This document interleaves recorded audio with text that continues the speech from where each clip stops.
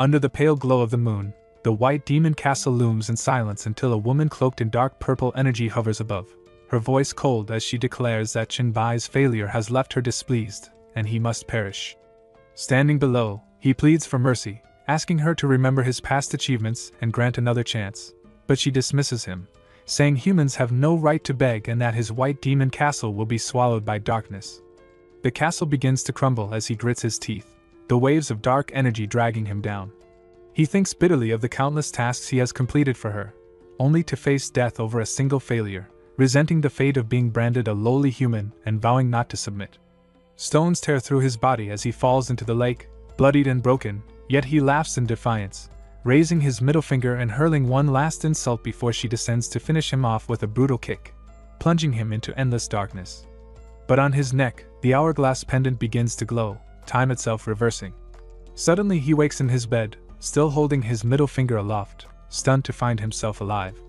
Confusion strikes as he wonders why he is not dead, why he seems to be back in his college days, and how the decades of harsh trials could have been just a dream. His gaze falls on the hourglass necklace, an artifact he remembers obtaining 20 years after the arrival of the Universal Will when the trials began, and he realizes something impossible has happened. The hourglass is the most unique item he has ever seen, showing no attributes and proving indestructible, so he has always kept it close. He remembers the sand once resting motionless at the bottom, never flowing even when flipped, yet now it streams steadily from the top, reversing time itself. The date is June 5, 2032, exactly 10 days before the Universal Will's arrival and the start of the trial. On June 15th, over 90% of humanity will perish as survivors mutate into zombies and monsters while conventional weapons become useless, bringing the world to ruin overnight. Yet within the chaos lies opportunity, for survivors awaken innate abilities and powerful items descend alongside the Universal Will, drawing even gods who, though unable to interfere directly, lure humans under the guise of protection to profit from the trial.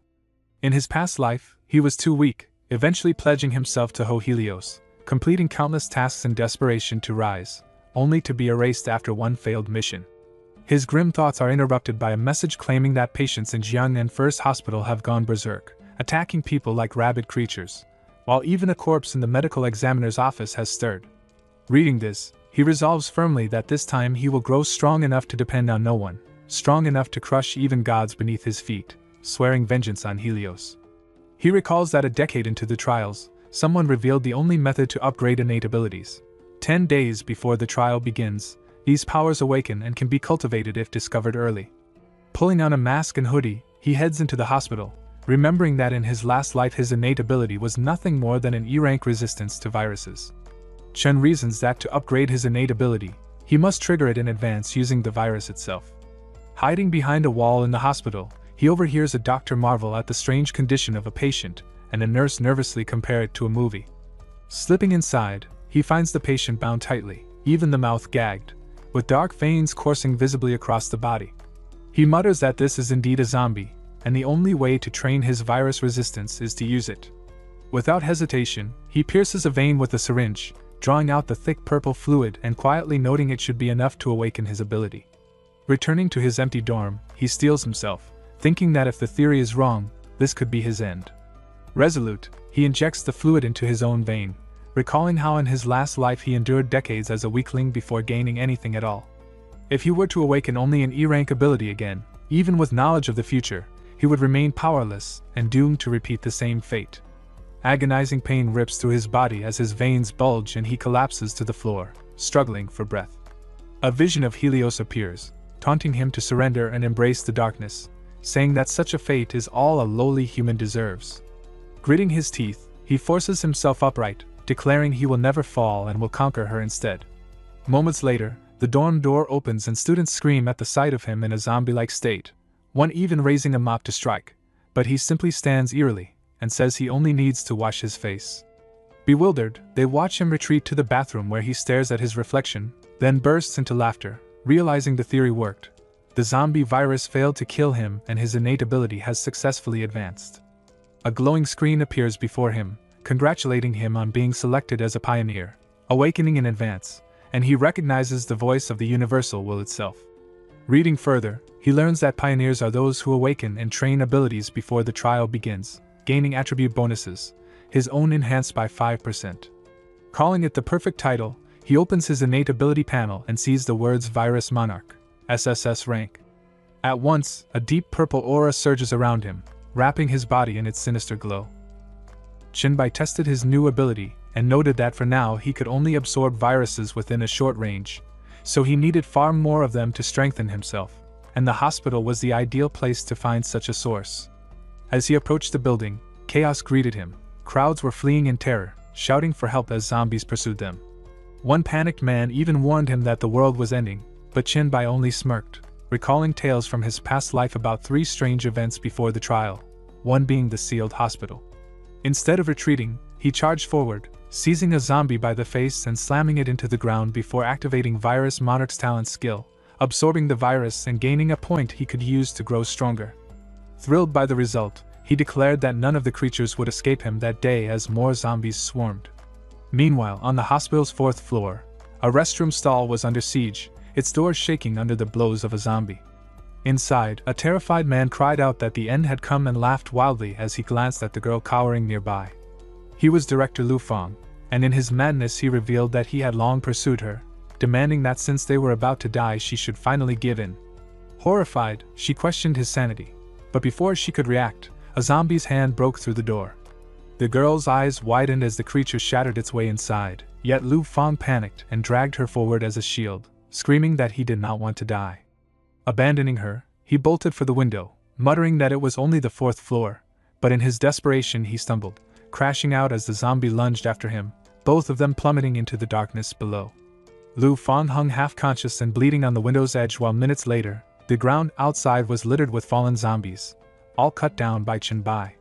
Among the wreckage, he found the girl whom Lu Fang had sacrificed earlier, her body twitching as she began turning.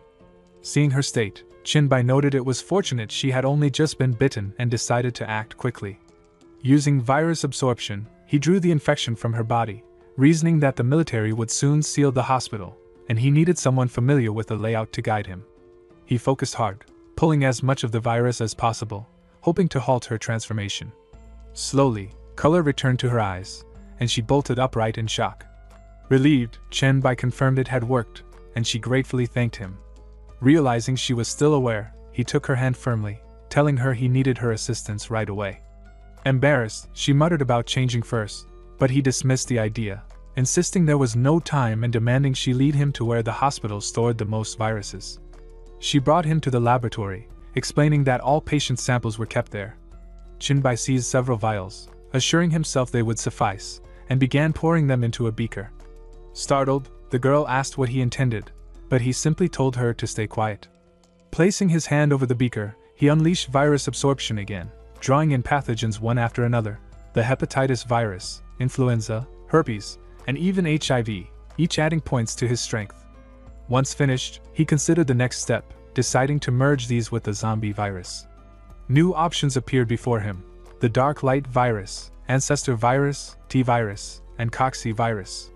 Studying the dark light virus, he found it granted the ability to evolve and devour, boosting all attributes by 10 and self-healing by 200%, a tempting prospect. Just as he weighed the choice, the girl cried out that more zombies were breaking in. He turned sharply, telling her to stay put, and rushed forward, seizing one creature by the neck. To his surprise, his movements were faster than before, and though the zombie weighed at least 150 pounds, it felt light in his grip, proof of how far his power had already advanced. Chinbai decided it was the perfect chance to test his new ability. As he tightened his grip, dark cracks opened across his skin and a sinister aura seeped out, forming massive vine-like tendrils that lashed out and coiled around the zombie. Suspended in the air by one hand, he unleashed Evolution Devour, watching as the writhing vines wrapped tighter until the creature was swallowed whole. When the feeding ended, the tendrils hissed and withdrew back into his hands, leaving only silence. Stretching his shoulders with satisfaction, he noted how quickly the ability worked, how it even restored some of his stamina. The girl shrank back in fear, her eyes fixed on the faint rustling aura still lingering at his fingertips. Noticing her unease, he calmly asked what troubled her. She steadied herself with a deep breath, admitting that since he had saved her, she would trust him and promise to keep his secret. Relieved, he offered his hand and introduced himself, and she gave her name as Sushin. Before they could speak further, guttural growls echoed from outside. Chinbai realized the military and police had arrived to seal off the hospital and urged they needed to escape. Dragging Sushin along the corridor, he demanded she take him to the rooftop, but she hesitated, questioning why they couldn't just walk out since they hadn't turned. He insisted there was no time for quarantine, unaware of the danger above until his instincts flared. A zombie dropped from the ceiling with a roar, and he quickly raised his arms to shield himself as claws tore into his flesh, blood spraying across the floor. Sushin screamed in terror at the sight of the massive creature, far larger than any they had faced so far, its savage roar shaking the hall as it loomed menacingly over them. Chinbai glanced at his bleeding arm but smirked, intrigued that he was facing a mutant. He wondered how the dark light virus might evolve if absorbed. The creature suddenly leapt, slamming down with immense force, but he braced himself and sprang upward, narrowly avoiding the strike. Twisting midair, he kicked the mutant's head, but it reacted quickly, swinging its claws as he landed. He bent back, narrowly dodging, then seized another zombie by the head, draining it to recover strength. Watching the mutant bare its fangs and roar, he muttered that its quality seemed to rival his own. Launching forward, he unleashed his writhing aura vines and struck with a powerful punch that drove the mutant into the wall, denting its chest. Skidding back, he noted how tough it was as it broke free, eyes glowing with fury. Healing his wounds, he realized his attacks weren't enough to bring it down quickly. Just then, glass shattered as Sushin broke an emergency case. Though trembling, she grabbed the fire axe, called out to him, and hurled it. At the same moment, the mutant lunged. Chinbai dodged with a leap, snatched the spinning weapon midair, and praised her quick thinking. Using the monster's shoulder as a foothold, he urged it to come at him and declared they should end this fast. Axe and claws clashed, sparks flying as both inflicted wounds on each other. Their speed blurred as blows were exchanged. With a fierce step, he swung the axe with full force, shouting for it to die. The mutant barreled toward him, and he threw the weapon. Their collision shook the hall as the axe buried deep in its skull. Grinning, he remarked at its tenacity, then planted a boot on its head to wrench the weapon free. Advising that wounds should never be left untreated, he warned it grimly about its death anniversary. The zombie's eyes suddenly flared red, veins bulging as rage consumed it. Before he could react, it seized him and smashed him against the wall, blood spurting from his mouth. Terrified, Sushin recoiled as the axe clattered beside her. Even as claws ripped into his abdomen, Chinbai laughed inwardly, thinking that being forced to the edge of death was what made life thrilling. With a fearless grin, he taunted the beast, asking if it truly intended to tear him apart.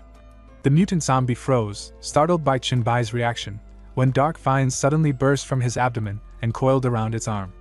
The creature struggled frantically, but the tendrils spread at a terrifying pace, wrapping its entire body. Activating his evolution devour skill, Chinbai hovered over it and mocked if it was afraid now, declaring that it was already too late. Sushin, horrified yet relieved, cheered him on as the vines consumed the mutant completely. A system prompt confirmed the devour was complete. He had absorbed a second-stage clawed zombie. Landing back on the ground, Chinbai received another notification: black light transformation in progress. His hands morphed into sharp, dark claws as he gained a new ability, bone claws. Delighted, he admired his growing strength, satisfied that choosing the black light virus had been the right path. Suddenly, soldiers stormed the area, weapons aimed at him and Sushin. Questioning if they were human, they ordered them to raise their hands and began counting down. Startled, Chinbai grabbed Sushin and dashed away. As the countdown ended, a hail of bullets followed. Sushin directed him toward a safe route to the rooftop, though some bullets struck him along the way. She panicked, pointing out his wounds, but he brushed it off calmly, telling her to stay still. Reaching the rooftop, he kicked the door open and carrying her, asked where her home was. Though surprised, she gave the address: Rongfing Neighborhood, North 4th Road, Nanbei Street, and he confirmed before leaping off the rooftop with her in his arms. She clung tightly as he sped across the city. Arriving at her home, she hurried him inside and directed him toward the bathroom, insisting on tending to his wounds. He dismissed her concern, saying the bullets hadn't lodged and were already healing, but she pressed the matter until he relented with a faint smile. As he removed his clothes, leaving his shirt and jacket on the floor, she grew flustered yet managed to point out lingering traces of injury on his hands. Sushin grew even more flustered when she noticed the wounds on his stomach and chest hadn't healed fully. Chinbai asked if she really thought he would recover instantly, teasing her about whether she was willing to sacrifice herself. Blushing, she stammered that he wouldn't eat her, since if he had intended to, he already would have. But leaning closer, he startled her by correcting that the only reason he hadn't was because the setting earlier wasn't suitable. To her shock, he tore her clothes and remarked that this environment was better, repeating his question about whether she was willing to be eaten to aid his recovery. Embarrassed, Sushin looked away and softly said she would clean herself first so she'd be ready. Chunbai agreed, then bent down and pressed a sudden kiss on her lips. Under the running shower, the two shared a heated kiss. Meanwhile, outside the bathroom, his phone buzzed with unread notifications. One was from Zhao Mu, asking where he was since Song Ji, the school beauty, was searching for him. Another came from Song Ji herself, bluntly questioning if he was dead because his roommate had said he went to Jiangqing First Hospital. While carrying groceries down the street, Chunbai recalled the strange events that had happened in Jiangqing before the trial began: the sealed hospital, the suburban bombing, and the monster slaughterhouse. But he knew little about them. He muttered that there was too little information on what truly occurred before the trial's arrival, and people rarely cared, mentioning it only in casual talk, which was giving him a headache. Suddenly, Sushin called, and as he picked up, he quickly told her he had bought breakfast and would return soon. But Sushin reported that two men had come looking for him, saying that Song Ziqiang wanted to meet him, which left him intrigued. Watching them through the peephole, Sushin admitted they didn't look trustworthy and suspected it was a scam since Song Ziqiang was known as the queen of Jiangqing. Troubled, she asked what she should do, and Chunbai told her they weren't lying, so she should let them wait outside. She agreed, though uneasy. Chunbai then reflected that Song Ziqiang was the mother of Song Ji, a classmate who had a complicated history with him, and he noticed her repeated calls and messages, worriedly asking if he was alive. He figured Song Ji must have gone to her mother, which was interesting, and since Ziqiang had traced her way to Sushin's place, she clearly knew something. He decided it was necessary to meet her. Later, at the suburban freezer warehouse, a car pulled up with Chunbai inside. As he was led in, he recalled that Song Ziqiang had risen from nothing to become the wealthiest person in Jian, thriving in both legitimate and underground dealings. After the trial's arrival, she awakened as a high-level talent, quickly establishing dominance, and ultimately unifying Jiangqing amid a fierce three-way struggle. Truly, she had earned her title as the Queen of Jiangqing, someone he had only been able to look up to in his past life. But now things were different. If he could win her over, there was much he could accomplish before the trial advanced. As he walked through the warehouse corridor, a woman stood before him. The man escorting him bowed and greeted Song Ziqiang, announcing Chunbai's arrival. She immediately apologized for calling him there, explaining she hadn't been able to leave. Without delay, Chunbai asked what business she had with him. Song Ziqiang explained she had called him because Song Ji rushed home in distress after losing contact with him at Jiangqing First Hospital and asked her for help. She admitted she also wanted to see for herself what kind of man could make her daughter so nervous and what was so captivating about him. But Chunbai, unconvinced, pressed her to reveal her true purpose. Amused by his directness, Song Ziqiang dropped the pretense and told him plainly she wanted him for herself, adding that if he liked Song Ji, becoming her son-in-law was not out of the question. Chunbai questioned why someone of her stature would want him, but she replied that anyone who had witnessed his heroic display at the hospital would naturally be drawn to him. Startled, Chunbai immediately demanded how she knew about what happened there, recalling he had destroyed the surveillance and power supply. With a smirk as the elevator doors opened, Song Ziqiang warned him not to underestimate her reach, explaining that even in the brief time between the lobby and the monitoring room, her people could still trace him. She then revealed her phone, showing a string of messages from a girl named Alan, who was begging for help while trapped in Ward 523 on the 5th floor of the hospital. But as Song Ziqiang explained she had already sent someone to rescue Alan, the girl messaged back that she was safe because a super powerful man had killed all the zombies, though at first Song Ziqiang thought she was joking. Then Alan sent a video as proof, showing Chunbai and Sushin running together through the hospital corridor. Intrigued, Song Ziqiang remarked that his luck was impressive, since among the survivors evacuated by the troops that morning, she had come across someone familiar, Lu Fang, a colleague of Sushin. Hearing the name, Chunbai recalled the night before at Sushin's house when she confirmed to him that the man in the bathroom, Lu Fang, not only tried to assault her but even pushed her toward zombies. She told him that after shoving her, Lu Fang had attempted to flee by leaping from a window, only to be seized by the undead and smashed headfirst through the glass, left motionless. Chunbai remembered the body hanging on the window and admitted he had considered him already dead. With anger, Sushin said she wished he was, since she despised him. Chunbai agreed. but when she flusteredly suggested they continue, he proposed they let it go, confessing he hadn't expected her to be inexperienced and that her earlier scream was pitiful. Embarrassed, Sushin apologized, but he assured her it was fine, that there would be time later. Still, she climbed on top of him, insisting she wanted to repay her savior that very day. Meanwhile, back at the suburban freezer warehouse by the freight elevator, Chenbai asked Song Zicheong where the isolated survivors were. She replied she would tell him, if he agreed to be hers. He scoffed at the offer, and when she suggested his abilities alone weren't enough to bargain, he interrupted, saying she misunderstood. What he meant, he clarified, was that she knew far too little about him, and if she knew more, she would understand why he could never belong to her. Unveiling his bone claws, Chenbai told her it was she who should be his. Alarmed, Alan stepped forward to shield Zicheong, while Song Zicheong, intrigued, wondered if his power came from a mutation of the zombie virus. Calmly, Chenbai corrected her and offered to explain if she agreed to be his woman.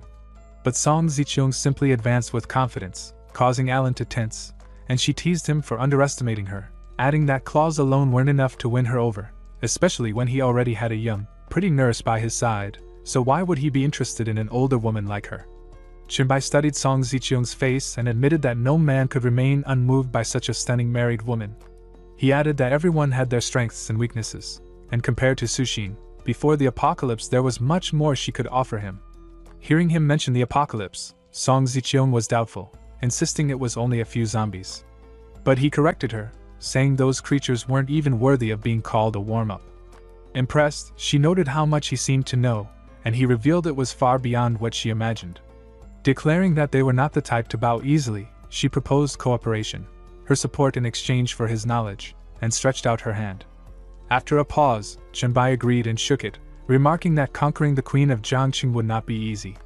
She replied it was only natural, then leaned in close and teased that she actually longed to meet a man capable of conquering her, so he had better keep trying. Their tense moment was abruptly broken when sudden gunshots rang out, startling everyone. Song Zicheong recalled how Commander Hong of the Jiangchang military region had sent Captain Zhao the night before to negotiate with her, requisitioning several refrigerated warehouses to confine both captured zombies and survivors taken from the isolation hospitals. She reasoned the sudden gunfire must have erupted from that site, though she doubted anything serious could occur since only 30 frozen zombies were stored there with half a platoon guarding them. Yet Chenbai admitted he had underestimated how quickly they might be discovered. In such extreme cold, ordinary people wouldn't realize the risk of mutations rising sharply, and as he connected the dots between the suburban freezer and the infamous bombing, a troubling thought struck him. This might be the very place tied to that disaster. Startled, Zicheong and Alan listened as he suggested they head there at once, his voice edged with curiosity, as he wondered aloud what kind of mutation awaited them. Meanwhile, inside the warehouse, chaos had already unfolded. Soldiers shouted orders, urging grenades to be hurled into the gaping maw of a monstrous zombie. Explosions thundered, smoke swallowed the field, yet when the haze thinned, the behemoth stood unscathed, roaring as it crushed a man in its fist. Captain Zhao barked that their weapons were useless and commanded his troops to scatter in groups, drawing the creature off to buy time until reinforcements could arrive. Just then, Zicheong appeared, calmly ordering him to halt the barrage and pull his men back. Stunned, Captain Zhao demanded her meaning. She explained that brute force would only waste lives, instructing him instead to focus on securing her warehouse workers and the rescued patients. He argued no one could escape without someone stalling the beast, and as if to prove him right, a warehouse employee named Lu was already on the verge of being snatched up by the mutated giant. Song Zicheong ordered the troops to follow her lead and leave the monster to someone else. At that moment, Chenbai emerged, latching onto the mutant's massive hand with his bone claws while soldiers hurried to pull Lu to safety.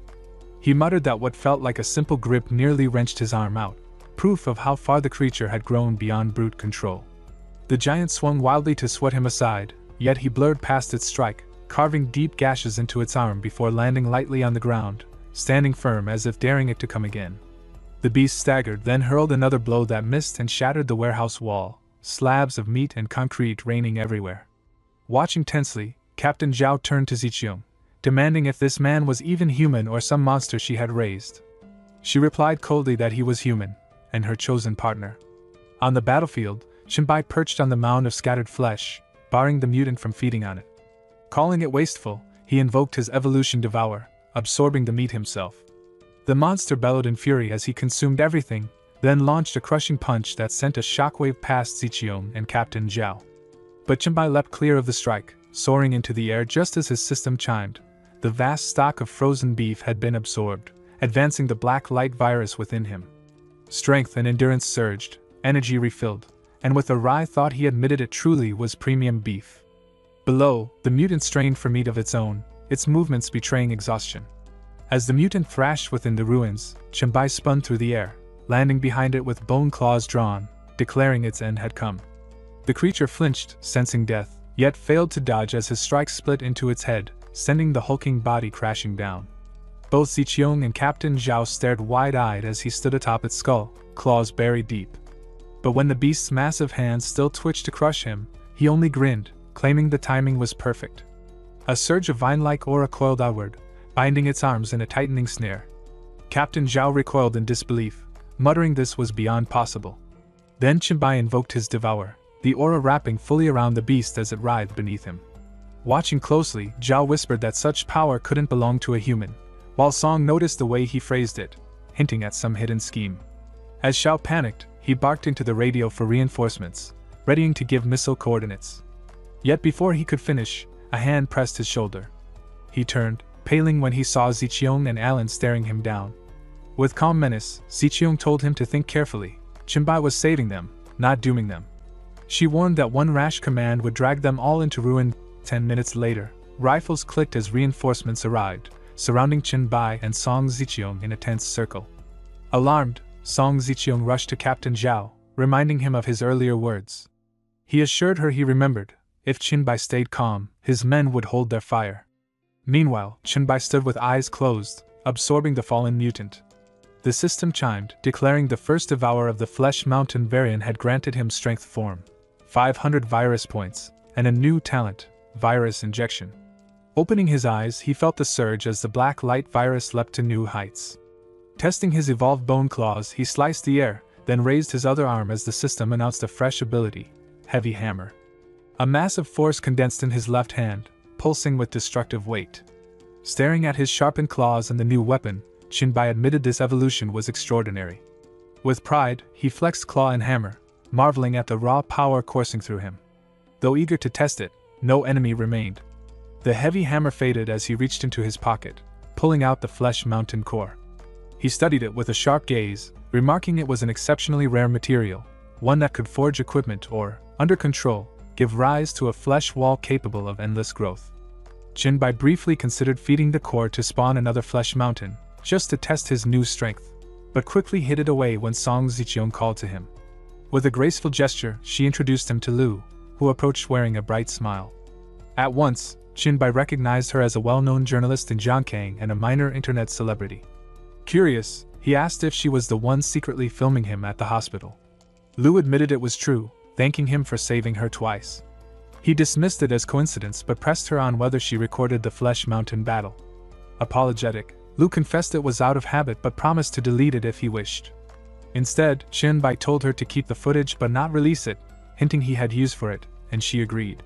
Soon after, Captain Zhao relayed that their commander, Commander Huang, wished to hear everything he knew and explain himself to the military.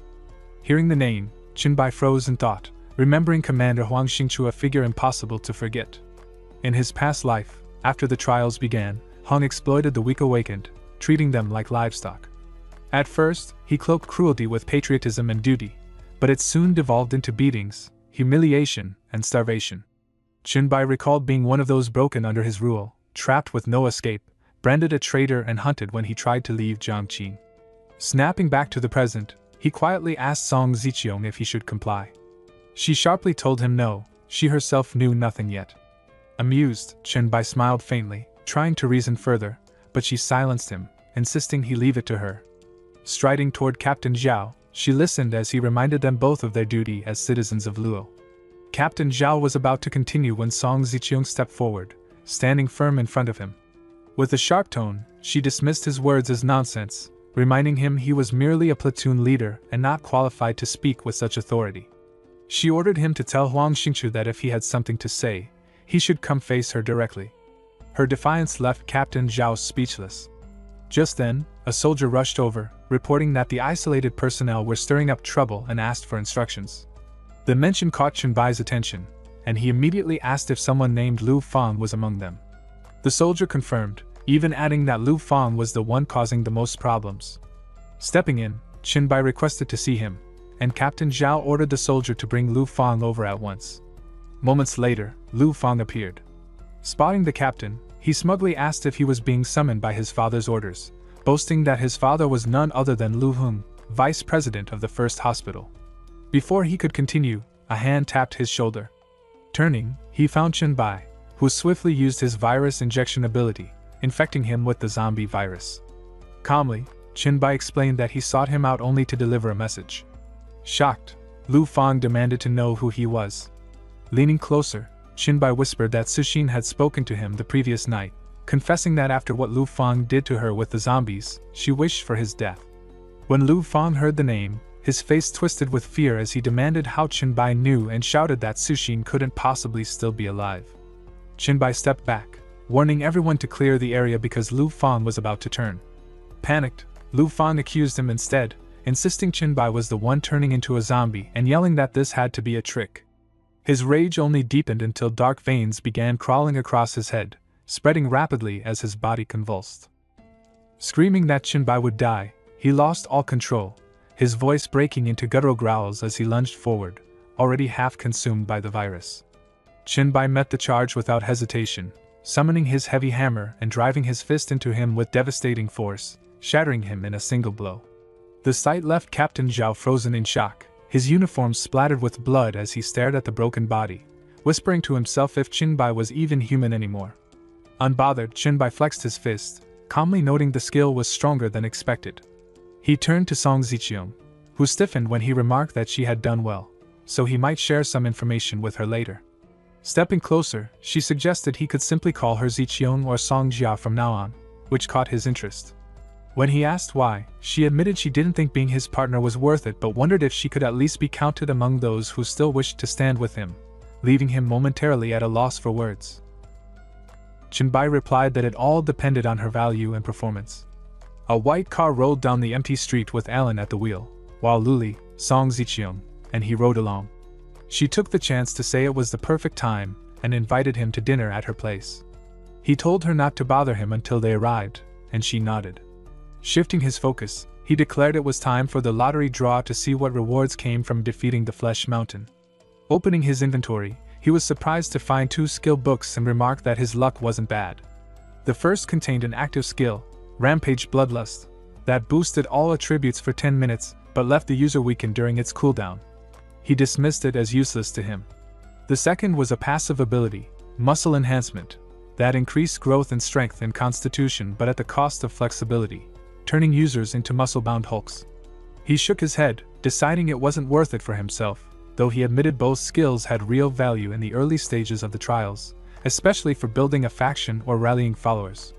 That thought made him pause. If he wanted to lay foundations before the trial, now was the time. Checking his funds, he found the reward for slaying the Flesh Mountain amounted to 6 gold coins, just enough to open a chat group. With it, he could draw in pioneers and prepare them for what lay ahead. As his finger hovered to confirm the purchase, memories of the tangled factions from his past life's trials came back to him. Early relationships in the trial were crucial. The system notified him that a new chat group was being created and prompted him to name it, but he dismissed the option, letting it default to Group 1. As the words appeared before his eyes, he thought of Heloise and swore that one day he would rebuild White Emperor City, turning it into a divine kingdom, while Heloise would be reduced to the lowest of dogs beneath his feet. 3 hours later, they arrived at her private villa. Along the way, she remarked that in the cosmic trial more than 90% of humanity would become monsters or gifted evolvers, while firearms and most electronics would soon be useless. He told her that was all the information he could share for now and asked if it was enough for her to gain an advantage. She disagreed, urging him to get straight to the point, and asked how she could truly become his. He answered that the first condition was ability. He had no need for the useless. And the second was loyalty, absolute and unwavering, like a dog to its master. Without hesitation, she proclaimed she could give both. She proudly listed her influence, wealth, and status in Junkin, claiming none could compare, but he countered that once the trial began, all of that would become worthless, good only for making the thought of enslaving her more enticing. A chill crept over her as she imagined herself and her sister bound on stage, paraded as the queen and princess of Zhangchang to be sold off like trophies. Trembling, she asked what difference there was between being someone's loyal hound and being reduced to a plaything. He told her that under him, she would have a stage to wield her strength freely, because her master would never fear her, he would always stand above. Feeling the weight of his words, she realized that hesitation would cost her something irreplaceable. She sank to her knees, bowing low, and pledged herself to him as her master, leaving him momentarily at a loss for words. He admitted that her reputation and status made the emotional value she could offer unusually high, which was thrilling. Lifting her chin, he told her to show him that charm in person and added that he had some tasks for her. Moments later, Alan and Lilu received a message. Song Ziqiang had instructed Alan to send Chen's video to her, take her home to rest after the exhausting days she had endured, and afterward post his messages prominently on major forums under the title, "To the Pioneers," with the ID Pioneer White Emperor. Alan told Lilu about the instructions, and when Lilu asked if there was anything more she could do, Alan relayed that Song wanted her to rest and recover. Lilu agreed, noting that despite nearly dying at the hands of zombies, the shock didn't feel as intense as when she first encountered one.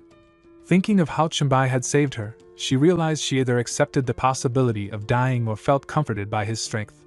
Soon after, a call came in on a registered number. Holding the phone, he recognized it was Song Ji. Answering, she asked about her mother.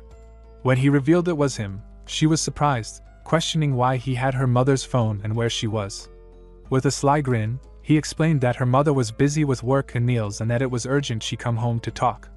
Xiao insisted he wait, complaining about the many unanswered messages, only to find the call had already ended.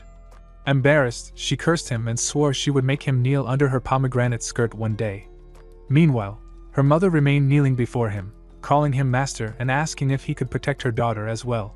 He criticized her daughter for lacking ability, spoiled by indulgence, but assured that with enough effort, she would most likely avoid becoming a monster.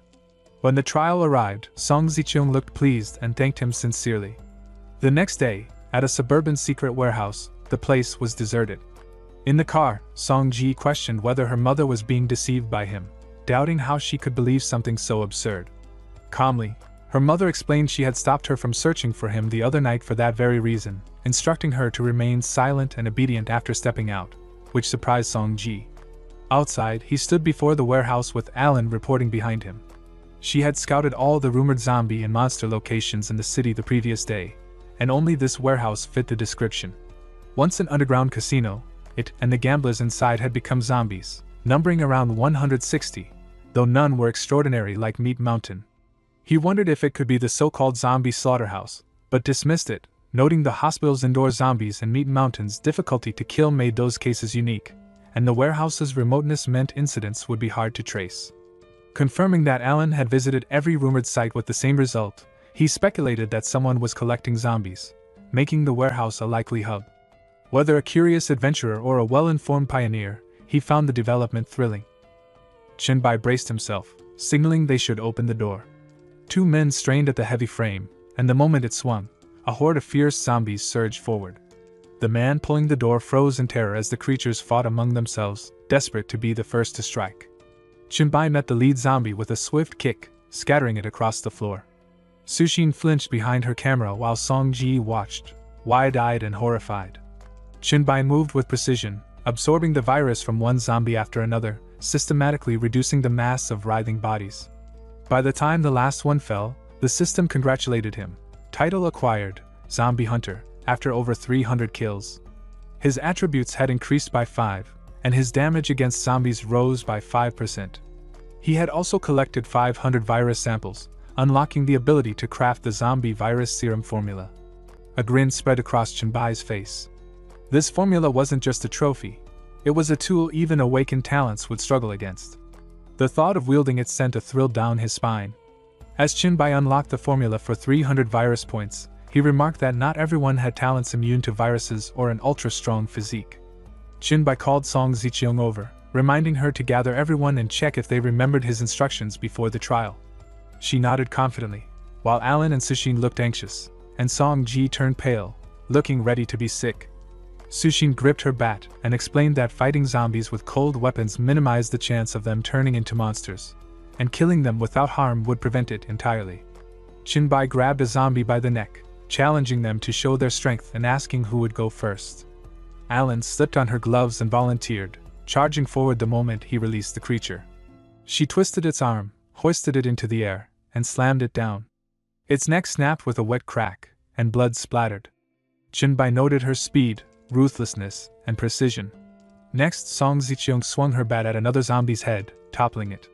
A follow-up strike finished it, but Chinbai observed that while she could knock one down in a hit, it took over 10 blows to fully kill it.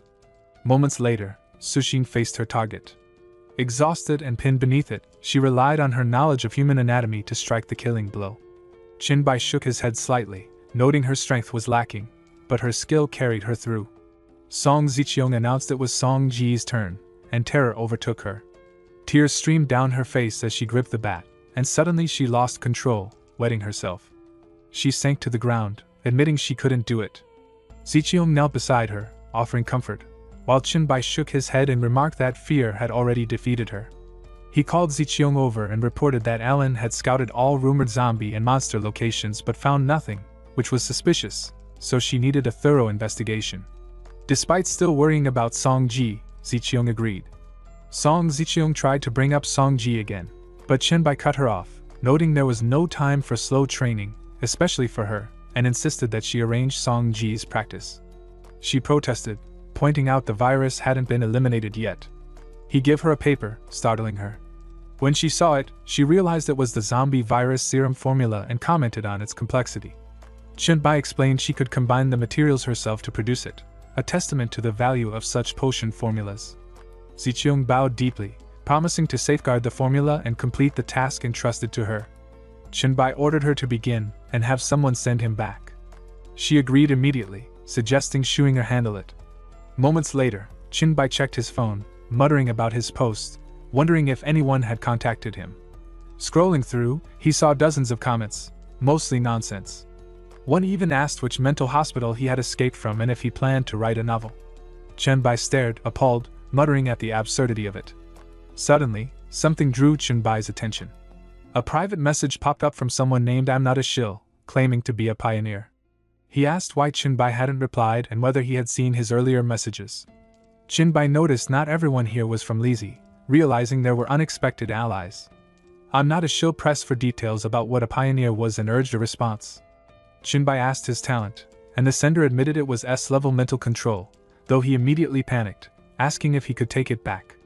Chinbai refused but reassured him it wouldn't be disclosed, noting that pioneers unlocked special communication on the panel.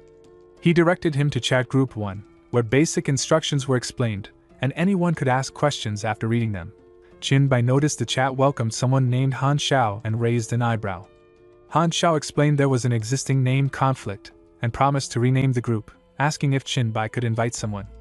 Chinbai inquired who, and Han Xiao mentioned Shuichuan, who had contacted him privately since he couldn't reach Chinbai.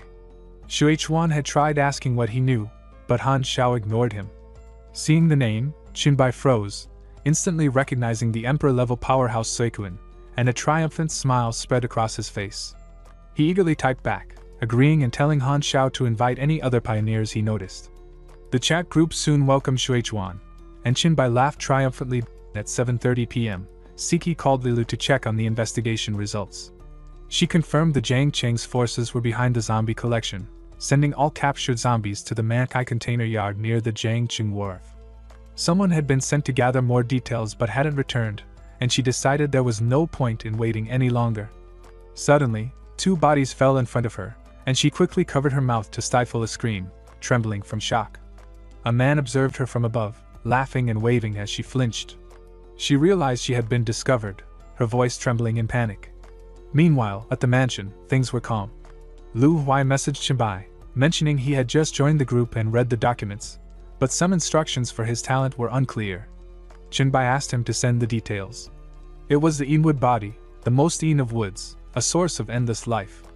When the Yin soul entered the body, it became a land of eternal life. Chinbai noted it was SS level, but warned that activating the ability demanded a high cost. Normal initial abilities lasted only 3 minutes at 5 points. Lu Huai understood why he had hesitated. Qinbai explained that the constitution is the foundation. He shouldn't be a glass cannon. With 5 spirit, Lu Huai thanked him and prepared to proceed.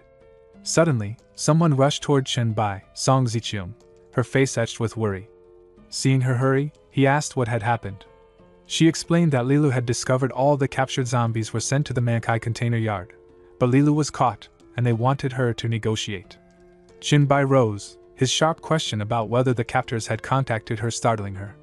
When he asked if Lilu had betrayed them, she bowed quickly, insisting she had raised Lilu herself and was certain of her loyalty. The real issue lay with those she had sent to investigate. Qinbai decided then to rescue Lilu, and Song Ziqiang breathed a quiet thanks. Meanwhile, at Mankai Container Yard Zone B, Lilu struggled against her restraints as the man who had tied her, Xing Meng, warned her she underestimated the situation, explaining that out of respect for Song Ziqiang he hadn't touched her, but if she didn't submit, they would all become his playthings. He handed her a drink, suggesting she let him toast her and not refuse so recklessly, but she turned away firmly. Suddenly, a calm voice remarked that it was only a toast, not punishment wine, slicing steak leisurely. The speaker was Qinbai. He noted that there was no grace in forcing it, and perhaps she simply didn't like drinking. Both Xing Meng and Lilu froze, surprised by his sudden presence. Xing Meng looked bewildered as Qinbai calmly took a seat. He asked Lilu if she was hungry and handed her a slice of steak, noting she seemed to enjoy it despite still being tied up. Xing Meng, cautious, demanded to know who Qinbai was. Qinbai simply explained that he had come to take her home. While she savored the steak, the ropes binding her fell away to the floor. Xing Meng, still wary, asked if Song Ziqiang had sent him, but Qinbai shook his head, observing that anyone who could get this close unnoticed must be a pioneer.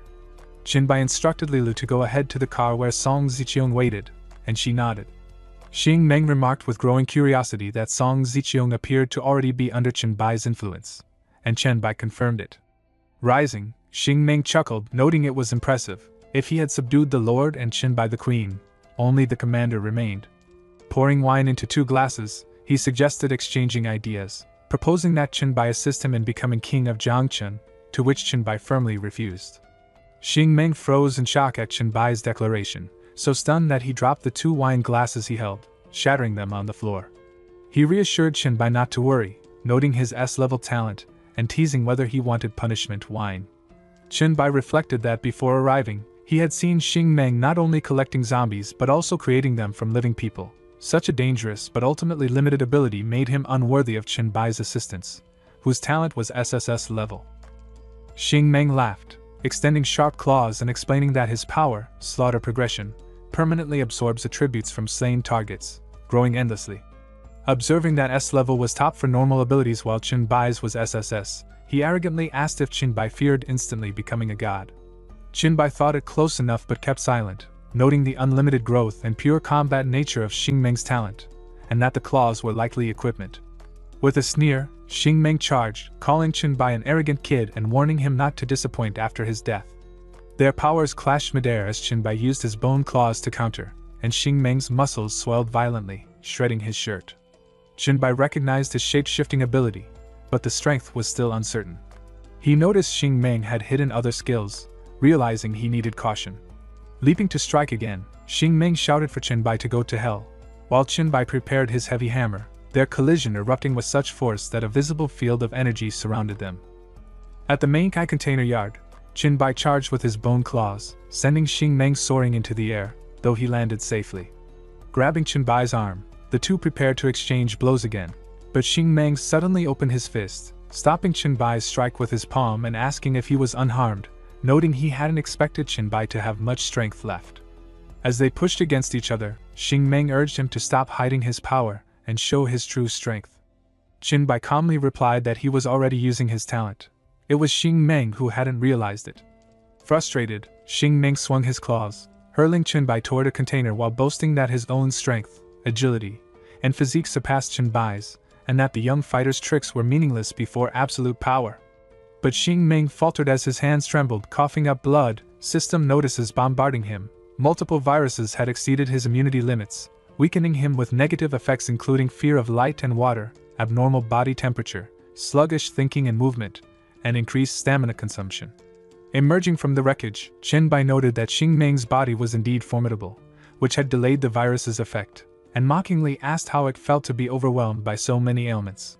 Enraged, Xing Meng charged, calling him a sneaky bastard, but Bai easily impaled him with bone claws, activating his skill evolution Devour. He boasted that he had warned Xing Meng he was different, and now the vine-like aura fully enveloped him. Bai declared he would absorb him and claimed the spoils later, ensuring no disappointment. As Xing Meng's claw sank into the ground, system notifications confirmed that the evolved human had been absorbed, and the black light virus completed its initial awakening, greatly enhancing attributes and becoming the foundation of the virus monarch's own body. The system notified Bai that the black light devouring ability had evolved, granting him the chance to glimpse fragments of his target's memories and a small probability of acquiring their mastered skills. He noted that the attribute bonuses from the black light virus had shifted from active use to base stats, a huge advantage, and checked the exact increases: strength, agility, and physique up by 50, spirit by 40, and life regeneration doubled. Viewing his profile as the number 1 evolved human, he saw each element had grown by 20 points, fully integrated into his basic attributes. Picking up Xing Meng's fallen claw, he realized ordinary humans with attributes under 5 were now far too fragile to pose any threat. Scanning the system, he observed that Xing Meng had been lucky to acquire such equipment, blueprints, and consumables from killing mutant zombies. Otherwise, he could never have exceeded Bai's own stats. Bai now claimed the zombie claws, an E-level weapon, and the biohazard disaster, a C-level production blueprint, noting that Xing Meng's luck attribute must have been extremely high, and declared all of it now his. Under the crescent moon shining over the damaged containers, Bai walked away, reflecting that his talent had risen from E to SSS and that the strange events he'd survived had been immensely rewarding. Having secured Song Zijiang's loyalty, he saw the future Lord, Lilu, and Song Zijiang approaching. Song Zijiang opened the car doors, urging him inside. Bai, confident in his current power, decided it was no longer worth chasing the random monsters that had appeared before the trial, and that the remaining days should be spent organizing and preparing for what would come. A few days later, night fell quietly over Song Zijiang's villa. Bai stood before the large glass windows, gazing at the city below, sensing that the trial would soon descend. A knock at the door interrupted his thoughts, and he called out that they could come in. The door creaked open as Luli, Sushin, and Song Zijiang stepped inside. Song Zijiang reported that they had completed everything Bai had assigned in time. Luli proudly added that the terrain and population of the Peak Villa area had been fully surveyed, ensuring they could assert control and dominate when Doomsday arrived. Sushin glanced at her notes, confirming that all materials had been purchased and the list compiled and sent to Bai. Acknowledging their efforts, Bai noted that the pre-arrangements were in order. Song Zijiang reminded him that time was nearly up and asked if there was anything else to do. Checking his phone, Bai said nothing further was needed, instructing them to lay all the information on the table. He then messaged the group, warning that the trials would descend in 10 minutes, and despite their early advantages and rare talents, they must remain vigilant. Calmness was key, he stressed, for the trials would bring dangers beyond imagination, and he did not want anyone to vanish in the next 10 minutes. One member of the group thanked him for the reminder. Another member praised Bai and noted 9 minutes remained, while another called out 8, barely able to wait. A third urged calm with 7 minutes left, and a fourth, counting 6, admitted to Bai that she was nervous. Master of Lightning reminded everyone with 5 minutes left that there was no need to fear, since the group was together, while Crow reported 4 minutes and expressed anticipation. Tintin stayed silent, lost in thought. Song Zijiang's attention snapped to Bai as he urged everyone to look outside. With 9 seconds remaining, Bai remarked that the city's quiet and peaceful scene would soon be history. 7 seconds left, he declared the world's end was near. Song Ji trembled, calling to Alan with 5 seconds left, confessing her fear, and Alan reassured her. With 4 seconds remaining, Sushin and Song Zijiang anxiously watched outside. 3 seconds, Lilu's unease was evident. 2 seconds, Bai's excitement surged. The moment the clock struck 0 on June 15th, the trial began. The entire city turned red and collapsed in an instant. The surviving humans had evolved, each awakening innate abilities that could grow stronger through experience, while other races born from the trial also entered this brutal game of life and death. The blue planet itself became a proving ground, scattered with secret realms and world rifts, leaving it to them to judge danger or opportunity. Chenbai watched in disbelief as the city descended into chaos and a plane threatened to crash, only to be startled when a system notification confirmed that the hourglass of time had been recognized and was now binding to him. Panic struck him momentarily, worried the others in the room might notice, and he urged them to leave, but froze in shock at what he saw. Everyone else was suspended in time, completely still, and Chenbai turned to the window to witness the world halted. Even the crashing airplane hung motionless in midair. Around the hourglass, small energy orbs began to glow and swarm toward him, drawn into the timepiece as the system announced its successful binding. This soul-binding artifact now possessed the power to return to any past moment and erase everything from the vanished timeline, its cooldown fixed at 72 years, 6 months, and 7 days, unalterable by any skill or equipment. Chenbai's astonishment deepened as he realized he alone moved within a frozen world, the hourglass now fully attuned to him, holding a power unlike anything before. As Chenbai glanced at the notification, it struck him that the hourglass might be the reason he was reborn. He was stunned to discover the skills status save and status red. The first marks his current physical, mental, and skill state without any cooldown, while the latter reads that save status, leaving items and memories untouched, with a cooldown of 1 hour. Both require soul binding. A grin spread across his face at the sheer life-saving potential packed into a skill with only a 1-hour delay. When time resumed, Song Ziqiang remarked that it felt as if Chenbai had called them and asked if she had heard him correctly. He confirmed she had and instructed that they immediately check the safety of their villa, stressing the night's danger and ordering everyone on alert to start securing the area at first light. Song Ziqiang, Susan, and Lilu all nodded in agreement. The following day, the city lay in ruins, with fires burning across multiple districts. At Song Ziqiang's villa, a wave of zombies charged toward her, and she activated her S-class ability, the Amethyst Eyes, which could transform objects into amethyst or illuminate them offensively or defensively, amplifying power with her mental strength to summon a sword and strike forward. Using Insight Crystal to read her target's attributes, she assessed a standard adult male zombie, noting its virus-laced scratches and bites and that its head was the weak point, then swiftly decapitated it.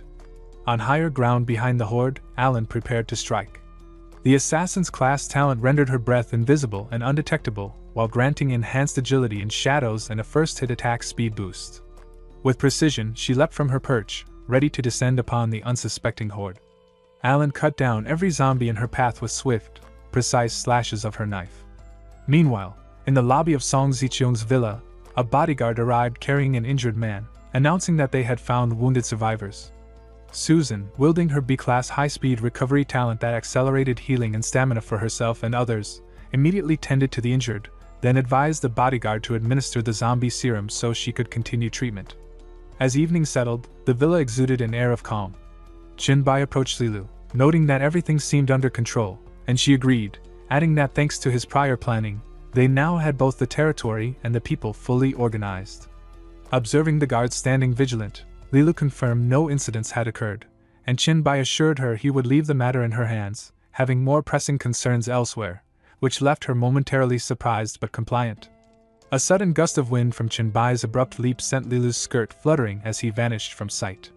Moments later, on Jiangcheng Mountain Road, he raced at incredible speed, reflecting that early in the Doomsday trial, limitations like unusable vehicles and firearms had been a major obstacle, yet now his enhanced speed would allow him to reach his destination on time.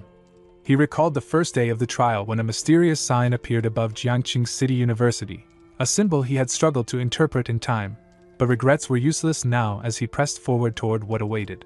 Chenbai's determination burned brightly as he resolved to seize the opportunity before him. Moments later, he arrived at Jiangqing University, cutting down multiple zombies with precision using his abilities. Glancing skyward, he noted the approaching light, the long-awaited sign that all evolvers had been desperate to witness. The avatar of God was descending, its presence drawing near. While running, someone called out, asking him to pause. The man grinned and remarked that few were as strong as Chenbai in these early days of the trial, then introduced himself as a merchant and offered a chance for business.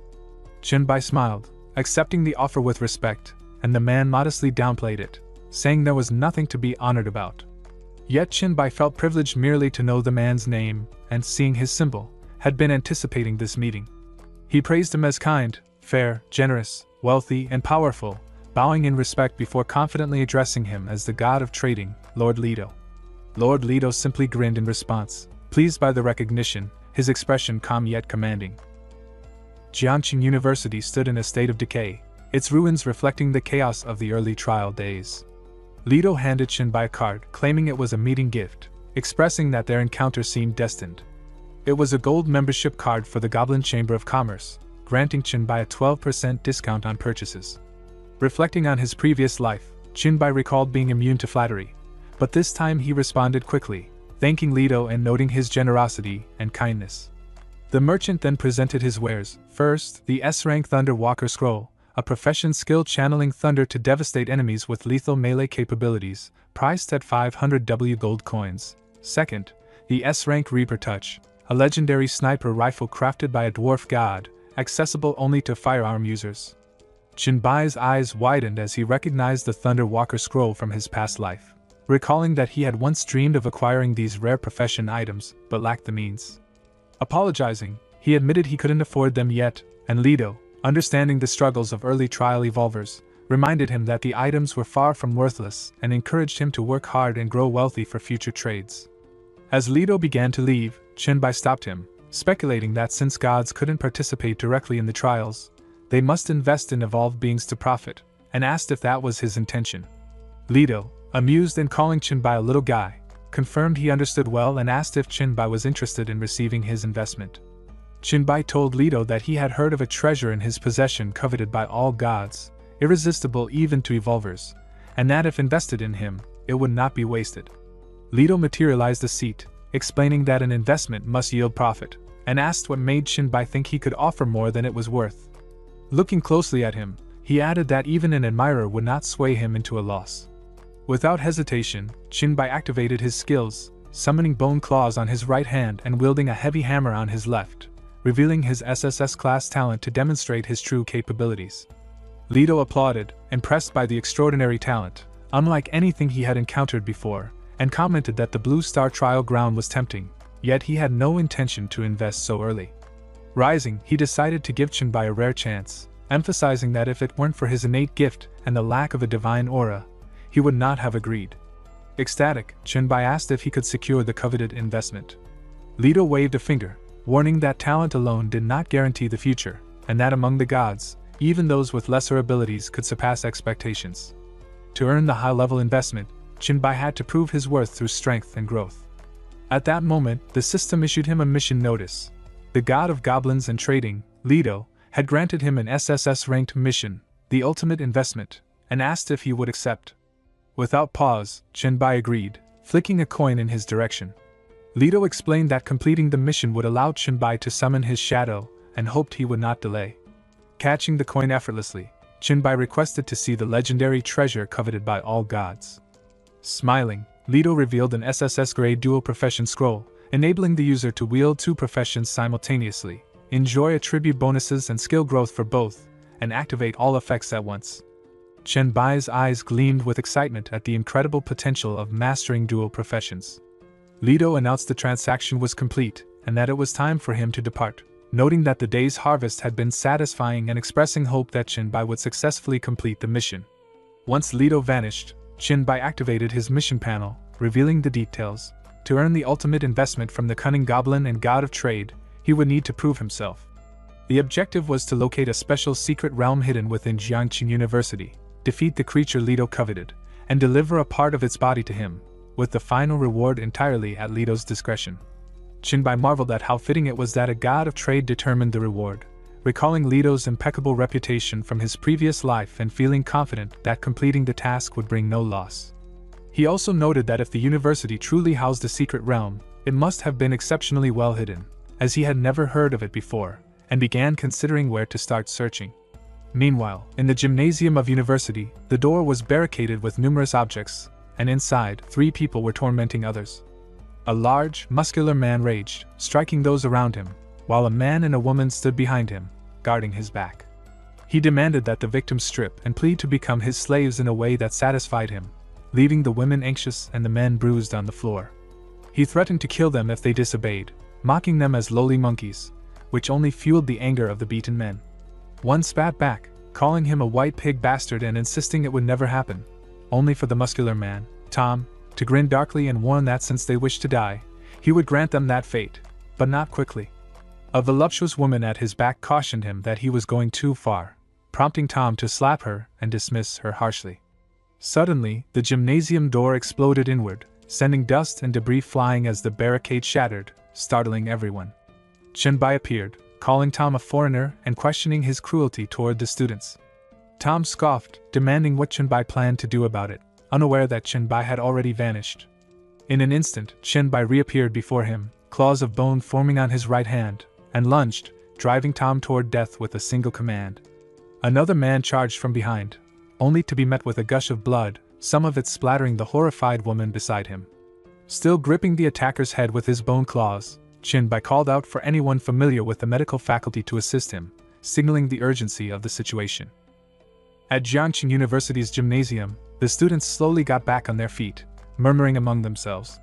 One asked if anyone was from the medical facility. One replied he was a civil engineer, while another said he studied foreign languages. Suddenly, someone pointed toward the woman with Tom, recalling she belonged to the medical facility. Chenbai turned to look at her. She froze, begging him not to kill her, insisting she hadn't harmed anyone and expressing her admiration for the Dragon Nation. Her words left him momentarily speechless, and while the male students chuckled, one female student looked away, embarrassed. The woman pleaded for mercy, promising to do anything, and the same female student defended her, insisting she hadn't attacked anyone and had even tried to stop the chaos. Chenbai acknowledged this and, moments later, led them out of the gymnasium, instructing that the woman remain behind while the students were free to leave. He explained that once outside, they should follow the trail of zombie corpses to Villa and report his name as Chenbai, as the people there would take them in. A student hesitated, questioning if it was safe to leave with zombies still roaming and if Villa was far, which another confirmed. Chenbai reassured them that he had cleared most of the zombies along the route, so danger would be minimal, and reminded them that surviving this ordeal meant they were gifted evolvers. He then asked them how they would respond when zombies and monsters multiplied if they were already hesitant to face the current threat. When Chenbai warned that they would be as good as dead, the gymnasium fell silent. A female student finally spoke, thanking him and confirming they understood, so they left immediately. Once the students had vanished, the woman asked why she couldn't go with them and why he was keeping her behind, leaving Chenbai momentarily speechless. Flustered and blushing, she guessed that he kept her because students in the Dragon Kingdom favored foreign girls, and so did he, insisting he shouldn't use force since she would be his wild horse. Chenbai clarified that she had misunderstood, saying he had no interest in such things and reminded her that he needed help finding something in the medical department. Embarrassed, the woman apologized, admitting fear had kept her from listening earlier, but she protested that he couldn't insult her, asserting she hadn't been ridden by anyone and could prove it. Amused, Chenbai acknowledged her claim. Moments later, as they exited Jiangqing University Stadium, she complained of exhaustion and pain, asking for a break, but he refused, grabbing her by the waist and insisting they keep moving. Startled, she screamed as her shirt snagged, but he ignored her protests and continued until they reached the medical department research building. Out of breath, she sulked, complaining about his pushiness and nearly losing her shirt, while Chenbai focused on locating the building. She explained that only professors could access the third-floor research room, which contained numerous samples and information on bacteria and viruses. Pointing out that the side entrance led underground to Mr. Ashiai's house and the incinerator, she speculated it might hide anything secret in the medical department. Chenbai agreed and instructed her to follow as they entered a laboratory brimming with machines and samples, ready to begin their search. Chenbai stepped into the Jiangqing University Virus Research Laboratory, eyes widening with astonishment as he took in the treasure trove before him, remarking he never expected the school to hold such valuable samples. As he began absorbing vials, the system notified him that he had acquired a temperature-sensitive mutated influenza D virus for the first time, earning 5 virus points. More notifications followed as he collected different influenza variations, each granting small points, and he observed wryly that most were flu viruses, unsurprising for a school setting. Suddenly, the system indicated he had gathered enough influenza viruses to reduce the points needed to upgrade it into a skill. Amused, Chenbai decided to try, and the system confirmed the upgrade. He had gained the skill Influenza, capable of releasing a virus to infect targets within range, reducing their attributes and applying a negative condition called Sneeze, which interrupts chance accumulations and aiming when triggered, though the effects varied with the target's race and physical condition.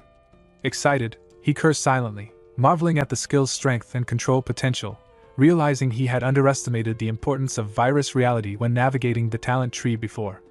Recognizing the terror of an SSS-level talent, he noted that his remaining virus points should be used carefully, especially with Lord Leto's trial likely to be difficult.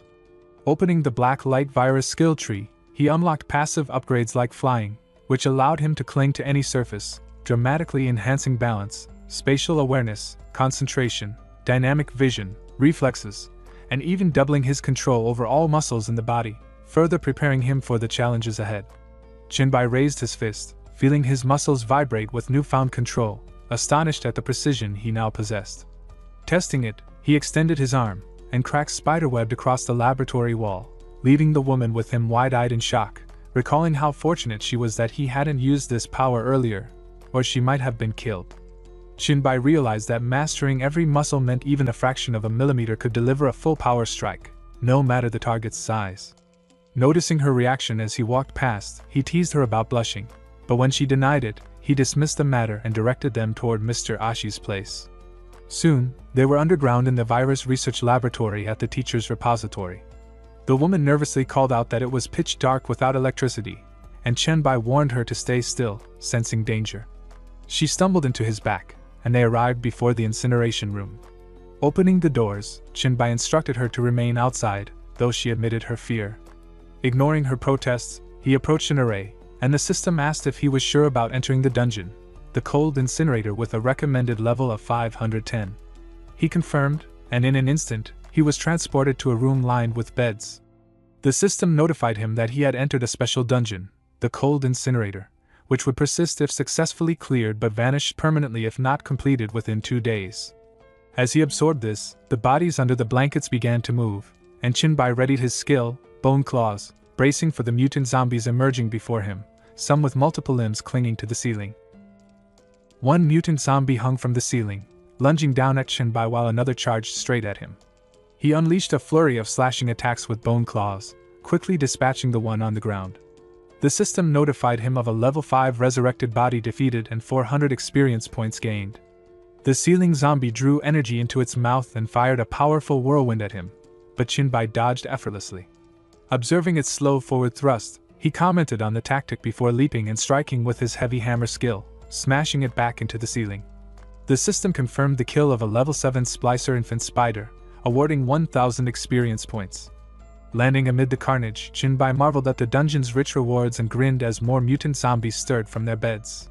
Excited by the challenge, he attacked mercilessly, alternating gains of 400 and 1,000 experience points, until the system announced he had leveled up to 4 and earned 2 free attribute points. Suddenly, a loud banging came from the incinerator door. Jinbai taunted the unseen foe, mocking its dead minions, only for the door to explode inward. A massive blob of flesh emerged, limbs forming as it grew, and Jinbai realized the danger instinctively. Attempting to strike, he found its limbs instantly blocked him. He unleashed his evolved flu virus, which only caused the blob to develop a torso, and the system reported his skill had no effect. The monstrous mass lunged, striking him and sending him flying, forcing him to prepare for the next overwhelming assault. Jinbai crashed into the ceiling, clicking his tongue as the effects of his flu virus began to fade.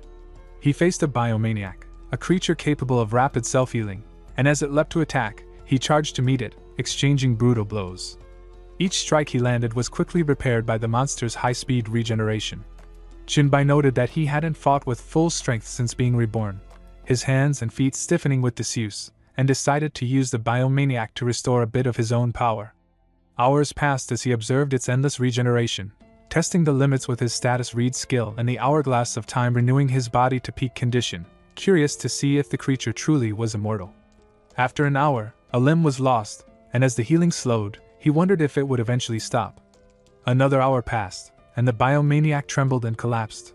Jinbai lamented not having fought harder. Finally, the creature reverted to its previous form, seemingly unable to recover further. Satisfied, Jinbai pressed the advantage, stamping the blob of flesh until it was flattened, and the system confirmed he had slain the level 8 boss biomaniac, granting 10,000 experience points and leveling him to 5 with 2 free attribute points. The dungeon was now cleared and permanent, with a 3-day cooldown, and the system offered to upload the clearance as a paid video guide, allowing him to hide his identity and appearance. Chenbai agreed, setting it to upload anonymously. Meanwhile, at Dongshin Villa, Sushin received healing from Song Zicheon, the quiet calm of their recovery contrasting with the chaos Chenbai had just left behind. Song Zicheon was surprised to notice something unusual, which puzzled Sushin, when an announcement popped up in their group chat. Evolver White had released the nightmare-level mystery dungeon, cooled incinerator clearance video for 1 copper coin. Both agreed to watch it immediately, and other Evolvers in Chenbai's chat joined in. Reactions varied, some were thrilled, others anxious. Alan was astonished by the speed and had to slow it down to follow the fight, while a young man cheered at the intensity. A muscular member criticized the monster's recovery, questioning if it was fair for Chenbai to face it. A young woman expressed relief that Chenbai had fully recovered. Messages poured into the group. The heir to the 5 lightning whips praised him fervently. Leaf admitted her shortcomings and asked when he would arrive at Yongchang. Tyrant marveled at Chenbai's seemingly limitless instant recovery, and Crow wondered if SS and SSS rank talents differed that much, noting their struggle with 10 zombies. Another member questioned the strength of the level 5-10 bosses, and one called the only trash in the group speculated if there was an alternate way to clear the dungeon. True Void agreed that Chenbai was simply too powerful to follow conventional rules. Meanwhile, inside the cooled incinerator, Chenbai finished absorbing the mutant zombies he had defeated, and the system confirmed he had consumed a special complex mutant. Chenbai gained 300 black light virus evolution points and explained that these points were separate from regular virus talent points, used solely to evolve the abilities and skills of the black light virus, which was already impressive. The system notified him that the virus had evolved, boosting recovery speed by 300% and triggering its passive ability, unlocking the Biomaniac skill, Greatest Cell Regeneration. The system explained that this passive skill allowed him to use stamina or other energy to rapidly regenerate, even severed limbs, with the ability to toggle it on or off. Chenbai noted how valuable it was, since passive skills were rare and this one remained at a low-level skill. With that, he turned his attention to checking what the nightmare-level boss would drop next. Chenbai approached the 3 shining items left on the floor. One was a level-unique Biodemon Professional Scroll, an evil profession that absorbs other living beings to enhance its own strength and recovery, though excessive absorption could lead to gene disintegration or mutation with unknown consequences. It required Evolver level 10 and at least 15 physique. Chenbai noted it was a high-risk, high-reward profession, but he already had the Black Light virus. Another item was a Grade C genetic essence, a perfect vial that could significantly improve physical condition, usable only once per Evolver. Chenbai drank it, and the system confirmed permanent increases of +2 strength, +6 physique, and +3 agility. The last item he picked up was unusual.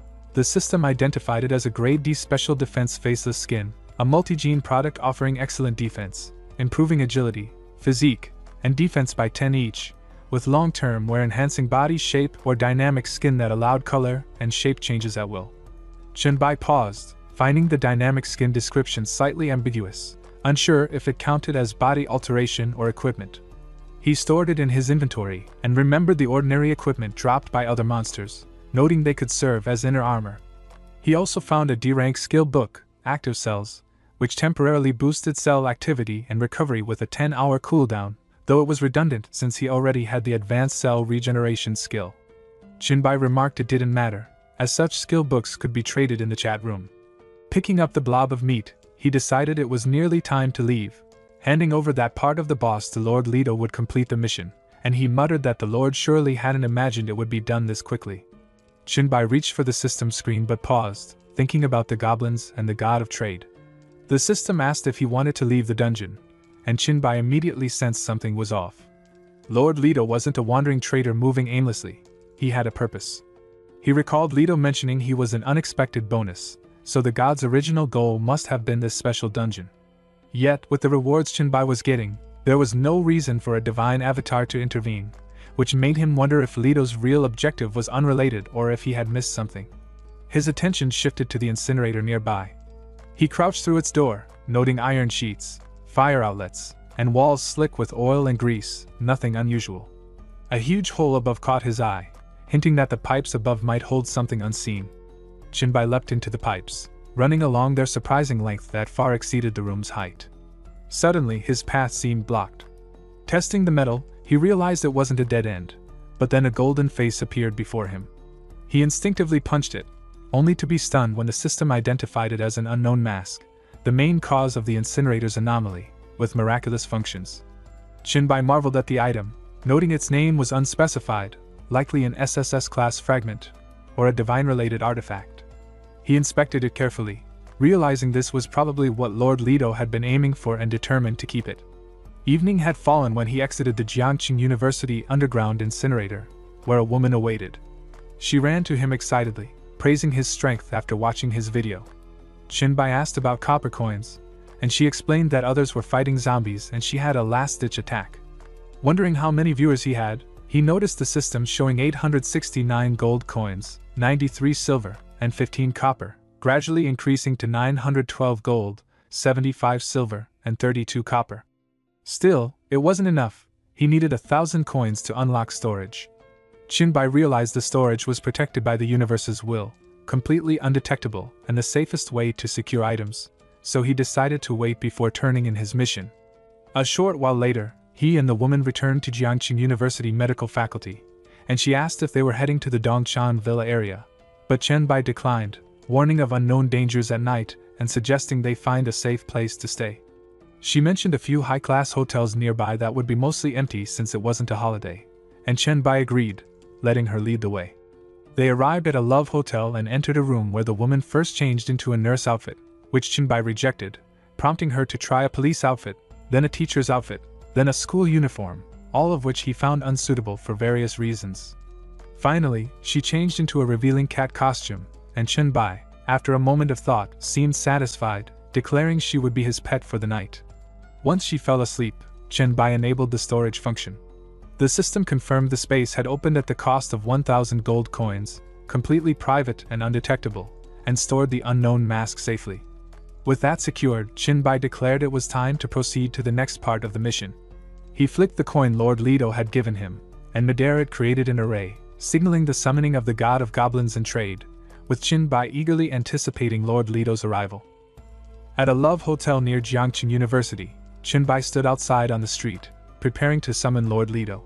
He recalled a saying from his previous life: when trading with Leto, emotions are part of the bargaining, meaning Leto would adjust rewards to account for the feelings of the one completing the task, provided he held enough value in Leto's eyes.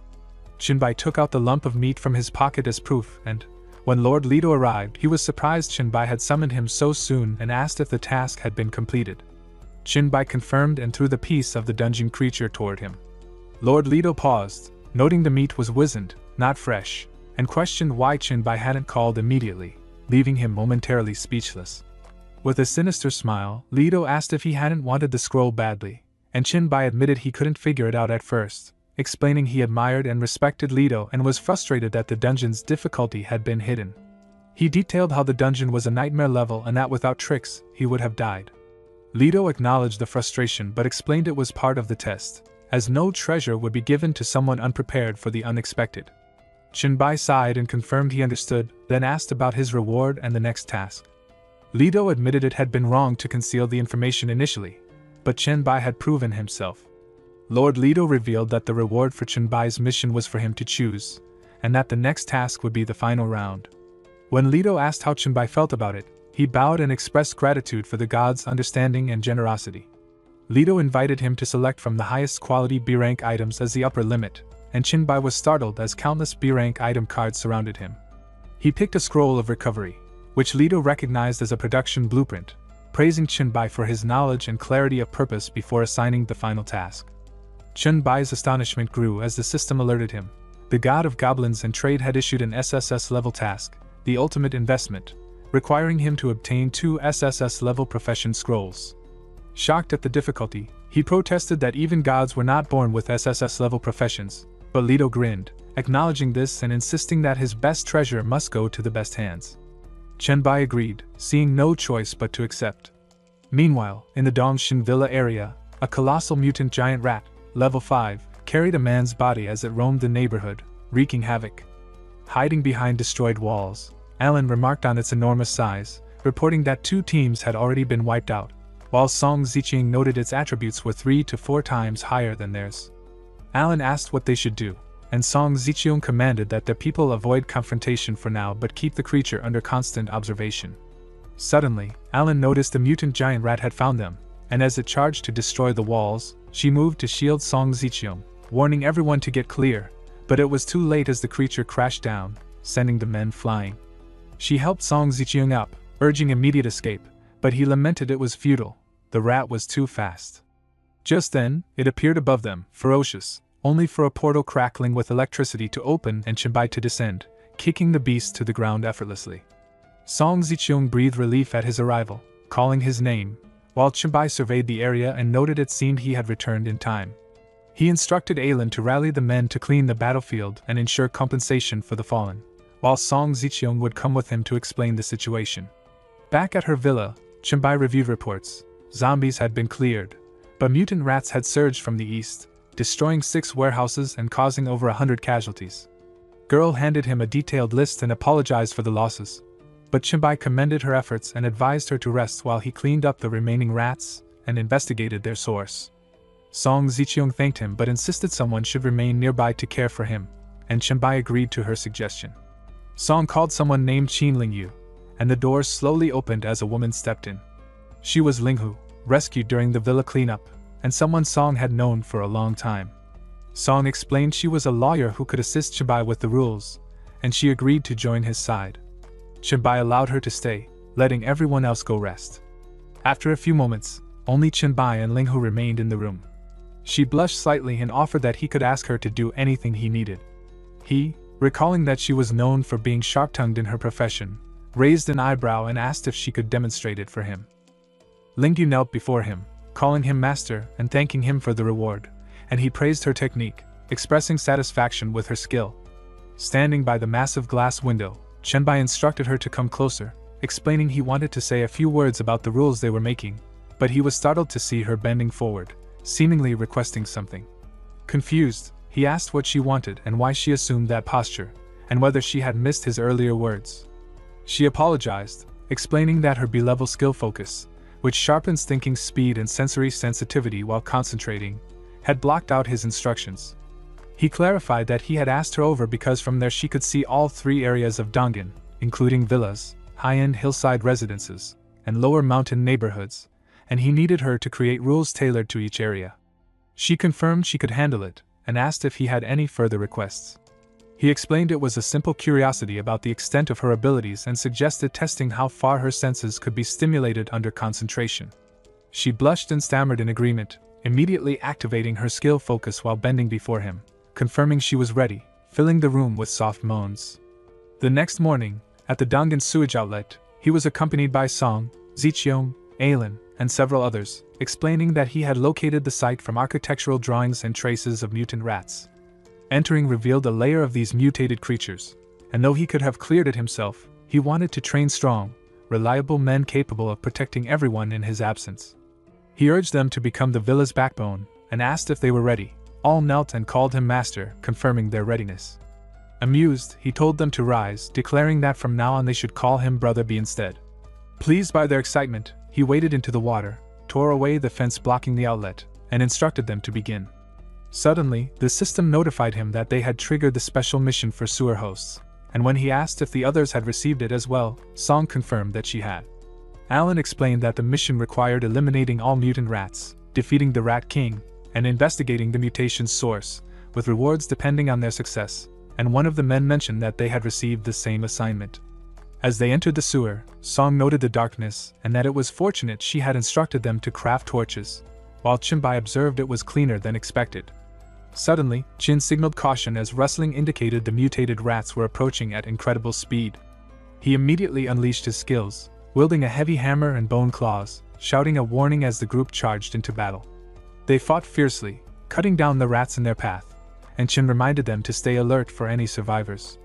As Alan finished dispatching a group of mutants, one of the men discovered ratskin equipment, and Song reported that nearly 16 sections of the pipeline had been cleared, which Qin confirmed. Then, a man alerted them to new movement ahead. Only a single mutant remained, and Song volunteered to handle it. Qin reminded her to use her scouting skills first, and she activated her insight crystal, her eyes widening in shock as she identified the creature as a level 7 boss. Song noted that she couldn't detect any specific attributes from the boss, though its strength measured 30 and agility 40, and she hesitated as she considered its physique. She was startled when Chin, already activating his bone claws, charged straight at the creature, urging him to be careful, while Zicheon watched in surprise and relief at the unfolding scene. In a single, powerful strike, Chin mauled the boss, defeating it instantly. The system rang, signaling the drop of the Grady set of defense plague boots, which boosted agility by 5, provided poison protection, increased all attributes by 1 as part of the 5th plague set, and required an evolver level of at least 5. Chin observed that the Rat King could indeed drop a full equipment set and quickly equip the boots, noting that even lower grade items, when collected together, could surpass normal equipment of the same tier. With the Plague Rat King defeated, the remaining task was to investigate the mutation's origin. After clearing 5 pipe sections, Song wondered why no more rats appeared, only to be startled when Chin suddenly ordered them to stop.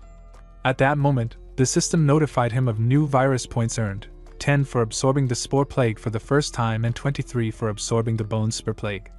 He gained 15 virus points for absorbing the Rotting Plague, 14 for the Mutant Dark Green Spore Plague, and 20 for the Black Death Plague, all absorbed for the first time.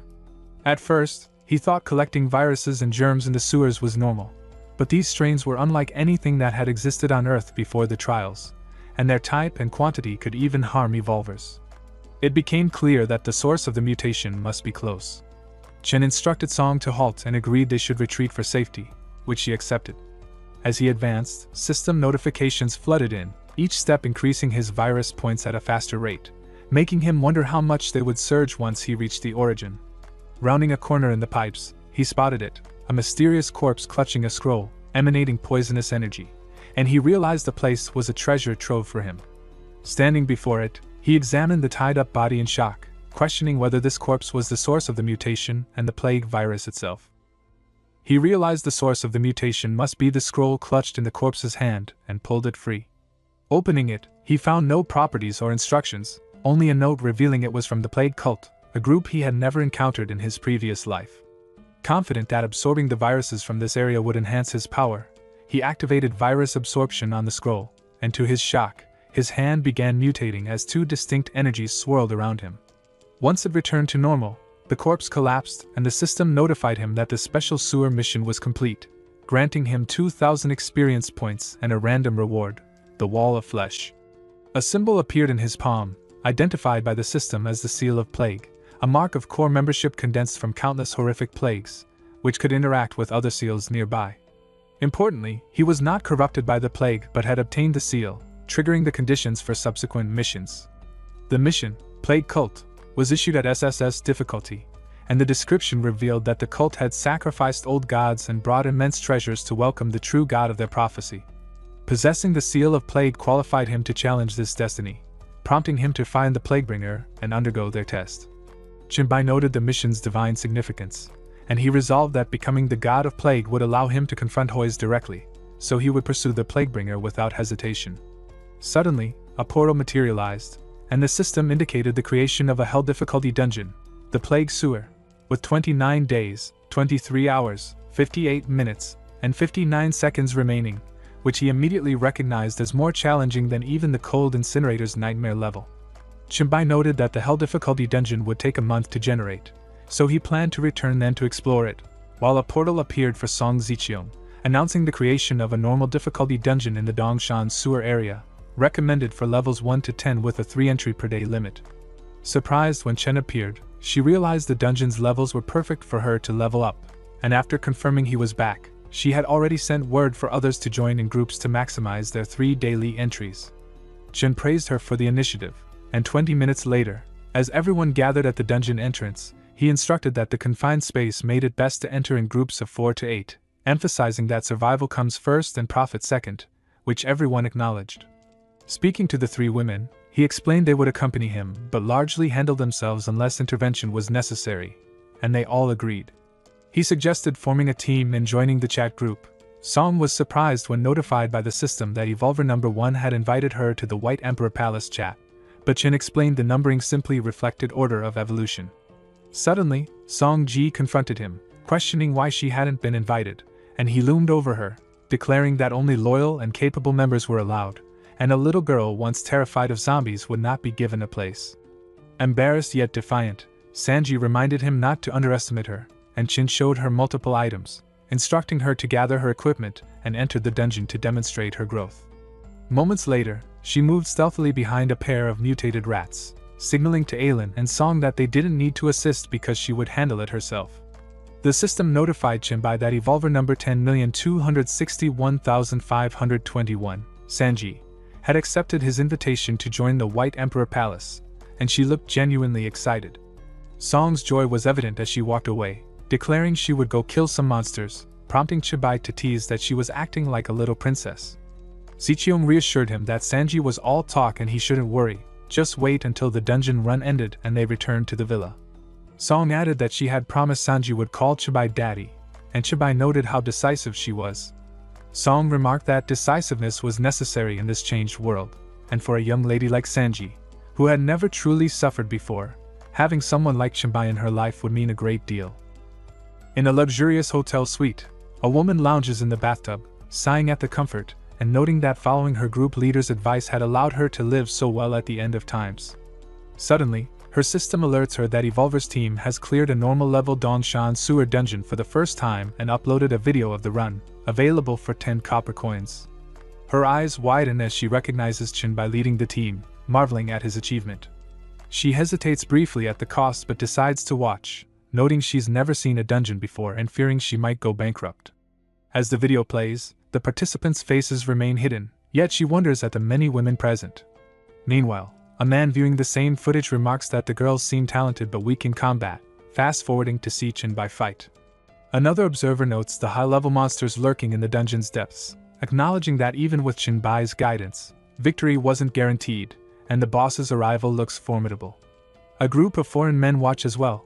One questions the power of this Eastern contender, and another admits their luck has run out having never discovered a dungeon. Debate arises over whether Chinbai could surpass their S-rank fighter, Tom, though they agree Chinbai kills the boss in one shot, proving his superior strength. Back in the hotel, the woman marvels at the level 10 boss defeat, impressed both by Chinbai's skill and the fighting methods he taught the girls, wishing she could be among his students and envying those who were. Elsewhere, in Song Zicheong's villa study, Chinbai notes that after everyone completed the sewer dungeon, they must have collected plenty of low-grade equipment. He suggests that Song Zicheong, Lingyu, and Lui establish rules for the base's economy and item trading quickly. Showing Song Zicheong several items, he emphasizes their importance, confident that she will understand their value. Song Zicheong's eyes widen as she examines the items more closely. She grasps a wall of living flesh and blood, a material that grows by consuming flesh and blood, far stronger than any ordinary wall, recognizing its potential as a powerful barrier if used correctly. Holding a scroll, she notes it allows instant return to the marked city in 10 seconds, with effectiveness depending on the wall material, something that could literally save a life. With these tools, she realizes, they could quickly establish dominance over Jiangqing. When she lifts the faceless skin, however, disappointment flickers across her face. It's meant to improve appearance and allow transformation into any form. Noticing her reaction, Chinbai asks if she finds it less important than the other items. Song Zicheong shakes her head, explaining that nothing compares to what pleases Chinbai, as he is the true master of all of it. Chinbai admits he knows little about women's clothing, wondering if she could surprise him, and she hints that the surprise isn't hers alone. She explains that she has promised to have Song Jae call Chinbai daddy, and intends to dress her immediately, asking him to wait. Later, all the lights in the villa are off except for one. Chinbai carries the sleeping Lingyu into a bedroom where Suzin, Song Zicheong, Aelin, and Lui are already asleep on a large bed. He gently places Lingyu among them, pausing to quietly observe the others resting peacefully. Moments later, Chinbai equips the plague robe, and the system notifies him that he now has 2/5 of the plague set, granting a 5-point boost to all attributes and resistance to weakness debuffs. He notes that in that day's sewer dungeon, only one piece of the plague set dropped after 3 runs and calculates that if this rate continues, he could complete the full set in just 3 days. Suddenly, a private chat notification appears from a member named Dreamy, leaving Chinbai puzzled. Dreamy greets him politely, mentioning that she watched his strategy video and appreciated how he tailored guidance to each person's abilities, though she admits she is weak in combat and seeks his help. Chinbai considers this, explaining that to provide proper guidance, he needs a clear understanding of her talents, and asks her to send her talent details so he can assist. Dreamy hesitates at first, But Chinbai clarifies that while attribute details are acceptable, they are insufficient for meaningful guidance, prompting her to immediately share her talent information. He notes that he never encountered anyone named Dreamy in his previous life, but since the group members are at least pioneers, she must be exceptional. Chinbai's eyes widen in surprise when he sees her talent, Dream Butterfly, with 31 dream points, a recognized SSS-level infinite growth talent. He immediately realizes such power could not have gone unnoticed, deducing that she must have died in his past life. Dreamy looks startled as Chinbai explains the complexity of SSS-level talents, and asks her to describe the effects of her abilities and skills so he can understand them fully. Dreamy explains that her talent, Dream Butterfly, allows her to enter a dream world mirroring reality, visit others' dreams, and even extract items from them. She admits she has been practicing dream weaving, a skill to manipulate the dream world, though her control is still limited. To share a dream with someone, she must create a dream totem and invite them in, which surprises Chinbai. He realizes that as long as her true body remains undiscovered, she is nearly invincible. Typing rapidly, Dreamy offers to send him a dream totem in the form of a picture so he can guide her inside her dream world. Chinbai hesitates, noting he would have no protection there, but she insists he cannot refuse, promising to sign an evolver's contract that guarantees she will not harm him. Astonished, Chinbai recalls that an evolver's contract recognized by the Universal will cost at least 10 gold coins, so he struggles to understand why she needs his combat guidance. Dreamy explains that monsters she kills in the dream world also die in reality, and by adjusting their spawn rate through dream weaving, she can accumulate exactly enough gold, while offering additional rewards, a D-level skill book, spiritual perception, and an F-grade special item called City Building Order. Chinbai notes that her ability is formidable, rivaling even his Virus King talent. Dreamy bites her lip, desperate, admitting that while strong in dreams, she is weak in reality and fears that without improving her combat skills, her life is in danger. Chinbai acknowledges her instinct is correct. Her talent grants no physical enhancement, a significant vulnerability, and he agrees she should send him the evolver's contract. Chinbai reasons that since Dreamy is willing to sign the contract, he should help her. Such a powerful talent would be invaluable under his guidance. The system notifies him that Dreamy has sent a copy of the evolver contract, which promises she will not speak or act in ways that could harm him, with any violation causing her to lose her evolver status. The contract remains valid for 24 hours, and Chinbai agrees. Moments later, he lies on a bed in the second bedroom of Song Zichion's villa, noting that activating the dream totem requires 3 minutes of relaxation and focus, with longer times if the participant is cautious. Suddenly, an image of the dream totem appears, sent by Dreamy. Chinbai thinks that if such abilities could evolve to the point of full interaction in dreams, it would be terrifying. Closing his eyes, he lets the totem transport him, and soon finds himself in a room where Dreamy stands before him. She greets him as Group Leader Brother Bai, introduces herself as Meng Meng, the one behind the Dreamy persona, and confirms she has just signed the contract with him. Chinbai introduces himself, telling Meng she can simply call him by name, then asks if this is truly the world of her dreams, noting that the current location seems unsuitable for combat training. Meng explains it isn't the right place and opens a portal, revealing a gym she has prepared nearby. Chinbai is astonished, realizing that her dream replicates the entire city. Peeking into the portal, he comments on its size, remarking that her dream world must be enormous. Meng clarifies that the dream world is independent and doesn't belong to her. As a dream traveler, she can only enter and modify it, and her explorations suggest it mirrors the real world. Chinbai nods in understanding and suggests they head straight to the gym to begin training. Meng agrees and leads him through the portal. Moments later, they arrive at a basketball court inside the Dreamworld gym, still shrouded in darkness.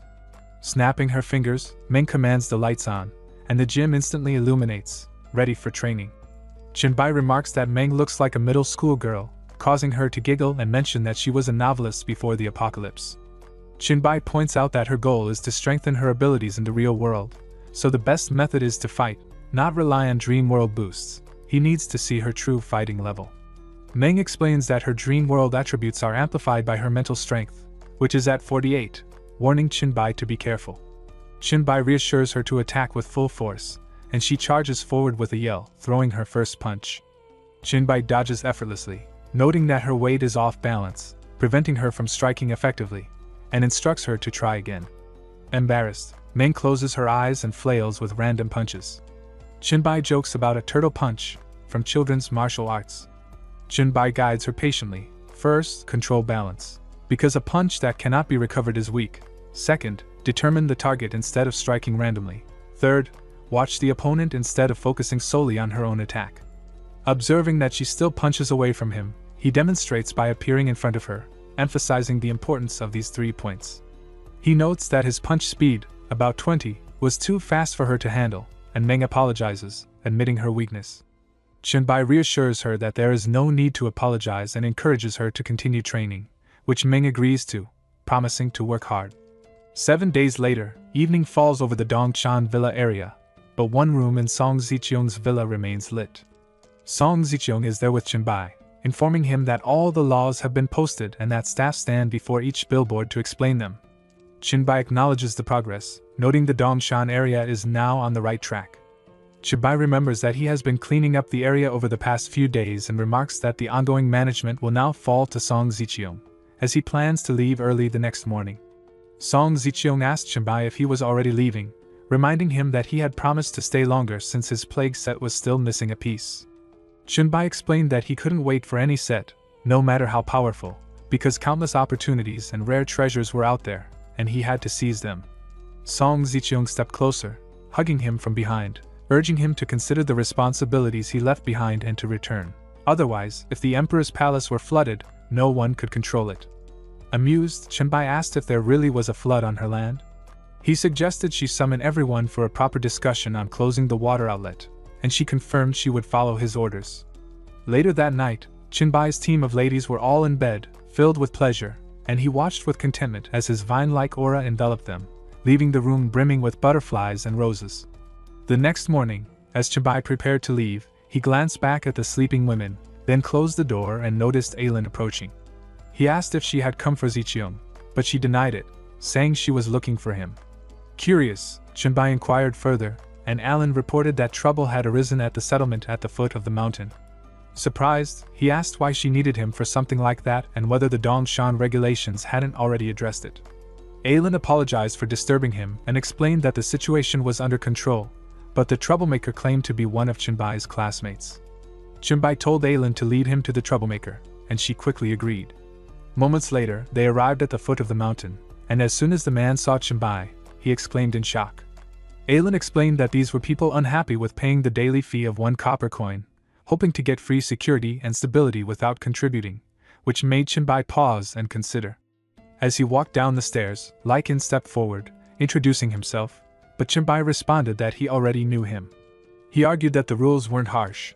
1 copper coin required killing a single zombie, and even if they failed, there were other jobs in the settlement to earn money.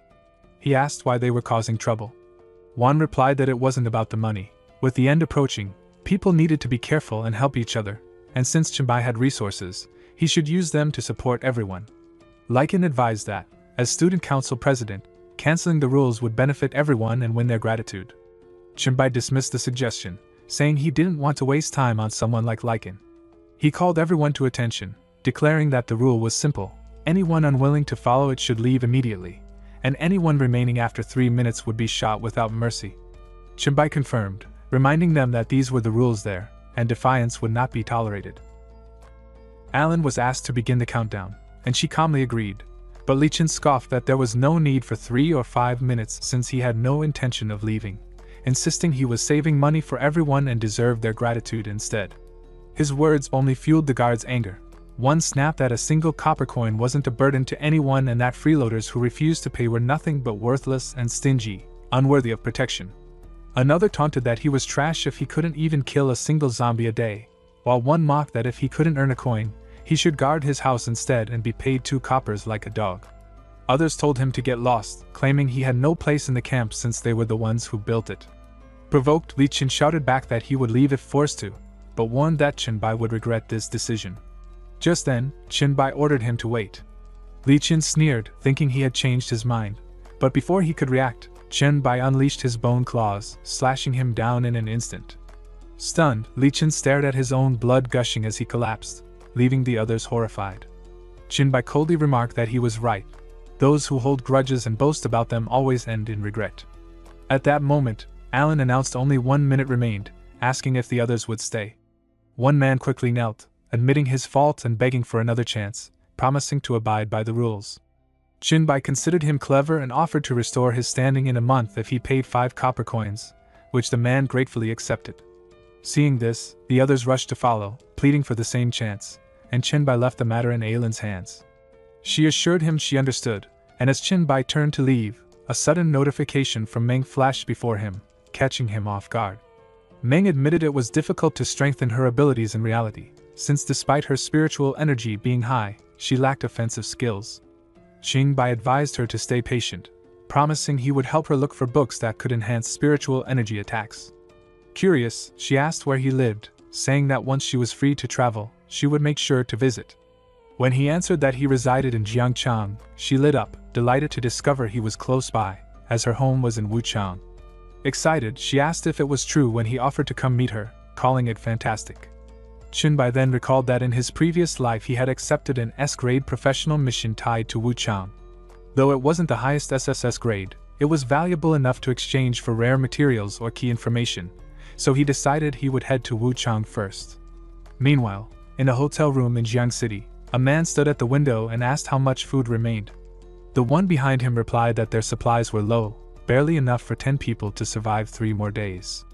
The man at the window, Jiang Luoping, cursed their luck, blaming everything on a special zombie that had slaughtered 5 of their men with ease, its heightened senses making it a deadly threat.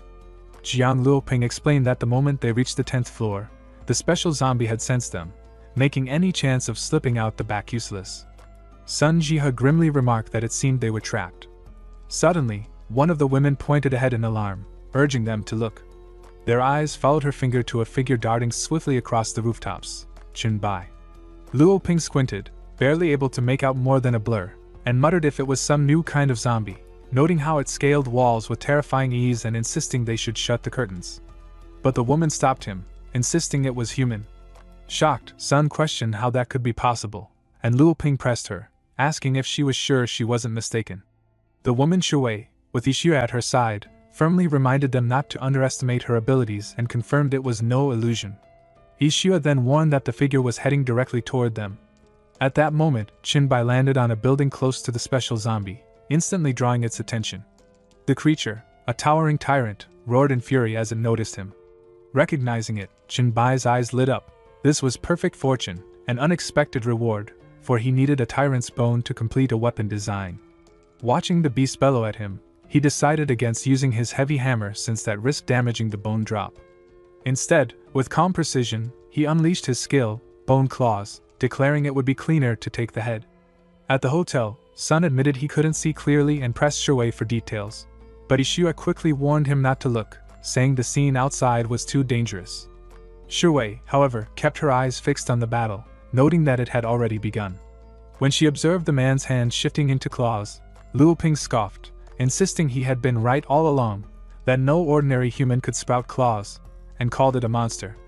Still, Shui continued watching and reported that the creature was dead, its body seemingly being absorbed by the clawed figure, before urging them to wait as she caught a glimpse of his face. Outside, Chinbai had torn through the tyrant with his bone claws, leaving it sprawled lifeless on the ground. The system confirmed his kill of a plague virus mutant, an elite variant with heightened attack and defense, rewarding him with 2,000 experience points. By devouring the corpse, all of his black light virus abilities advanced, granting him 800 virus points and 500 special evolution points. Another notification followed, announcing a new form unlocked, muscle enhancement and shield. Testing it at once, Chinbai noted that muscle enhancement could fortify any part of his body without distorting his form, unlike other transformations, while the shield's defensive power nearly doubled his base strength. He considered it an excellent reward. Back at the hotel, Shui suddenly recognized the figure outside and rushed to fling open the curtains, calling his name. Startled, Chinbai looked up toward the window, confused to see the curtain pulled back and someone inside shouting at him. Lu quickly pulled Shui back, questioning how she could be so sure it was really someone she knew. He warned that it might just be a monster in disguise. But then Chinbai leaned out the window and, upon spotting Shui, recognized her as Sanji's friend, wondering who she was. Shui quickly asked if he knew how Sanji was doing and whether she was safe. Soon after, Chinbai joined their group and explained that he had founded a settlement in the Dongshan Villa area where a few hundred survivors now lived, managed with the help of Zicheong, assuring them that Sanji was perfectly safe. Shui pressed him if it was true, while Yixi stood speechless in disbelief, and Luping demanded confirmation that he really controlled a settlement of that size. Song went further, questioning if he was serious about the Queen of Giants, Song Zicheong, assisting him, but Jinbai calmly told them they would see for themselves once they visited, as such a claim was impossible to fabricate. Suddenly, the hotel lobby door swung open and Jinbai's old roommate entered, calling out his name. He recognized him as Lin Qijing, who arrived with their other roommates, Li Feng and Zhao Mu. Kaijiang mentioned he had heard someone call Jinbai earlier, which Zhao Mu confirmed. Jinbai asked why they were there, and Kaijiang explained that on the day everything happened, Luping had led a group of students to help Shui at the script-killing shop where she worked part-time. Zhao added they had wanted to check if Jinbai was free, but Liang assumed he would be busy. Jinbai then asked if many of their fellow students from Jiang University were present, and invited them to his Dongshan Villa settlement, clarifying that newcomers were only asked to contribute 1 copper coin. The group readily agreed, saying that would be no problem. Luping remarked that if not for the monster trapping them, they might have even discovered gold coins, but with the road to the settlement being dangerous, he asked Jinbai to escort them.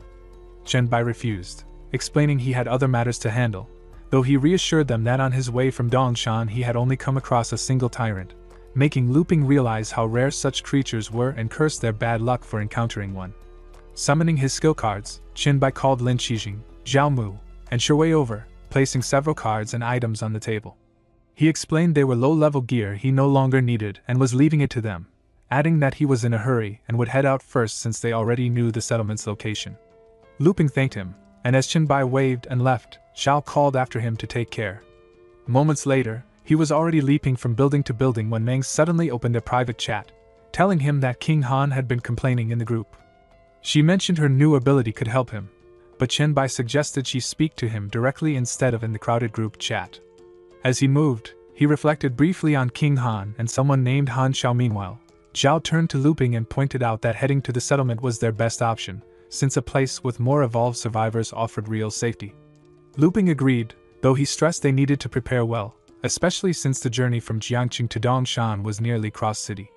Luping, about to add his own suggestion, began to speak but was suddenly interrupted. Everyone turned their attention to Jinbai and Shui, curious why he had suddenly come back. Entering through the window, he admitted to Shui that something had come up and he needed a room. Zhao quickly offered his and Lin Qijing's, and when Jinbai insisted he wanted to be alone, Lin reassured him it was fine, he could use the bedroom while they stayed in the living room. Just then, Shui remembered something and called after him in the corridor, asking if he knew Sanji's Evolver ID since she wanted to add her as a friend. Jinbai immediately provided the number, 990,225. Lin, curious, asked what his ID was so he and Zhao could add him as well, to which Jinbai calmly replied it was 1. Lin stared at him in disbelief before laughing, joking that while everyone else's abilities had evolved, Jinbai's sense of humor clearly hadn't. Zhao told him he would understand once he tried, and moments later Lin froze as the system confirmed that Evolver number 1 had accepted his request. Still stunned, he yelped while Jinbai called out for him to stop standing around and hurry up. About 10 minutes later, the three of them gathered in the living room, with Lin marveling that Jinbai's ID really was a perfect number. Zhao explained that it wasn't just a number, it marked him as the very first Evolver. He reminded Lin about the time Jinbai had asked in the dorm group chat if the school would change the fitness test date to mid-June. Lin confirmed, recalling how they trained for over a week because of it. Realization struck, and he asked if that meant Jinbai had already known about the apocalypse. Zhao suggested it might have been coincidence, but admitted they had benefited from the exercise regardless. Lin remarked that they had indeed benefited from Jinbai's information, and Zhao Mu agreed. Meanwhile, Shui blushed as she glanced at her system screen, and when Lin noticed, he asked why her face was red. She brushed it off, saying it was nothing, then excused herself, reminding them not to enter Chen's room under any circumstance. Closing the door behind her, she lingered for a moment, cheeks still warm as thoughts of him stirred memories of her earlier exchange with Sanji. When she introduced herself in a message, Sanji asked how she knew her code, and upon hearing it was Jinbai who shared it, she sighed that trouble always followed him whenever he went out. Confused, Shui asked why, only for Sanji to tease that if they were best friends then from now on she wouldn't be the only one calling Jinbai daddy, leaving Li flustered and doubtful of what she just heard. As her mind raced over the idea of being with Chenbai, Sanji, and everyone else, voices from the other room cut through. Man urged Looping to listen, claiming Chenbai was clearly lying with too many loopholes in his story, and Looping agreed, adding that the part about Song Zicheong helping him run a settlement sounded like pure bragging. Sherwei stayed quiet, taking in their doubts. Just then, the system shifted them into the Dream Space Magic City inside Han Zhao's home, where Chenbai arrived a little late, explaining he had to make some real-world arrangements. He noticed he was the last to appear. Waiting in the living room were Meng along with two men, one being Han Xiao, also called King Han.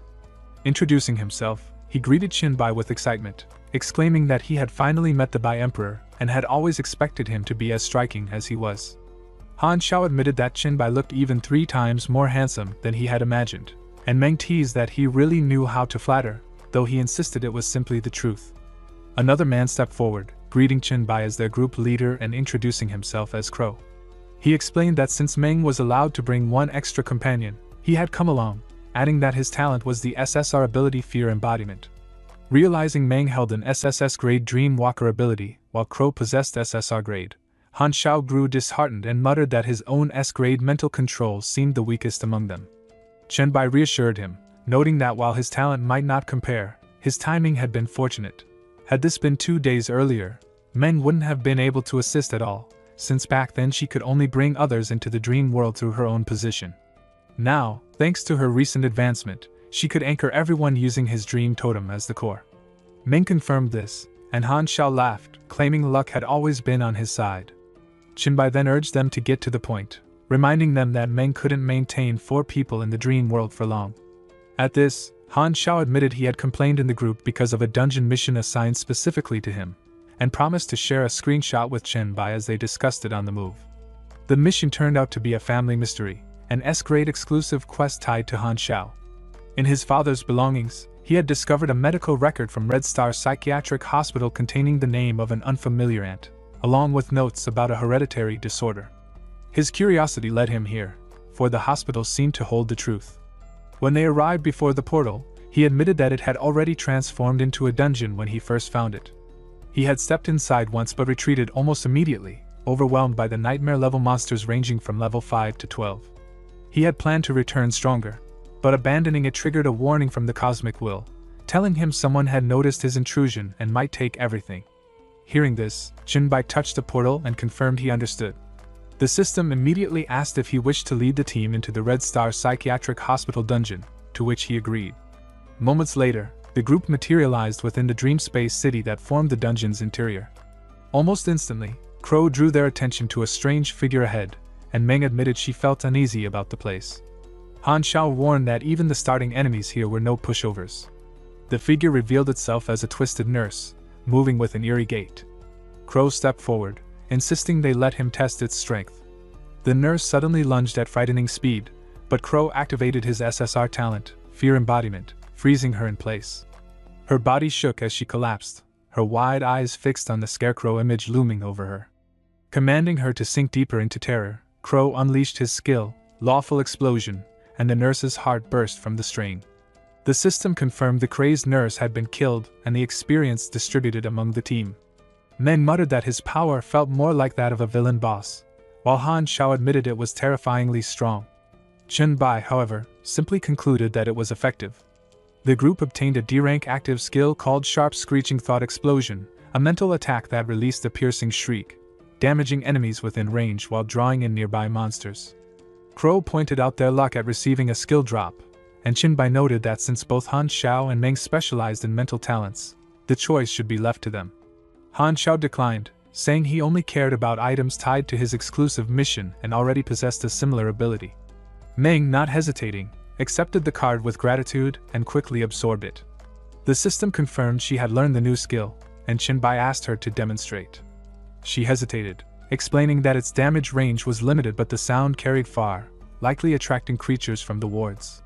Chenbai replied that was exactly what they needed since searching room by room was inefficient, and she should not worry. Trusting his judgment, Meng activated Sharp Screeching Thought Explosion. At once, a piercing screech echoed through the halls, and a swarm of monsters came rushing toward them. Watching them pour in, Chenbai remarked with satisfaction that the skill's luring effect worked perfectly. Han Xiao remarked that the dungeon swarmed with monsters, and Crow warned them not to lose focus. Meng asked if they could really handle so many, but Qianbai replied without hesitation that it was fine and the perfect chance to test his upgraded skills.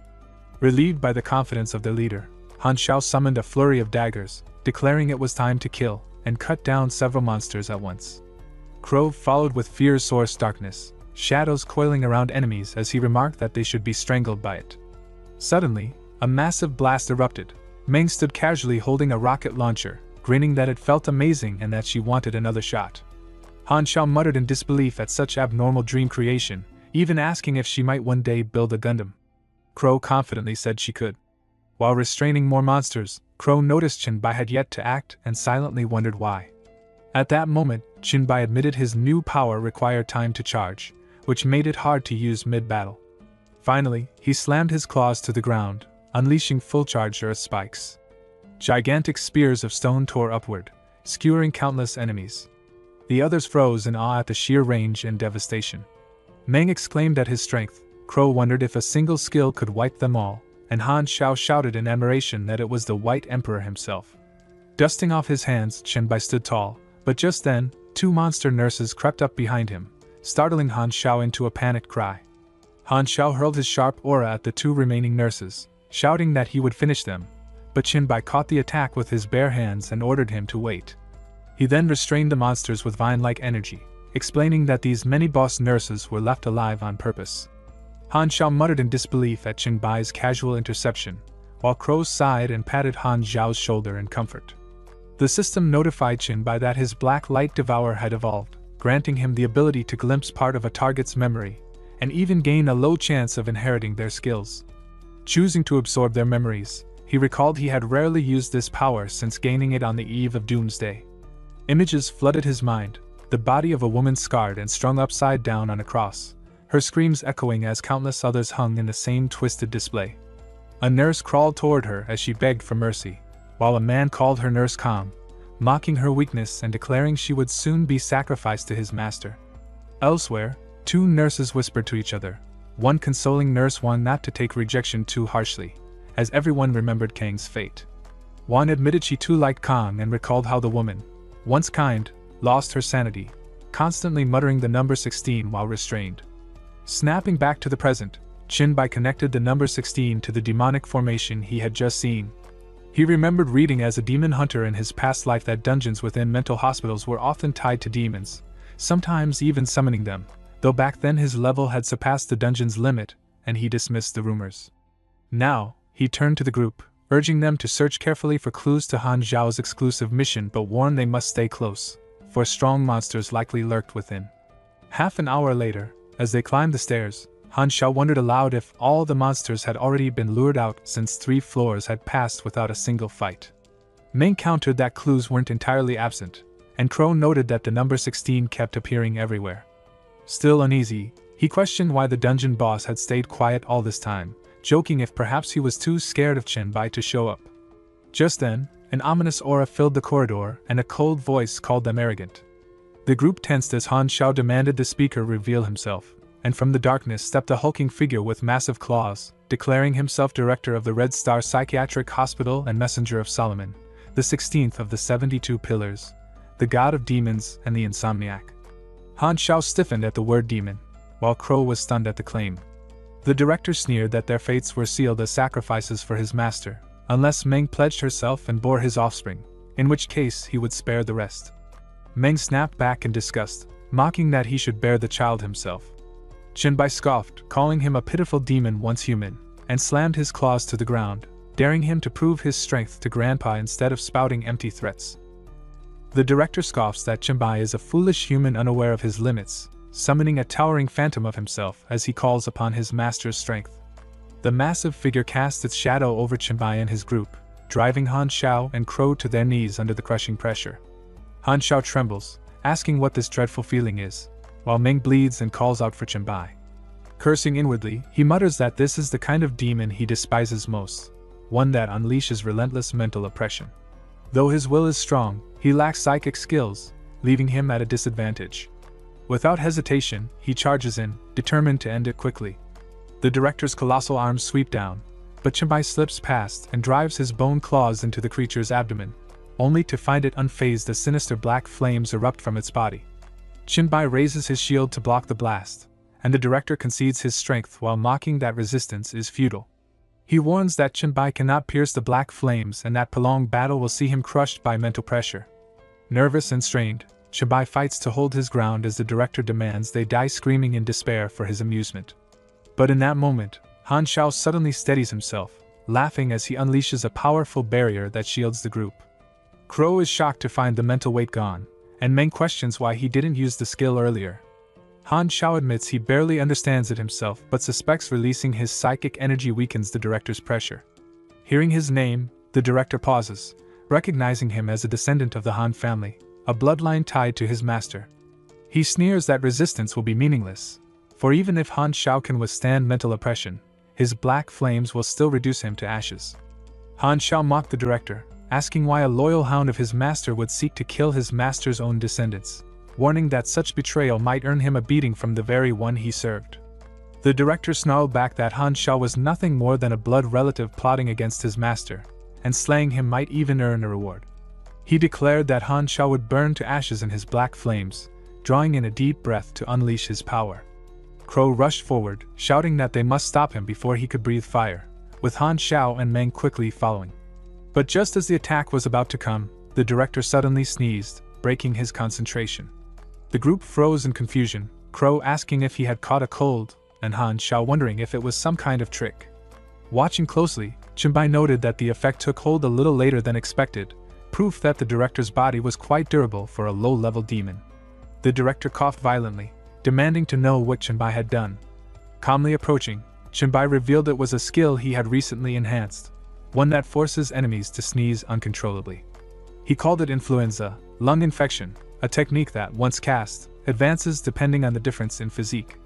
In its first phase, all attributes begin to weaken, and within 3 minutes, 5 random disease debuffs emerge while all charged spells risk being disrupted by sneezing, leading to misfires, delays, or failure.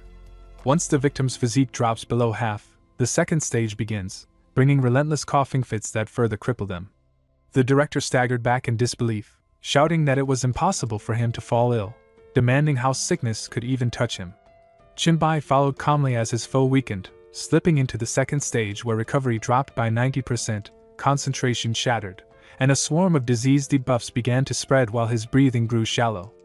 Furious, the director insisted he was a higher being, yet his body betrayed him, collapsing into the third stage where he could no longer breathe, choking and trembling as air refused to come. Chenbai remarked that it worked simply because even demons needed to breathe, and the virus points spent had been worthwhile.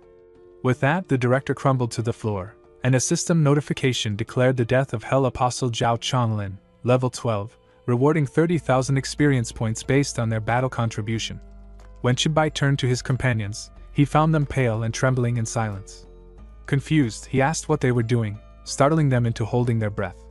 Han Shao blurted that it was the virus, Meng admitted she feared catching a cold, and Crow quickly agreed.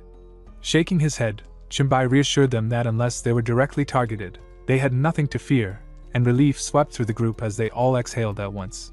Catching their breath, Meng praised him as incredible and declared his skills invincible, while Han Shao offered a thumbs up. But Chenbai dismissed the praise, saying it only worked on weaker demons and warning that many others didn't need to breathe at all.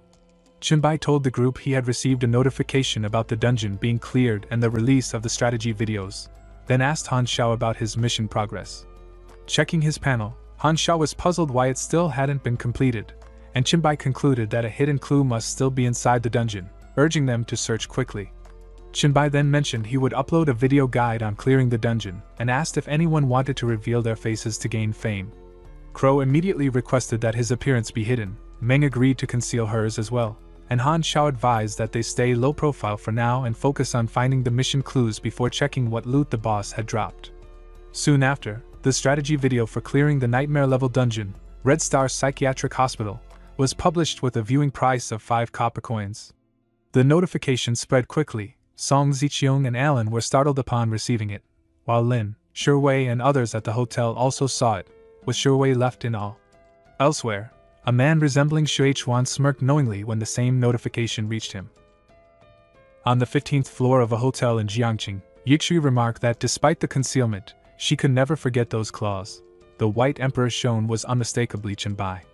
She returned to Li Feng, questioning why he stayed silent when they had just called Chenbai a fraud. Li Feng dismissed it, saying even if it was him, the footage only proved combat ability, not that his talk of a settlement was true. Luo Ping agreed, adding that if the settlement really existed, it was even more concerning, suggesting Chenbai might be exploiting others for his own gain. Shiwi interjected, reminding them everyone knew Li Feng and Chenbai had a poor relationship because Chenbai distributed gear to the group but excluded Li Feng, and she accused Luo Ping of being biased. To shift the talk, she asked them to look at the video she just shared, which revealed a grotesque wall of flesh standing as a barrier around the Dongchan Villa settlement. Shocked, Yixi demanded to know what it was, and Shuwei explained that Sanji had sent it, urging them to watch together. The recording showed the settlement grounds as Sanji narrated, explaining the wall of flesh acted as a defense system, devouring only corpses. She teased Shuwei for looking uneasy, reminding her that she had insisted on seeing the settlement despite the high cost of recording time.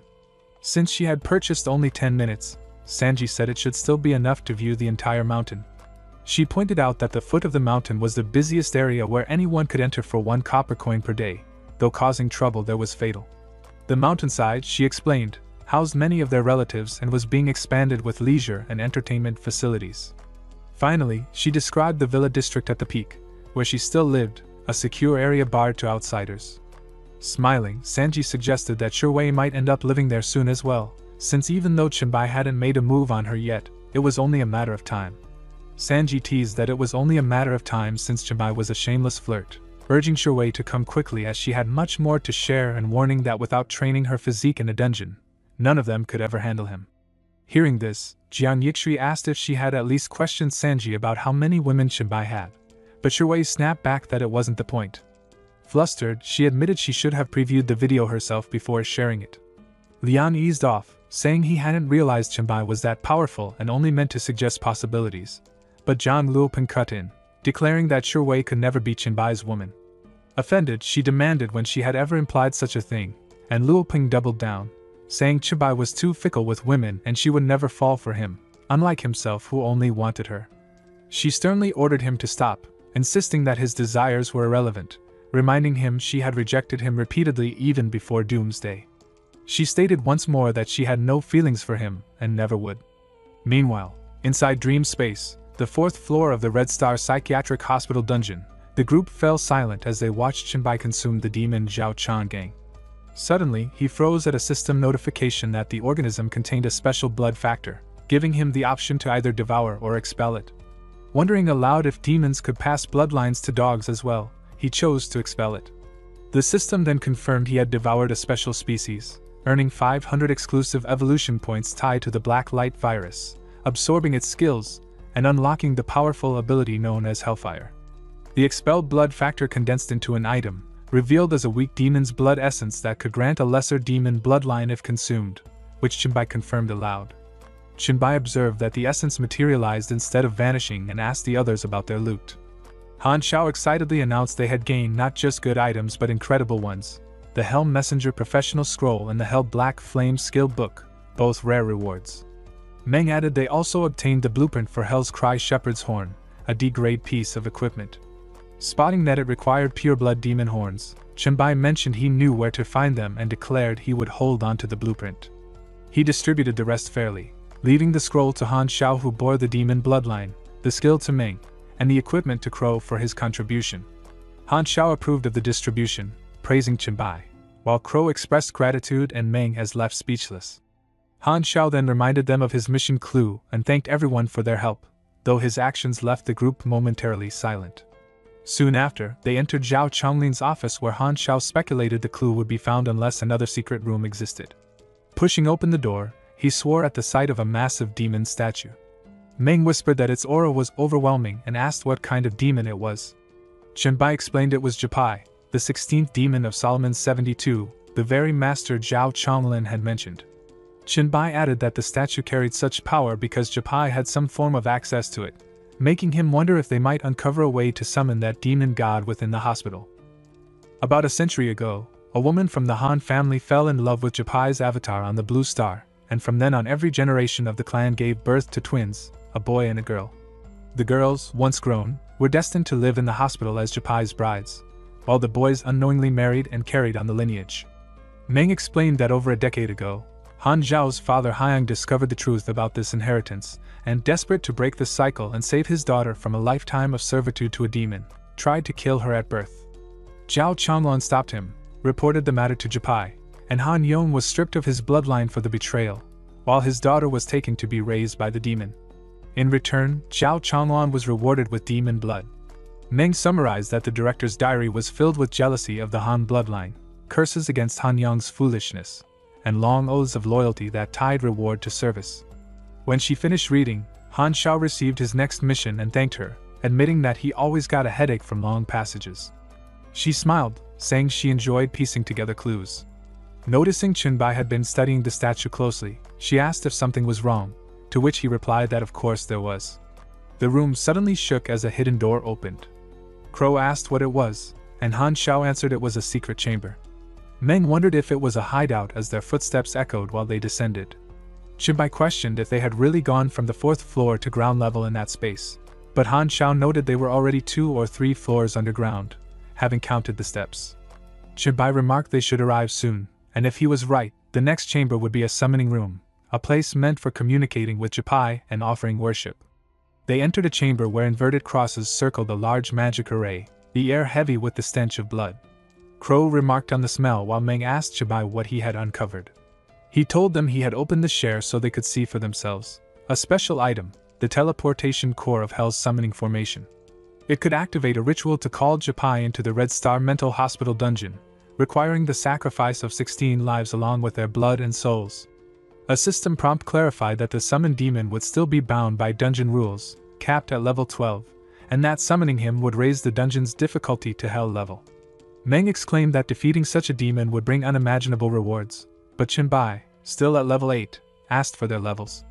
Meng admitted she was 5, Crow 4, and Han Xiao said he was just reaching 4. Chenbai firmly warned that summoning Japai now would be suicide. They weren't even level 10, lacked professions, and had no proper equipment. What courage did they have to think they could kill a level 12 demon god? Han Xiao simply answered that it was because Chenbai was with them, leaving him speechless. Chenbai explained again that even with him, the gap was too great, and Han Xiao especially should understand the difference between a god and a demon with diluted blood. He concluded they should return once they reached the dungeon's cap and unlock their professions. Crow requested to join them when that day came, and Meng promised to prioritize him. Soon after, they left the dungeon, and Meng remarked that it marked the end of their raid. She asked if Han Xiao had anything else in mind, and he admitted confusion. He wondered aloud if being a demon's descendant with a hidden sister had only begun after Doomsday. Chenbai replied that he didn't know whether such things appeared from nothing or had always existed, only that they were real now. He then asked Han Xiao if he had noticed anything unusual about his father before the catastrophe, but Han Xiao shook his head, saying they had never been close. To him, his father had always seemed like an ordinary man, the only unusual thing being that after the disaster he became a different kind of zombie than the rest.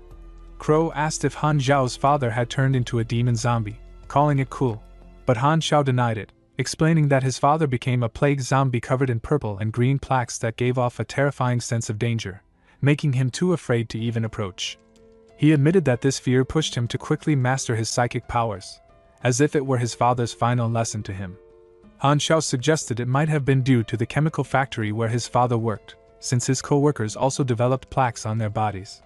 Hearing this, Chenbai speculated that it might be linked to the SSS-level plague cult mission and said he was very interested in visiting that factory when he reached Shanghai, asking Han Xiao to take him there. Han Xiao agreed without hesitation. Just then, Crow called out, saying he had questions about Chenbai's abilities, and Chenbai encouraged him to use the chance to ask or share any information. A little later, Chenbai reflected that at least they had gained a lead on the Plague Lord mission. When he returned to the present, the sound of heavy coughing filled the room. Several men were wheezing, and when he asked what was wrong, they complained that he had told them not to enter his room, yet they did and were now suffering the consequences. Chenbai calmly explained that he had released a large number of viruses as a precaution, which was why they were infected.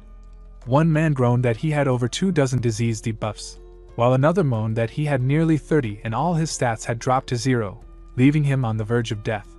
They begged for an antidote, but Chenbai assured them he had already purged the viruses from their bodies and their attributes would soon recover on their own. Chenbai told the others to stay put while he went to deal with Luping, though he momentarily forgot the man's full name. At that point, Shiwei stepped up and revealed that Luping had come with the intent to kill him. Curious, Chenbai asked why, and she explained that both Zhang Luping and Liang doubted the existence of the settlement he had described. To verify it, she asked Sanji to record a video, but things spiraled beyond what she expected. After she turned looking down, he lashed out, blaming Chenbai for everything, screaming insults, and even trying to kill him as if removing him would solve his problems. Chenbai muttered in disbelief at the stupidity of such logic. Shiwei went on, calling Luping vile, revealing how he threatened everyone she had ever known, even forcing her childhood friend to drop out of school. She said that if not for Sanji's protection, she would have suffered the same fate as other girls he preyed on.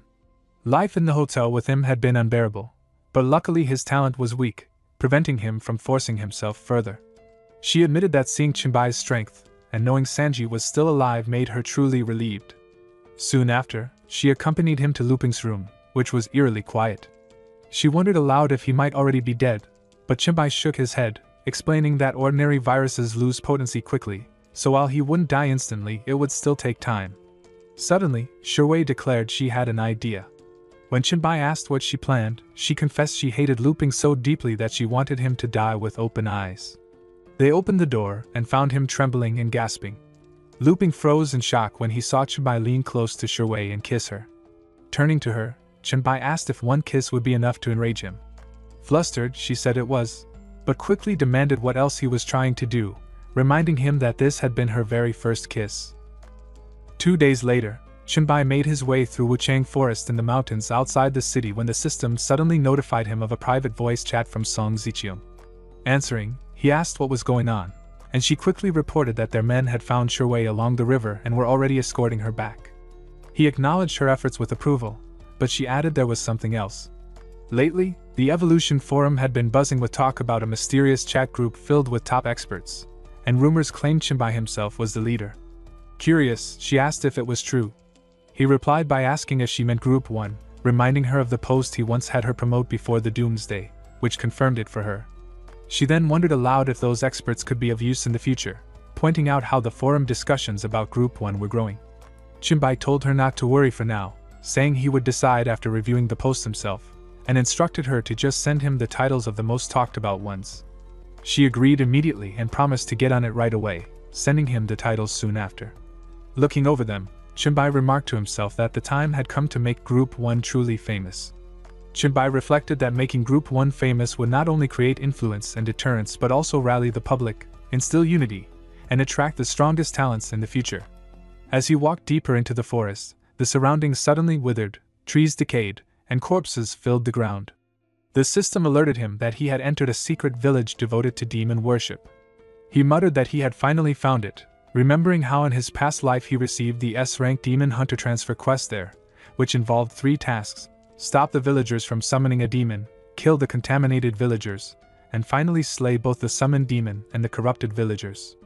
One could exit the realm after each task, yet he recalled how Shinichio once led a team there under the guise of fairness, promising gold compensation if loot was missed.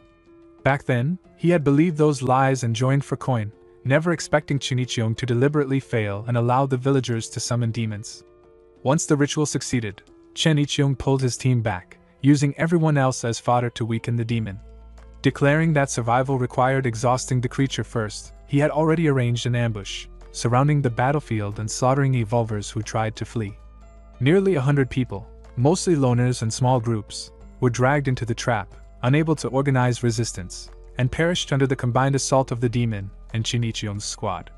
When hope was gone, the survivors could only fight desperately, clinging to an illusion of life until the last fell, at which point Shinichio swooped in with his team to strike the weakened demon. What he had not expected back then was that Chenbai would survive. Chenbai knew exposure meant death, so while others fought he struggled to the edge of the realm, using the mechanism that allowed departure after completing the first 2 tasks. By chance, just before he escaped, Shinichio's group killed the demon and triggered the loot roll. The system announced that Chenbai had obtained the S-level Demon Hunter job transfer scroll, and he sneered that the very roll system Shinichio used to bait cannon fodder had cost them the greatest prize, proof that fate had its twists. In the present, standing at the realm's edge, he recalled how Shinichyon had hunted him relentlessly afterward, forcing him to abandon Shirwei and find refuge elsewhere, though he still regretted not seeing his enemy's expression when he realized the loss. His attention shifted as he spotted a dead, contaminated villager, and noted that someone else was inside the realm. Remembering that Shinichyon was supposed to be the first to clear it 2 months later in his past life, he wondered who could have found it so soon. Meanwhile, in the central square, the system informed Shinichion's team they had finished Task 2 and could leave. His men praised his accuracy, planning to return later to face the boss, but then reported an intruder. When Chinbai arrived, he asked if they were leaving and whether they minded him taking the boss. Shinichyon replied indifferently, telling him to do as he pleased, and one of his men warned him that the boss was a level 11 demon. Chinbai thanked him and moved on. The demon mocked him as a fearless little worm ready to die, but Chinbai retorted that it had simply been a while since he fought a lone demon, as he usually slaughtered them in groups. The demon snarled that a human like him should perish, but Chinbai declared that in his past life as a veteran demon hunter he had slain countless demons, memorized every weakness, and understood each muscle's movement. He unleashed bone claws, slashing the creature until its body was riddled with wounds.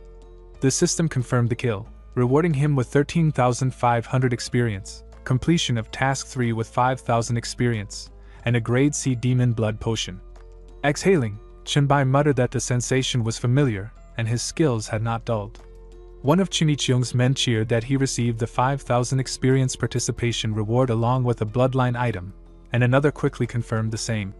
Curious, one of them asked if Chinbai had absorbed the boss's corpse, prompting Shinichyon to suggest they should go over and check. At that moment, the system notified Chinbai that he had devoured a special species, gaining 350 exclusive evolution points for the Black Light virus, and choosing to expel the bloodline factor in exchange for a greater ordinary demon bloodline potion. Soon after, Shinichyon and his men appeared where he stood, and Chinbai coolly asked if they had returned to share in the spoils. Shinichyon laughed, saying Chinbai was joking, and asked how he could share spoils when the final boss was killed by him alone. Chinbai mused that it sounded reasonable, though he already knew the man's true colors, and teased if he was really unmoved by the loot, mentioning B-grade lesser demon bloodline potions, A-grade demon bloodline potions, and even S-level demon hunter transfer scrolls. He pressed Shinichyon on whether he wasn't tempted at all. Just then, Shinichyon gathered the potions everyone had received, and Jinglong pointed out they were all bloodline rewards, while Shinichyon admitted it would be a lie to say he didn't want them. Still, he claimed he wasn't ignorant and insisted Chinbai deserved all rewards for completing the mission. Chinbai noted he spoke well, then asked if he hadn't returned simply to congratulate him, telling him to speak plainly if he had something to say. Shinichyon revealed it wasn't a big deal, only that he wanted to make friends and ask where he lived, explaining he had been cleaning up the western outskirts of Wuchang and didn't want to trespass by mistake. Chinbai thought of Meng's neighborhood near the western outskirts gym and figured Shinichyon was probing for control in his territory. He told him not to worry, stating his settlement was in Jiangcheng at the western outskirts of Wuchang, and that he only knew of one gym. Inwardly, he resolved to find out more about their influence in Meng's area. Shinichyon then added that they had just taken over the western outskirts gym a few days ago and were working on cleaning its perimeter. Shinichyon suggested that with Chinbai's strength, he must hold considerable influence in Jiangcheng, so they could be allies and help each other. Chinbai was taken aback to learn that the gym area had already been seized, realizing that their so-called cleaning was nothing more than conquering and killing, and it dawned on him that this was likely why Meng never appeared in his past life. She was probably eliminated during such a purge. Just then, the system notified him of a message from her, and excusing himself, he read that many evolvers had entered her neighborhood, going house to house as if searching for something, and they would reach her place soon. He told her they were clearing out zombies and evolvers, warned her not to let them in, and promised he would come right away. Summoning his vine-like aura, he startled Shinichyon, who tried to flee, cursing when Chinbai caught him from behind. Using his skills, evolution, devour, and memory reading, Chinbai realized the fragments weren't enough to pinpoint Meng's neighborhood, or the gym's exact location. As Shinichion's men scattered, he decided one needed to be kept alive to lead the way, eyeing the one who had warned him earlier as the best choice. Meanwhile, in the western outskirts of Wuchang, at Jiangqing International Community, Building 16, Unit 1, Meng faced men outside her door demanding entry. They threatened to count to 3 before forcing their way in. She shouted that they were not welcome and warned them not to blame her if she acted. Ignoring her, One man called to the others, noting it was a girl inside, while another mocked her threat, telling her to prepare because they were coming in. Panicked but resolute, Meng screamed and unleashed her sonic blast, leaving the men bleeding from their eyes, nose, and mouth. Yet the power drained her instantly. Her bat fell from her hands, her body weakened, and she collapsed to the floor, cursing inwardly at the skill's heavy toll, realizing it consumed both her voice and half her strength in seconds. As silence settled, she noted with dread that no movement came from outside. With her mental strength, Meng expected the men to faint, but instead one outside coughed weakly, calling his brothers to gather at Building 16, 12th floor, warning that a girl inside could use mental attacks. He explained that his whole team was dead and urged them to finish her off, since she couldn't unleash another strong blast so soon. 10 minutes later, more men arrived, pounding heavily on her door. She braced herself to fight, but the door was forced open and a group rushed in. One leered, remarking that she was prettier than expected, questioning her sweat and why she hadn't screamed, then mocked that while she looked good, her scream was ugly, so he would teach her how a woman should scream. Summoning what little strength remained, Meng unleashed black flames of hell, snarling that they could all burn. The fire roared and began to wane, confirming Chenbai's words that attributes must balance, as pushing one too far left her drained. Another group entered, one man noting she was already spent while another sneered, demanding if she wanted death or to serve him. Dizzy and on the verge of collapse, she thought she would rather die than fall into their hands. Some laughed, saying she had chosen death long ago, while others shouted for more men to come enjoy the play, calling her a troublesome witch who needed to be stopped. Meng could only cry for help inside her mind, until Chenbai appeared at her window. Bursting through, he kicked away the two men holding her, pulled her into his arms, and stepped back. She gasped his name in relief, apologizing weakly that she wasn't good at learning. He reassured her not to blame herself, praising her effort, and told her to rest while he handled the rest. His voice turned cold as he declared that anyone who dared bully his student would never leave the room alive. Chenbai faces a group of enemies, one scoffing about reinforcements while another insists no one cares and they should just kill him. Without hesitation, he unleashes his bone claws at one man and raises his shield against another strike, slamming the attacker into the wall. He mutters if that was the last of them, but then Ming's voice reaches him, weary and strained. Realizing she is exhausted from overusing her mental power, he takes her hand and assures her he is by her side. A man tries to ambush from behind, but Chenbai swiftly cuts him down, vowing to protect her. Driving his arm into the concrete, he wipes out several more opponents, determined that no one will ever harm her. An hour later, he notices her complexion looking far better, though the floor around them is littered with corpses. Suddenly, Xinglong appears at the doorway, startling him until the newcomer identifies himself. Relieved, Chenbai says his name aloud and asks if this means Chinichiung's forces have been completely wiped out. Xinglong confirms, explaining he had followed Chen's instructions, tricking their enemies into walking into their own death. Now, all of Chinichiung's trusted men are gone. When Chenbai asks if Xinglong still has confidants of his own, he shakes his head, saying he has no subordinates, only a wife and children. His talent, true vision, was the reason Chinichiung had once forced him into service by using his family as leverage. Xinglong confessed that if not for his exceptional talent, his family would have met the same fate as his neighbors, violated and slaughtered. Chenbai acknowledged his worth, recalling how he was the only one who had warned him about their former leader, and expressed his appreciation. He then asked if Xinglong would be willing to follow him to Jiangqing City. Hesitant, Xinglong could not answer immediately, but Chenbai reassured him that it was fine, for he did not believe in forcing loyalty and would respect whatever choice was made. After a pause, Xinglong admitted he wanted to join him but hesitated because many in Chinichiung's settlement were enslaved as his family once was. Chenbai replied that those people could be taken in as well, though moving a large group straight to Jiangxinhua would be difficult. He advised Xinglong to remain behind for now, stabilize the situation, and then decide the next course. Taking out a potion from his storage, Chenbai handed it to him, telling him to use it to strengthen himself, and added that he had sent him a friend request so they could stay in contact. When things settled, Xinglong could then choose whether to develop his path in Wang or follow him to Jiangchang. Grateful, Xinglong thanked him and departed. Left alone, Chenbai opened his storage again and his eyes fell on a mask he had obtained in the secret realm. He noticed it had warped when he withdrew the potion earlier, its mouth wide open and its gaze turned to the side. He recalled that back in the secret realm the mask had shown no such mutation. The only new additions to his storage since then were the job transfer scroll and the demon blood. Curious, he shifted items around, and at once the mask's eyes slid toward the demon blood, as though drawn to it. Chinbai noticed how the mask's eyes kept fixating on the demon blood potion, its mouth gaping wider, and he wondered if it truly desired to consume them. Since those lesser bloodline potions held no value to him, he decided to let the mask have them, curious to see the outcome, especially as this was a treasure even Leto had coveted. Without hesitation, he fed the mask every potion. Minutes later, its expression almost seemed pleased, as if it had eaten well. Chinbai muttered in disbelief that all his bloodline potions had vanished for a single satisfied burp, yet admitted the mask was remarkable to consume treasures of such potency. Suddenly, the mask spat out a strange lump of flesh.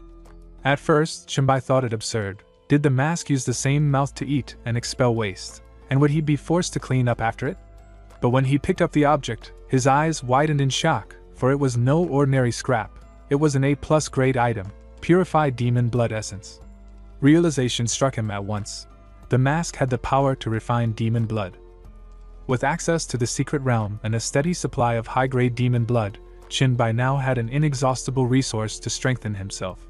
Chinbai admitted he had rushed to aid Ming without even glancing at the job transfer mission scroll, which turned out to be an S-grade demon hunter assignment. The system indicated the mission required entering the first layer of the abyss, slaying 100 inferior demons and 100 fallen demons to complete it before exiting. At that time, Chinbai had no intention of taking the long, dangerous route and planned to finish quickly. Chinbai reminded him that the abyss was fraught with peril but also ripe with opportunity. Suddenly, Meng stirred, rubbing her eyes in surprise at seeing him and calling out to Chinbai in relief. He reassured her that he had eliminated all the threats and everything was fine. Meng admitted she still felt too weak in the real world and wanted to intensify her physical training, but Chinbai reasoned that drastic measures wouldn't help much. It was better to stick to the regimen he had designed, focusing on leveling up and mastering her skills. Meng argued that leveling up required immense experience, and that most nearby monsters in her dream world had already been cleared, leaving her unable to rush or locate a dungeon. Chinbai asked how she felt and suggested waiting until she recovered before returning to Jiangqing, where countless dungeons awaited. Meng insisted she felt strong enough to leave immediately, but he explained that even running non-stop, they wouldn't reach Jiangqing for another month. He instructed her to hold on, keep her eyes closed, and signal him if the wind pressure felt too strong. Then, with her safety ensured, he leapt along the rooftops, moving swiftly toward their destination. After a while, Chinbai and Meng reached a dense forest in the mountainous region beyond Wuchang, the hidden entrance to a secret village. The system alerted them that they had entered a demon-worshipping settlement, and Meng immediately noticed how the scenery had shifted, confirming it was indeed a secret realm. Chinbai explained that, unlike dungeons, only secret realms that had been cleared would display entry prompts, making uncharted realms extremely dangerous for evolvers. Meng offered to lure monsters if needed, but Chinbai insisted she stay near the entrance since every skill she used was critical, and it was safer for her there. Speechless, she watched him dart ahead. As he advanced, Chinbai realized that the third mission had changed. It was no longer about killing ordinary demons but eliminating all demon followers and dark priests, with no more bloodline potions as rewards. Wondering if obtaining more was even possible, he decided to confront the first boss. Soon, he arrived at the village's central square, where Qianhai and other followers declared him an intruder and demanded he become a sacrifice for the demon god. Before he could react, Chinbai vanished, allowing Chinbai to strike from behind, using Evolution Devour to absorb Qianhai while other demon followers rushed him. He raised his shield to block their attacks as the system confirmed he had gained 45,000 experience for defeating the level 15 dungeon boss, a dark priest, and noted the creature's special bloodline factor could separate or absorb potions. Smiling grimly, Chinbai realized he could exploit Evolution Devour for the demon bloodline without hesitation and swiftly consumed all nearby followers. The system notified him that a C-grade low-level demon blood potion had been extracted, and he noted that mini-bosses could indeed yield bloodline potions of the same quality as the main boss. Continuing, he concluded that elite monsters could separate potions while normal ones could not, which he accepted as standard. Meanwhile, at the village entrance, Meng observed from afar, astonished that Chinbai had already dispatched the boss and numerous mini-bosses. She realized she hadn't contributed or gained any experience herself, feeling both impressed and a little left out. Even if Chinbai had guided her to confront the boss, it would have been manageable, but Chenbai called Meng, urging her to prepare her strongest skill. He reminded her to use the most lethal ability she had and reassured her not to worry, as the enemy was not at full strength and her mental resilience would hold. Meng agreed and unleashed Sonic Blast, with the system reporting that she had eliminated numerous corrupted villagers, earning 1,750 experience points, leveling up, and gaining 2 free attribute points. She stared in amazement at the flood of notifications, while the system reminded them that they could leave once all tasks were complete and all monsters defeated. Meng noted the massive experience boost, realizing she had reached level 6.5, while Chenbai revealed he had advanced to level 9. She thanked him for drawing the monsters out and playfully expressed her affection. Suddenly, the system notified Chenbai that Song Ziqiang was initiating a video call via pirate chat, and he quickly connected. Chenbai pressed him for details, noticing their tense expressions, and Song Ziqiang explained that they needed immediate assistance. A goblin claiming to be the god of trading had appeared in the settlement. Chenbai recognized the name instantly and asked if it was Lido, wondering how he had ended up there. Song Ziqiang confirmed he knew Lido and awaited Chenbai's response. Outside the secret realm, Song Ziqiang recounted that after spending a day in the settlement, Lido had approached her with an offer to invest a class of Silver City Founding Order. The catch, he explained, was that the Goblin Guild had to be established in the prime section of the city following the construction of the Silver City Foundation, and the guild would enjoy a lifetime exemption from taxes.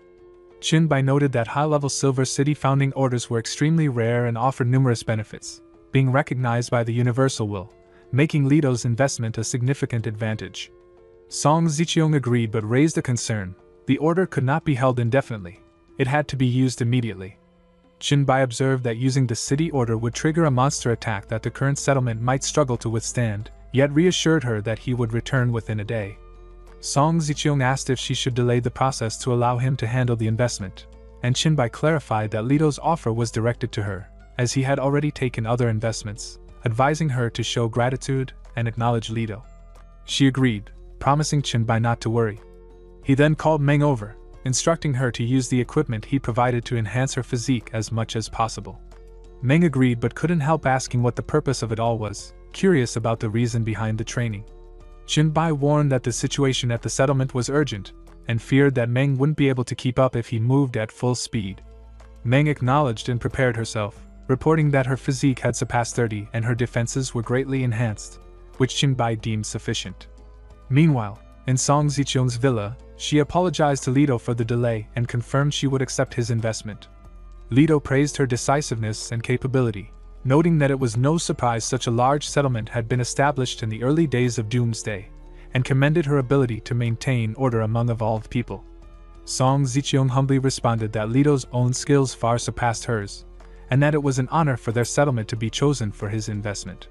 Lido remarked that her humility and competence made him confident she could manage the city as the finest city-state among evolvers, and requested that she oversee the Goblin Guild when the time came. Ziqiang agreed, adding that some of their settlement's managers had long admired Lido, and when he learned of the Goblin Guild, he had abandoned further exploration to return. Curious, Lido asked who this person was, and Song revealed it was Bai, who had also accepted his investment. Hearing Chenbai's name, Lido was shocked, muttering that the investment might fail. He explained that with Chenbai in charge, a Class S investment was more suitable, revealing that the order provided was a Golden City Founding Order. He justified the choice, noting that a city-class order should not be too challenging for someone of Chenbai's caliber. Chenbai predicted that with his return in time, they might even have a chance to fend off the S-class monster siege. The system alerted Song Ziqiang that Lido had sent her an investment mission, an S-class Golden City Founding Order, leaving her momentarily stunned. The mission description detailed that after a day of preparation, all nearby monsters would launch an unrelenting assault on the city order's location, persisting for 5 days, with a reward area of 10,000 meters radius centered on the palace, resulting in a city recognized by the universe's will and a gold-level city construction reward. Song Ziqiang noted the massive range compared to a standard class, and Lido confirmed the danger was equally immense, asking if she still dared to accept the investment. Confidently, she replied that with Chenbai there was nothing she couldn't handle. The next day, she waited on the villa's terrace as Chenbai arrived, and he remarked that the journey had taken longer than expected due to monsters gathering along the way. Song Ziqiang expressed her relief at his return, and Chenbai decided to place Meng in her room, asking her to give him a brief on the current situation. She explained that there were fewer than 20 minutes before the siege and that they had arranged 3 lines of defense, with the key area facing Jiangqing. Later in her bedroom, she summarized all preparations, and Chenbai praised her work, acknowledging her efforts. She added that they had cleared the sewer dungeon recently to complete the plague suit, prompting Chenbai to thank her and say choosing her had been his best decision. Song Ziqiang admitted being nervous but felt reassured seeing Chenbai still in control and caring for Meng. Chenbai clarified that Meng was not merely a girl he rescued, she was his apprentice, talented and capable. He emphasized that Song Ziqiang was crucial to the settlement's defense, urging her not to be neglected. She confirmed she understood and would do her best. Chenbai declared it was time to confront the monsters attacking their settlement, and Song Ziqiang nodded in agreement. Beyond the city walls, at the base of Dong'an Mountain, monsters of all shapes and sizes had gathered, forming a massive horde. Chenbai wondered if this assault was tied to the S-class city founding order, recalling that in his previous life, his White Emperor city had been only a B-class, and the number of monsters there had been far fewer. Chenbai gazed down at the overwhelming swarm, realizing just how vast the difference was. With 3 minutes left until the siege began, the monsters stood in patient anticipation outside the walls. Using her childlike power to amplify her voice, Song Ziqiang called the attention of the entire settlement, announcing that they were about to endure a 5-day, 5-night siege, but reassuring them not to fear. She reminded everyone that their walls were the strongest in the world, backed by abundant resources and stable support. Hundreds of B-class talents stood ready, alongside nearly a dozen A and S-class experts, including the 2 most formidable SSS-class individuals. With such strength, Song Ziqiang insisted there was no reason to worry. The settlement would emerge victorious, claiming the largest and most prosperous territory in the world, and its people would enjoy a wide range of benefits at discounted rates once the siege ended. The crowd erupted in cheers at Song Ziqiang's announcement, and she noted that only a minute remained before the siege, asking if everyone was ready to start earning rewards and experience. Their enthusiastic response drew a satisfied smile. Chenbai complimented her speech, calling it impressive, and Song Ziqiang expressed her confidence, crediting Chenbai and the little girl he had brought back. Meng Chenbai remarked that Meng had a natural talent for transmitting and amplifying sound, suggesting she be sent to a safe spot, and Song Ziqiang agreed. He then contacted Lily to check on the live broadcast preparations. Lily confirmed she had chosen the most advanced, controllable camera provided by the Will of the Universe system, and Chenbai approved, allowing her to begin streaming. With 1 minute left until the monster siege, the broadcast went live on the Evolvers forum, sparking discussion. Black Tea wondered if it was a clickbait title requiring a gold coin. Peerless Handsome insisted it was the boss responsible for the Class D city building order, while Ghost Girl pointed out the overwhelming number of zombie monsters made it true. Erickson asked if anyone knew the location, planning to settle there if the city succeeded, and the World Emperor marveled at its presence in the east. As the 5-second countdown began, Chenbai noted the final moment had arrived. The system announced the defense preparation was over and the monsters had been strengthened. Alan questioned why the monsters were buffed at the start, suggesting they could have been eliminated beforehand, but Song Ziqiang reminded her that Chenbai had anticipated this, knowing stronger monsters meant greater experience and gold. Chenbai leapt from the wall, calculating that the tripled monster attributes would yield triple rewards. Using his Plague Infection Infestation skill, granted by his plague set, he hurled a monster into the horde, spreading a fast-moving infectious plague that damaged over time and weakened enemy stats. Though the skill's raw damage was modest, its debuff made it extremely effective, promising to significantly ease the coming siege. Chenbai observed the psychic fluctuations among the infected zombies, noting that some were clustering while others kept their distance, and he deduced the presence of a controlling lord guiding them. It explained why the horde moved in organized waves rather than trampling each other, and he realized that eliminating this lord would make handling the remaining zombies far easier. The challenge, however, was locating the lord, which would take time, and chasing him immediately risked leaving the front lines vulnerable to the full force of the zombie waves, endangering the city's defenders. Yet delaying the strike could allow zombies from other directions to overwhelm the settlement, making the situation even more precarious. Concluding that a perfect solution would require Meng's help, Chenbai summoned his shield in preparation for the oncoming assault. Chenbai noted that Meng needed to awaken quickly, and moments later, she opened her eyes, confused about her location and her master's whereabouts. Sanji relayed the news to Chenbai, who quickly explained the situation. Meng apologized, saying she had fainted from the wind pressure and exhaustion but had learned the situation from Sanji, and would now enter the dream to assist in eliminating the monsters. Chinbai reassured her there was no rush and briefed her on the zombie's appearance. A normal human-like body with raised shoulders resembling armor, a massive head, a fine mesh exoskeleton, several tentacles hanging from its shoulders, and immense mental power. Meng confirmed she would sleep to enter the dream and instructed Sanji to keep anyone away. Sanji, puzzled, wondered how she had fallen asleep so quickly. In the dream space above Dongshan settlement, Meng stood atop the city wall at the mountain's base, surveying the massive swarm of zombies below. She quickly activated her Dreamweaver skill, lifting huge rocks and sending them crashing into the horde, marveling at how effective the dream space made her attacks. Determined to locate the specific zombie Chinbai had mentioned, she reminded herself she could not delay the mission assigned by Chinbai. By evening of the first day of defense, she landed back on the wall, breathless, where Song Ziqiang awaited. Chinbai asked for a report on casualties and wall damage, and Song Ziqiang reassured him that thanks to Chinbai, no one had died, and those few who ventured out when the zombies thinned had only minor injuries. The walls themselves had sustained minimal damage, allowing Song Ziqiang to suggest Chinbai could relax and let the others continue their watch. He, however, remained cautious, warning that the situation was far from secure.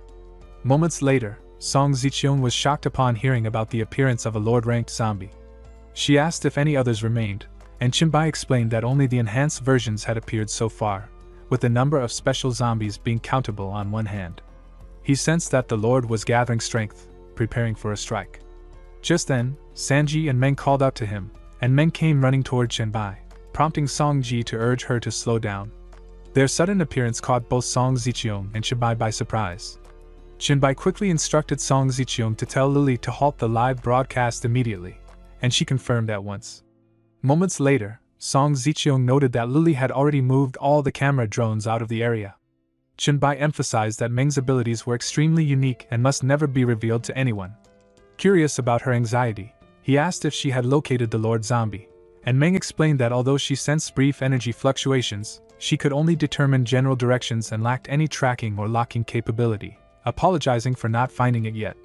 Chinbai reassured her that there was no need for constant apologies, acknowledging her efforts. Meng insisted she had not come back empty-handed and pressed for the map, revealing several suspicious clusters of special zombies, each numbering in the hundreds.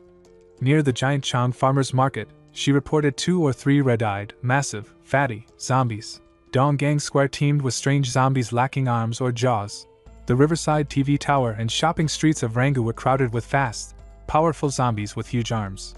Chinbai noted that the giant fatty, the tank, the predator, and the whistler were all stage 2 evolved zombies, confirming Song Ziqiang's observation that the enemy intended to achieve their goals in a single decisive strike. When Song Ziqiang asked about the strength of these stage 2 zombies, Chinbai explained that, based on Meng's report, they were at least level 10 and likely congregated in herds of thousands. He concluded that even if these evolved zombies targeted him alone, he still had a chance to overcome them. Chinbai vowed that under the Lord's command, the evolved zombies would never succeed in sieging him. Instead, they would break into the city in a brutal race to kill as many as possible, leaving hardly 10% of the defenders alive. Song Ziqiang emphasized that the Lord had to be eliminated beforehand and planned to check if any evolvers in the city possessed talents for tracking monsters or sensing energy fluctuations. Chinbai reassured her that he had a suitable candidate in mind and soon messaged Han Xiao, asking if he could track the source of energy disturbances. Han Xiao, initially skeptical, explained that his mental control talent made him naturally sensitive to energy fluctuations. Chinbai clarified the situation and the plan, confirming it was connected to the Lord mentioned in the live broadcast. On the morning of the second day of defense, Han Xiao arrived at the Dream Space Dongshan settlement and marveled at the expansive villa area, far beyond what the live broadcast revealed. He asked if he could claim a villa to live in, and Chinbai confirmed he could choose any of the many empty homes atop the mountain. Grateful and motivated, Han Xiao promised to give his best that day. Meanwhile, Meng debated which special zombie to target first, and Chinbai suggested starting at the riverside TV tower. Arriving there, they found numerous zombies scaling the slanted building. Chinbai explained that the whistlers were the only species able to bypass city walls, posing the greatest threat to settlements, and that their success would hinge on Han Xiao's performance. Han Xiao assured them he could handle it, with Meng agreeing to assist. Left momentarily alone, Han Xiao wondered if he should learn to fly using his psychic powers. As Meng activated her sonic blast skill on the climbing whistlers, she laughed, claiming she was the strongest in the dream space.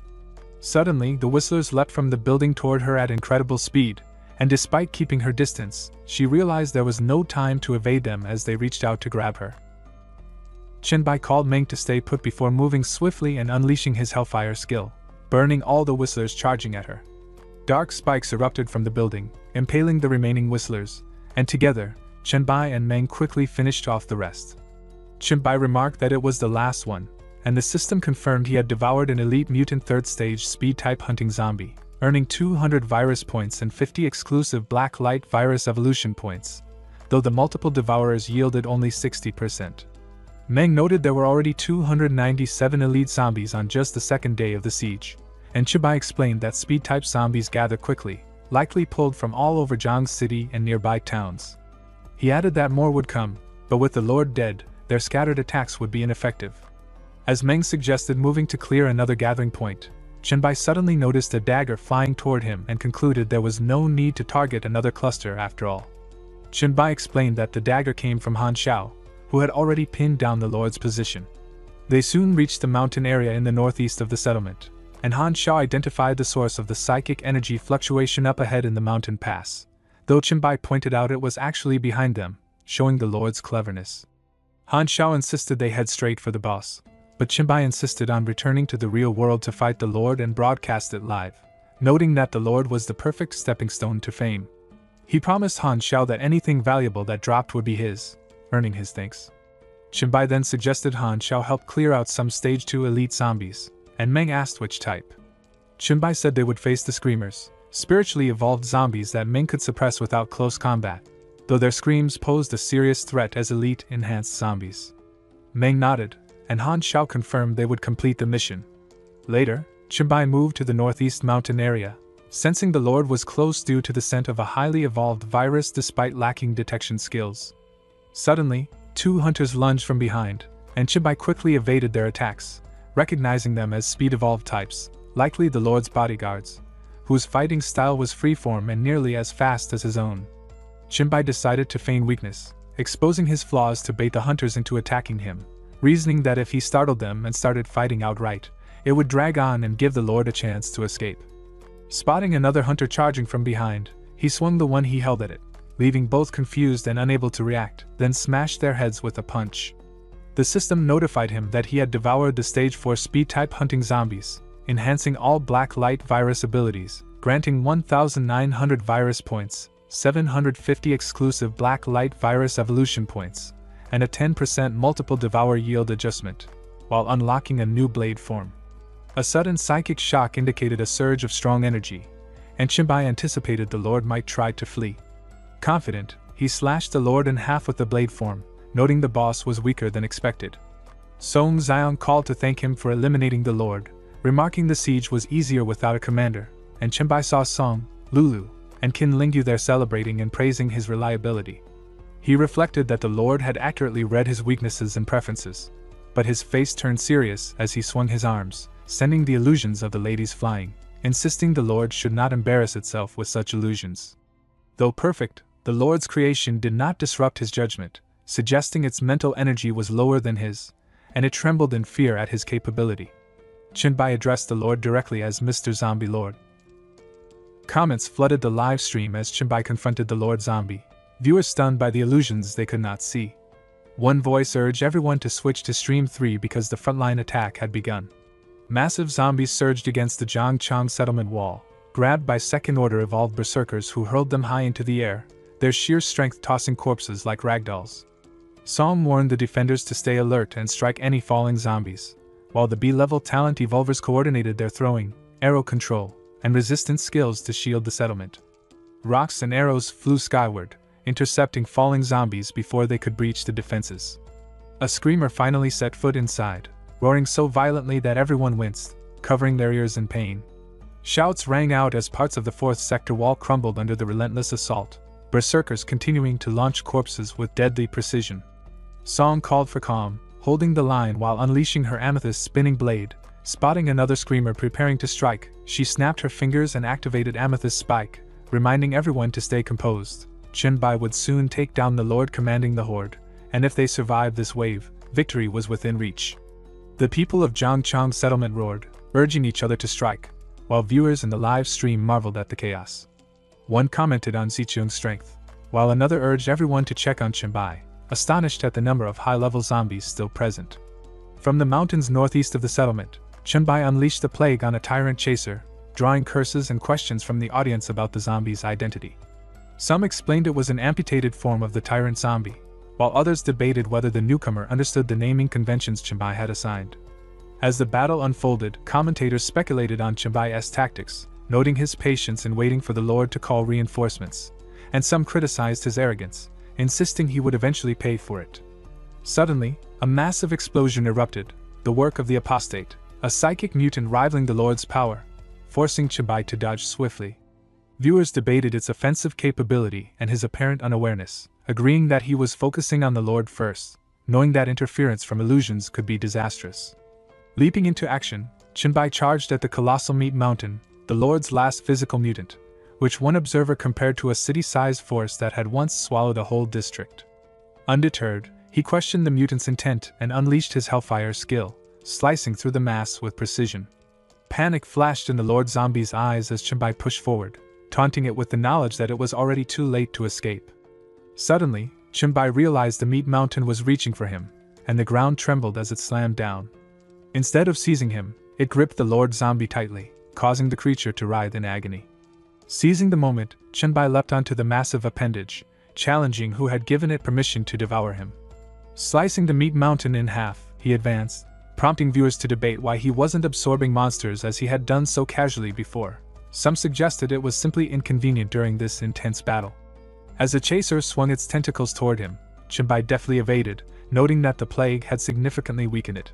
When Chunbai appeared in front of the chaser, Chunbai decided to use it as a shield against the apostate's psychic flames, taking advantage of its resistance. With swift precision, he struck, slicing the apostate clean in half and declaring the fight over, leaving no doubt of his dominance. Sod had come together perfectly, each one a level above what was required, promising the creation of something powerful. In the live stream, viewers marveled, some asking if they could see it, others expressing disbelief that it was crafted from zombie parts, and a few wished they could glimpse its attributes, though it was impossible. Chunbai examined the creation, questioning if it qualified as C level, and confirmed he had obtained the Biohazard Special Weapon Fist Glove, Class C. Observers noted his slightly dissatisfied expression, speculating that he considered C rank insufficient for such rare materials. He reviewed the stats. The Lord's brain could permanently control 3 creatures with mental power below its own. Mutated Tyrant Bones boosted agility and strength by 30% and offensive actions by 50% for 50 minutes, with a 3-hour cooldown. The mutated Meat Mountain's flesh triggered recovery on enemy kills, restoring energy, mental strength, injuries, and physical power, while increasing all basic attributes except mental strength by 1 per kill for 20 minutes. With no stacking limit, and the apostate's heart generated a mental magnetic field that both defended against psychic attacks and exerted oppressive mental force. The potential of these materials left him quietly impressed, realizing the strategic advantage they could provide in future battles. The equipment triggered a rare forge effect, granting it the special ability Catastrophe Evolution, and Chunbai realized that after eliminating 100,000 biohazard hostile targets and 100 high-level mutants, it would evolve into a growth-type weapon. Even though some key parts had been removed from the zombies to make materials, their absorption value remained high, leaving him uncertain whether the Black Light virus would evolve further. Devouring 4 mutants, he gained 5,200 virus points, and the Black Light virus unlocked a new form, with Palm Whip granting thermal tracking, virus tracking, and Earthquake Slam, achieving 30% of its base awakening and opening the advanced skill tree. He explored the awakening and skill panels, deciding to invest all exclusive evolution points into the virus first, knowing its growth potential and range of new abilities made it invaluable. Eager to test it, he activated Air Dash and left the area. Meanwhile, in a villa within the Zhangchang settlement, Luoyui contacted Song Ziqiong to report that Chunbai had fully handled the threat and was now heading to the city wall. Adjusting the live cameras to the front line, Song acknowledged the update, thanking Susan for her tireless efforts and insisting she rest once the attack concluded. Susan hesitated, citing the casualties from the earlier wave. But Song reminded her that Chinbai would not be pleased if she pushed herself too hard, and that her recovery talent would be essential for the private celebration session after the siege. Suddenly, Qin Lingyu contacted Song Ziqiong to report that the situation was becoming critical. Although the siege command had collapsed with the Lord's death and the zombies had slowed their full-speed charges, those within a kilometer of the city walls were still raging with hatred, relentlessly attacking. Worse, the high-ranking mutants, though leaderless, had gathered together, and according to Sherway's observations, 3 sections of the wall were on the verge of being breached. The most perilous stretch was between the 6th and 8th western sectors, where tanks proved powerless against the overwhelming force. From the lookout point inside the Jiangchang settlement walls, Song Ziqiong updated Sherway, explaining that the western 6th section could hold for at most 3 minutes, the wall of flesh and blood deteriorating faster than it could regenerate, and she urgently needed backup. Using her A-level talent, at a glance she zoomed, marked, and locked onto targets, rapidly combining all information in her field of view at the cost of mental energy. Qin Lingyu noted that since the siege began, Shu had been observing the battlefield and coordinating commands, leaving her exhausted. Song Ziqiong acknowledged Shu's skill in reading both allies and terrain, declaring that she would support the front line while Qin Lingyu arranged someone to relieve Sherway so she could rest, to which he agreed. Meanwhile, on the wall, Sanji contacted Langu for reinforcements, but Langu told her to hold back, warning that she would not be able to keep up with the speed of the zombies. As the horde advanced, Sanji grew anxious, but Langu calmly commanded everyone to follow her lead. Chinbai noticed that Langu had warned Sanji to stay back, yet she continued interfering, prompting him to activate swift slashing and instruct Song Ji to lead the men while assuring them that with the Lord dead, the rest could be left to him. Sanji relayed the news of the Lord's death and Chinbai's return, and Chinbai responded with Earthquake Slam, declaring the battle's outcome already decided, then followed up with Palm Whip form. Sanji urged everyone to attack with full force, reinforcing that victory was secured with Chinbai's presence. As he utilized virus and thermal tracking and unleashed advanced energy spike, Ziqiong and Meng encouraged the fighters to press on. 4 days later, the battlefield outside the walls lay shrouded in smoke and littered with corpses. Chinbai admitted the losses had been far heavier than anticipated, a sentiment Song Ziqiong shared, noting that 5 days of relentless combat had left the walls nearly destroyed. Both acknowledged they had overestimated endurance and underestimated the battle's ferocity, realizing that without Chinbai and Meng, the city could not have held. Amid the devastation, Leto suggested a glimmer of optimism, pointing out that despite the brutal scene, the death toll was lower than expected and congratulating everyone on completing the mission flawlessly, emphasizing that this first city-state since the Doomsday now had the foundation to thrive. The system announced that the S-level Gold City Building Order mission was complete and the reward issued. Song Ziqiong asked if that was all it took to establish a city, but Leto shook his head. Chinbai suggested she come along to the site where the order would be used. Meanwhile, in the Yungchang residential area at the foot of Dongan Mountain, residents murmured curiously about the sudden appearance of something unknown, warning each other to stay cautious. The system confirmed that this was the heart of the city, accessible only to Song Ziqiong and those she authorized, and that using it would allow them to establish a city-state. One resident declared it belonged to Song Ziqiong, while another noted that she and Chinbai were present. Chinbai asked if she had already used it, and she explained that before deploying the order, she had consulted a professional planner to ensure the site was ideal, with mountainous terrain, plains, important buildings, and resources arranged strategically, plus a waterway across the settlement for transportation. Chinbai praised her thorough planning and encouraged her to proceed, but she asked Leto to wait for a moment to consult him, apologizing and saying that although it was his investment, she wanted Chinbai to be the lord of the new city. Leto insisted she didn't need his approval. The heart of the city already belonged to her, and she only needed to honor her promise to build a goblin guild centrally.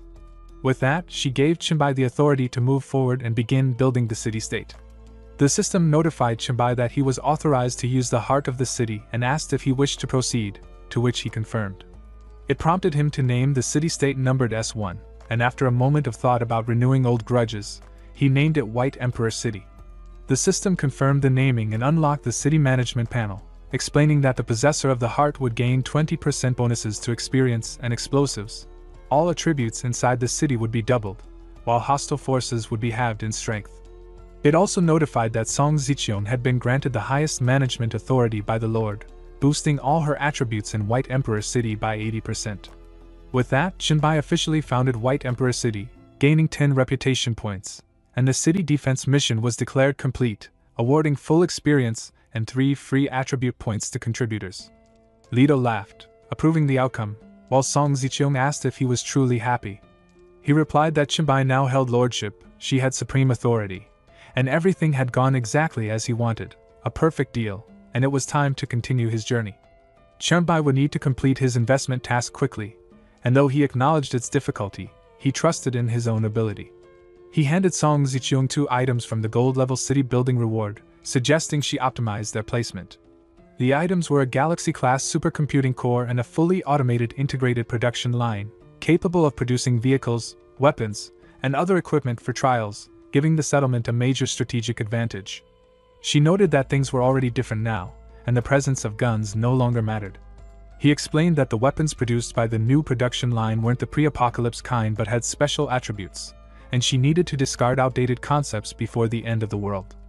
Observing the city-state management system, she realized it seemed ordinary for now, yet in the future, exclusive S-level blueprints would make her awestruck, like a biological backup center capable of cloning her body for a second life, or an anti-gravity base that could let them build a city in the sky, usable only by S-level city-states.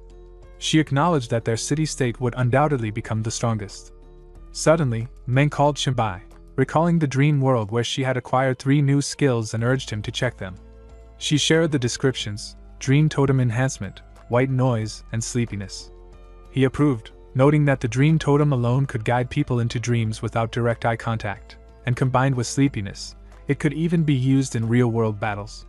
She added that the combination was his idea after he examined the skill tree, but the 3rd skill, the one she unlocked herself, enhanced her ability to enter and exit dreams at will or return dreamers to reality at any active dream totem, prompting him to consider it almost like a teleportation ability.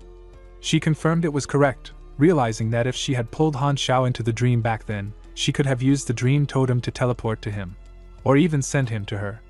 He remarked that, judging by her skill selection alone, she was already approaching master level, though she admitted other aspects still fell short. She then asked if he was free, wanting to study the effects of her new skill. He agreed, instructing her to go to the mountainside training ground and wait, while he would arrive soon, and told her to recruit a few people with varying spiritual power levels to test Meng's new skills. She confirmed it was no problem and would gather them at the training ground, but reminded him not to train too late since everyone was prepared to reward the city lord that evening, and he acknowledged it. She mentioned hearing that Song Ji had prepared a surprise gift for him. Meanwhile, at Ziqiang's villa, the ladies were present, and Song Ji noted it was not bad and quite good. She asked if they felt confident enough to follow her and defeat Shinbai that night, and Qin Lingyu affirmed she did, though she asked not to repeat the previous fainting incident. Song Ji assured her it would not happen, and Qin Lingyu spent all her free attribute points on physique. Shinbai asked why Meng had been looking for her, and she explained that she had inquired about a nearby dungeon to gain experience. He told her to have Meng meet him after completing the dungeon, as he had something to discuss. She confirmed she had already informed her. Everyone hoped he could give pointers on combat skills and skill selection, and Sanji agreed. He noted that her C-level talent tree was nearly at the end of the list with barely any branches, questioning what guidance she really needed. She replied she simply wanted some direction, and he consented, asking everyone to send screenshots of their skill trees, which excited them all. Shinbai remarked that the S-level amethyst eyes with 3 evolutionary routes were impressive. Song Ziqiang agreed the amethyst evolution path seemed very useful, but he clarified that as a queen, her focus should be on upgrading amethyst evolution first, with spirit enhancement as a secondary focus. He explained that amethyst eyes and profound noble eyes allowed her to understand and even control opponents, making them ideal for her. She elaborated that amethyst eyes could see through attributes, and with a sufficient mental power gap, red minds, while profound noble eyes could confuse anyone who made eye contact, making them lose their sense of direction. He then asked about her A-level skill, and she said she only had 2 skill trees. He reassured her it didn't matter and advised unlocking Threat View first to highlight potential threats, followed by See What I See, which would allow her to share that vision with her teammates. He remarked that in the future, she would become an indispensable god-level support, and she agreed, promising to unlock the 2 skills as soon as possible. He approved, noting her basic skills were already impressive. Summoning Lily, he pointed out that her B-level illusionary image skill could actually create miracles. She said she had reviewed her skills but found none with damage potential. He disagreed and urged her to consider the recognizing the false as true skill, which had a peculiar effect. If an enemy failed to see through the illusion, it became reality for them. He explained that if they believed a nuclear bomb and the illusion was real, they would experience it as such, which is why the skill had no damage description. Its potential was limitless. Song wondered if her ability was too abnormal for a B-level skill, and he clarified that her talent didn't cover disguising energy fluctuations or auras, so pure illusions were easy to detect. Success depended entirely on her skill. He then moved to Susan with her B-level rapid recovery, explaining she could evenly allocate points to stamina, flesh, blood, and spirit recovery, but her skills only affected herself first and couldn't help others until actively used. Though simple, her abilities were practical, and he had yet to see a better medical talent. Sanji asked if Susan had finished, but he explained that seal weaklings always came last. Next was Kin Lingyu's B-level concentration, and she laughed, thanking him. He noted that while her ability seemed like quick thinking, it was actually a god-level talent in one-on-one combat. By setting goals and focusing, she could accelerate her thinking, discard irrelevant information, and make sharper judgments, so she should choose skills to enhance battlefield awareness and practice against opponents with varying talents. She expressed her gratitude and asked to show it through her actions, while Song Ji remarked that she was so focused on him that even if she were stabbed, she wouldn't feel it. He rejected the idea, snapping her out of her focus and explaining that she needed to control when and on whom she concentrated, or else the talent would be purely negative, which she acknowledged and promised to practice. Sanji repeatedly insisted it was her turn, noting that seal talent intelligence enhanced experience, acquisition, and proficiency, so she shouldn't skip any skills. By maxing them all, her comprehension, learning speed, and skill proficiency would be 10 times that of ordinary people, allowing her to master all fighting postures, combat skills, and strategies, though she would never surpass him physically. Frustrated, she complained that he only knew how to bully her and threatened to bite him to death. Song Ziqiang then declared that since he had guided everyone on their future growth, they should work hard and not let members of White Emperor City look down on them, which they all agreed to. Meanwhile, Alan requested Chenbai's guidance on skill paths as well. Shortly after, Han Xiao woke up in his house in Magic City, marveling at how impressive Meng's skills were for having sent Chenbai to the group leader, and Meng messaged Chenbai to report that the teleport distance had made her dizzy, to which he explained it was due to sudden mental power depletion and advised her to rest. Han Xiao asked about the progress of his city, and Han Xiao replied that planning and arrangements were complete, with everyone working hard to build White Emperor City perfectly. Chenbai recalled their efforts and asked how many attribute points he had received for building the city, considering he and Meng had defeated many special zombies in the dream world. Han Xiao explained it was only one, because an accident had occurred while they were fighting a group of zombies in the dream space. Everyone had screamed together, causing such a mental shock that he fell to his death while flying with his mental power. A brief, awkward silence passed between them before Chenbai reminded him not to tell anyone outside that he was from Chat Group 1 to avoid losing face, and Han Xiao reassured him that only he and Meng knew, so it wasn't embarrassing, adding that he was about to take him to see the chemical plant. Chenbai laughed it off as a joke, and they headed out with Han Xiao repeatedly exclaiming how great it was. Suddenly, the plague mark on Chenbai's palm lit up, a reminder from the SSS-level mission since he was teleported there, confirming its connection to the chemical plant where plague zombies were present. Han Xiao summoned him and directed them toward the site, and Chenbai rushed there as soon as White Emperor City's order was restored, pondering what kind of rewards awaited from the SSS-level mission. Chenbai hesitated to look at the mask in Zhang Chang, worried Leto might discover he had hidden it, and he hadn't expected the bloodline potions could be purified into an S-level essence with no usage restrictions. Han Xiao called him, pointing out that they were just ahead, where the green mist lingered, and the two landed safely. Chenbai asked if he knew the interior of the factory, and he confirmed he had seen it before the doomsday, so Chenbai agreed they should move forward. Chenbai hesitated for a moment, uneasy about the green mist, but Chenbai reassured him to stay more than 10 meters away and he would be fine, even offering to take him to the place where his father used to work in case it triggered his mission. Han Xiao reluctantly agreed. The system then notified that the plague mark had been activated, starting the plague cult quest with the objective to find the source of the plague mutation, offering 10,000 experience points and the bacterial cultivation skill tree as a reward, and he declared that they were ready to proceed. When he reached level 10, his talents were enhanced, and though not explicitly mentioned, his control over viruses had greatly increased, allowing him to command all microorganisms and viruses within 10 meters. Han Xiao remarked on how much he was enjoying himself in such a grim place, jokingly wondering if that made him a pervert, then warned of a monster ahead. Chenbai asked if it was a mosquito, leapt into the air, and sliced it in half, complaining about his hatred of mosquitoes. Han Xiao pointed out a plague mosquito guarding a mushroom, possibly the source of the plague. Chenbai cautioned him not to touch it, suggesting that inhaling it might be less painful than hand contact, since it carried both plague virus and bacteria.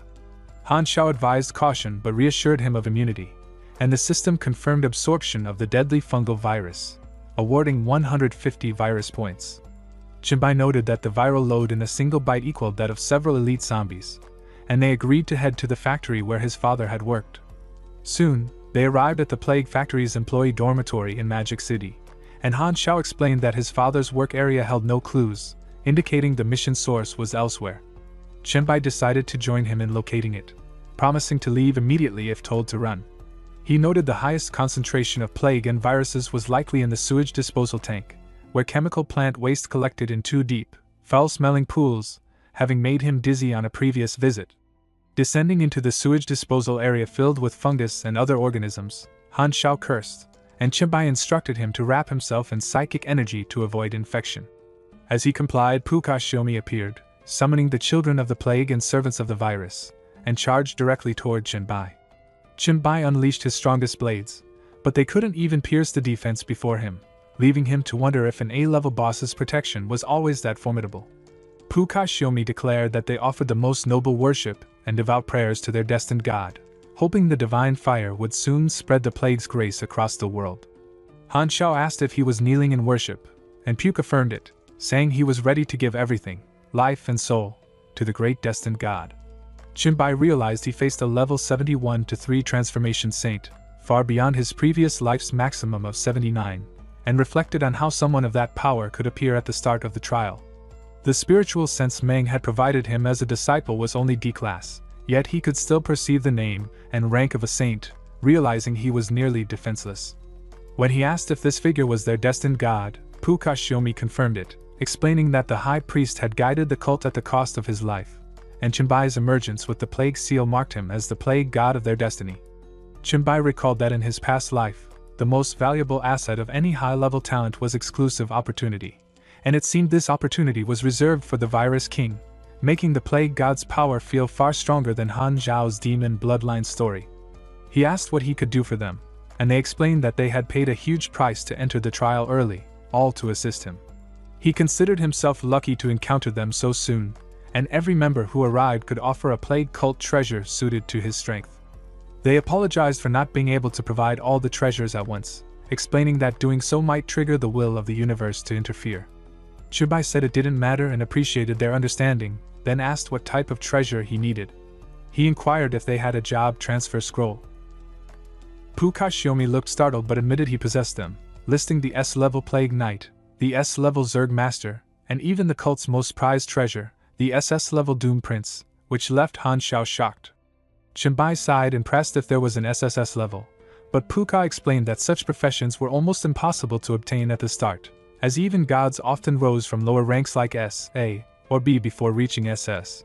Chenbai insisted he wanted nothing less than an SSS job transfer scroll, and Puka broke into tears, calling it the future of their god and the hope for the plague cult's revival.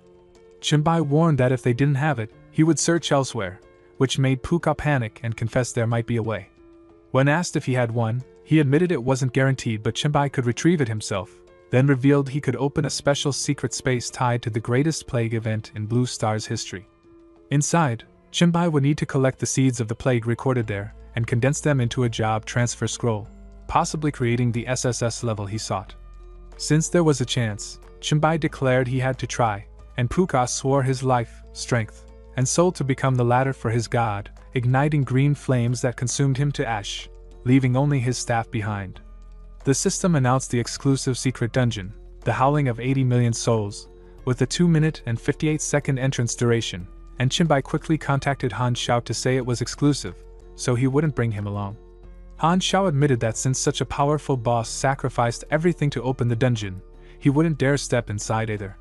Chenbai reminded him that the portal would only last briefly, so he would send him out first, as going in alone would mean certain death by insects or plague. Moments later, Han Xiao found himself back near the plague factory in Magic City, where he sighed that the day had been overwhelming.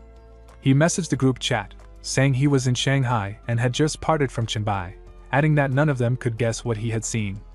Urged to spill quickly, he teased until Sword Master requested that Chenbai and Meng help him clear a dungeon, only for Han Xiao to reply that Sword Master would have to wait since Chenbai was too busy. Overlord threatened that if he kept stalling, they'd poke holes in his territory, forcing him to panic and beg him to put the gun away, promising to explain at once. He described how an incredibly strong NPC had knelt and offered Chenbai a job transfer scroll, yet it wasn't enough for him. Overlord pressed about how strong this NPC was, and Han Xiao explained that he wore a robe and not even Chenbai's full-force strike could break his defense, which showed just how terrifyingly powerful he was. Overlord doubted the story. Crow asked about the scroll levels, and Han Xiao answered that there had been 2 S level and 1 SS level. Xu Chuan wondered if Chenbai was still unsatisfied, and Han Xiao confirmed that he dismissed anything short of SSS as worthless. In the end, the NPC sacrificed himself to open a dungeon where Chenbai could seize the SSS scroll. 5 Lightning Whip successor remarked that the gap between them and Chenbai was already wider than the gap between themselves and ordinary evolvers, and Overlord admitted that every time news came of Chenbai's feats, all his pride from slaying monsters evaporated. Han Xiao urged him not to torment himself by comparing with Chenbai's brilliance, but to instead flaunt being in the same group, since belonging to Group 1 was already something to boast about. Yai agreed, yet Han Xiao clarified that he wasn't trying to ride on Chenbai's name, he wanted the opposite. Meanwhile, Chenbai wondered why the hourglass had reacted and froze when he recognized his surroundings. Was this the Roman stone gate? Could the secret dungeon be in Florence, the medieval city of art? He noticed the streets eerily empty until a cough drew his eyes to a dark alley where a frail woman named Alina sat in the shadows, whispering that he should leave because she was filthy, cursed, and stricken with disease. Pitying her, he asked if she wished to live. At once, the system notified that he absorbed the Black Death virus, adding 3 virus points, and revealed this was the plague itself. A hidden quest unlocked, Seeds of Plague, the howling of 80 million souls, promising that the collected plague seeds could form a plague job transfer scroll. He muttered in curiosity what those seeds were and how to gather them, resolving to find out. Elena, stunned as her sickness lifted, thanked him as God's messenger for healing her and vowed to follow him. Deciding that followers would help spread his name, gather information, and uncover items more easily, he told her not to make the sign of the cross since he wasn't that God's servant. When she asked whose messenger he was, he replied that he was no messenger at all but the plague god himself, and he instructed her to spread word that he could heal and to gather everyone at the Lord's Square. Alina urged that everyone afflicted by the pandemic come to the Lord's Square, claiming the god of plague had descended to heal them. From her position on the street, she insisted that no donations, prayers, or bloodletting were needed, only presence at the square, and invited skeptics to see for themselves. Curious onlookers peeked from their doors, questioning who the girl shouting outside was.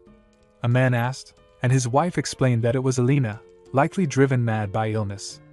Undeterred, she proclaimed herself Elena Henry, daughter of a wealthy merchant who had given his fortune to the church yet lost his family to disease, and insisted that she alone had been cured. An elderly woman doubted her, but seeing her calm, feverless face and hearing no cough, she began to wonder. People questioned whether their children could also be saved, while Chen Bai, standing in the square, observed the chaos and reflected that it must be the 14th century, when cures for the Black Death relied solely on faith and bleeding, and millions perished across Europe and the world. As he considered the pandemic scale, he wondered if the plague's origins might compel him to travel the globe.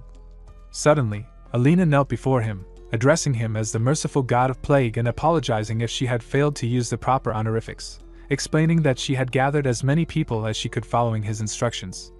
He invited them closer, calling them poor children who had nothing to fear, and the crowd gasped at his presence.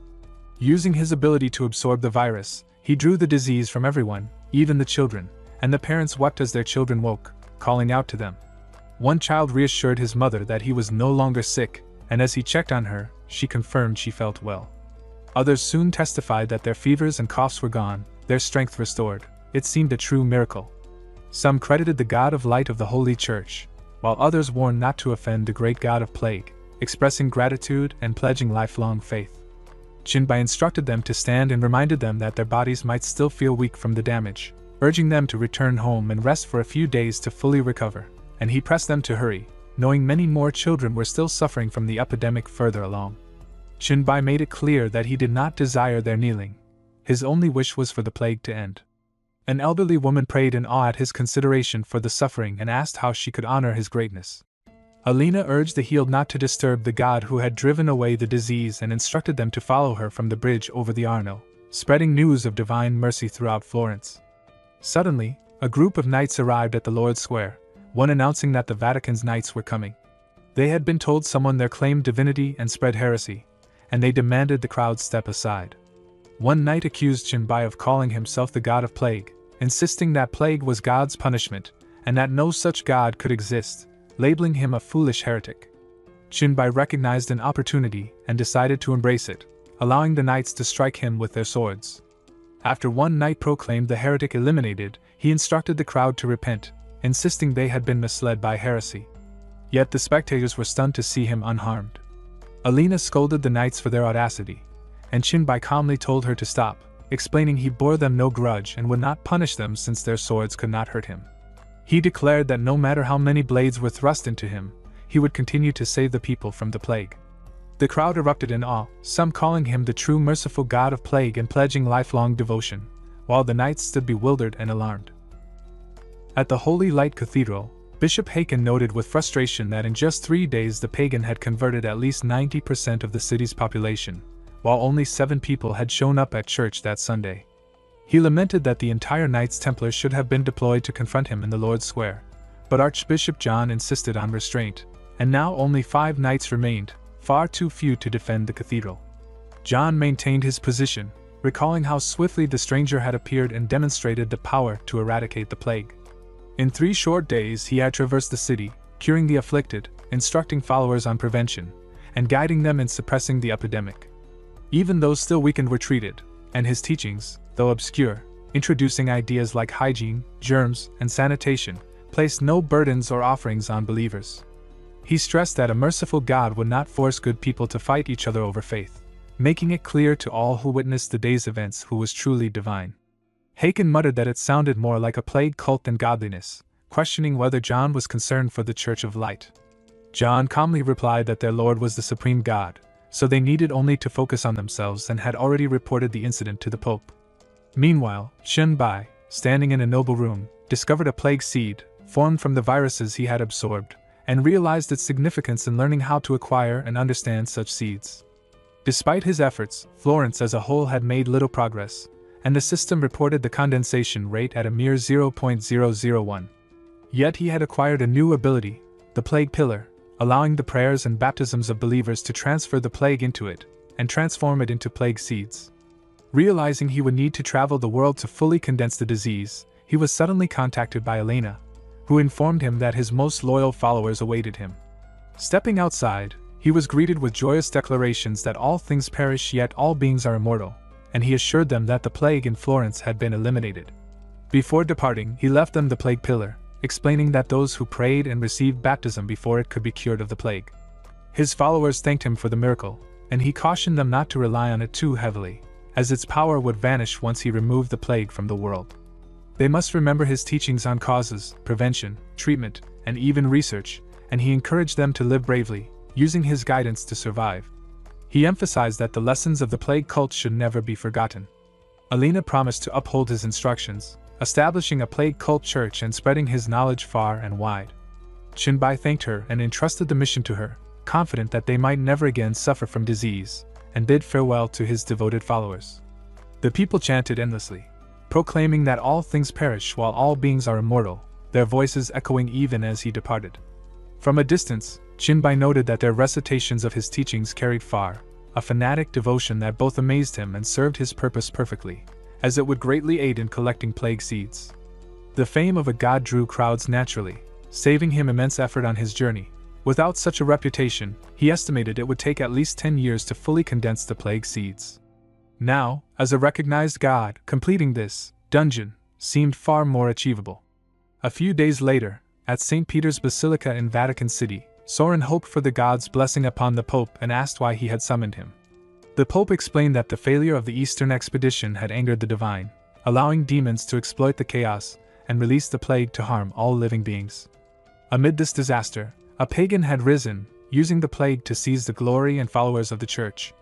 Soren, Grand Master of the Knights Templar, incredulously asked if the Pope meant a man claiming to be the god of plague who could drive it away, wondering how anyone without firm faith could fall for such a trick. The Pope confirmed that the man had indeed come from Florence and miraculously eradicated the disease. Soren questioned whether Chinbai had truly eradicated the plague and whether such a thing could even be real. The Pope explained that he could, and Soren immediately concluded that this must be a demon, exploiting the disease to mimic miracles, mislead church followers, and prevent them from ascending to heaven. The Pope instructed that the heretic had already arrived in Vatican City, and that people should be gathered in the square to confront him. Soren was told to take the spear of Longinus and slay the demon before everyone, proclaiming the Lord's mighty name, cleansing the evil for the church and its believers, and he prayed for divine blessing to succeed. Meanwhile, in the public square, a child explained that it was the largest in Vatican City and hurried to announce Chinbai's arrival, reminding the crowd of his legendary deeds. Chinbai thanked the boy and instructed him to hurry, noting with a laugh how, after leaving Florence, the holy churches of other cities had either barred him or closed the gates, labeling him a demon. Yet here, he was welcomed by healthy people, a stark contrast to the usual fear and sickness. Standing by the church emblem, he observed that the authorities must be desperate to finally try to eliminate him at their main camp. But this was exactly what he had been waiting for, a perfect opportunity to confront and resolve the troublesome Vatican, eager to see what strategies they would employ. People nearby urged him to come quickly, noting the Vatican's intent to judge the pagan who cured the plague. He questioned if he truly cured it, while others insisted it must be fake, for otherwise the Vatican would not interfere. The Pope declared him a demon, claiming the Lord had decreed his destruction, while Soren announced the spear of Longinus was ready, leaving no escape. Chinbai observed their attire, realizing they were the Pope and Knights Templar, impressed by the stage they had built, and addressed them as servants of the glorious Lord. He declared he came to remove the plague and challenged their audacity in calling him a demon in God's name. The Pope insisted he was a demon from the abyss, using a cruel trick to shake faith by unleashing the plague and pretending to cure it, deceiving the ignorant. Bystanders debated whether he could truly cure the plague, some affirming they had seen it on the way from Florence, while others lamented that the Vatican had not let him act first, fearing for loved ones dying. The Pope realized the plague's terror had already weakened the people's faith, adding that if Chinbai simply removed the plague, God might show mercy and spare his life. But Chinbai's true strength revealed itself when he countered the spear with just the tip of his finger, making it tremble as it struck toward him. Chinbai warned him to stop, noting the spear had already committed one wrongful act against the Son of God and wouldn't risk another, but Soren could hardly believe it. Chinbai reflected on his journey from Florence, finally realizing why the church had persistently blocked him from removing the plague. The Pope himself was a demon in disguise. The real Pope laughed mockingly, prompting disbelief among the crowd, but Chinbai declared that the truth would soon be seen and struck the unguarded Pope. Chaos erupted as knights shouted about saving the people, and Soren admitted he had been bewitched and distracted, confirming the Pope's demonic nature. Chinbai observed that the demon hiding in the throne sought to conceal itself, and then the Pope transformed, growing horns as the crowd screamed in horror. The Pope vowed to kill Chinbai, but Chinbai anticipated this, knowing that his powers alone could not convince people of the truth without exposing the fraud. He had prepared carefully, combining the level demon blood essence he had gathered with the zombie virus, ensuring that one or both would reveal the Pope's true demonic form. As the Pope gathered fiery energy in his mouth, panic swept through the people, screaming that the demon was real and fleeing for their lives. Chinbai realized that the demon horns and fire were effects of the demon bloodline, setting the stage for a clash of immense power. Soren admitted the truth. The Pope was a demon, and Chinbai warned that his body could not withstand such force.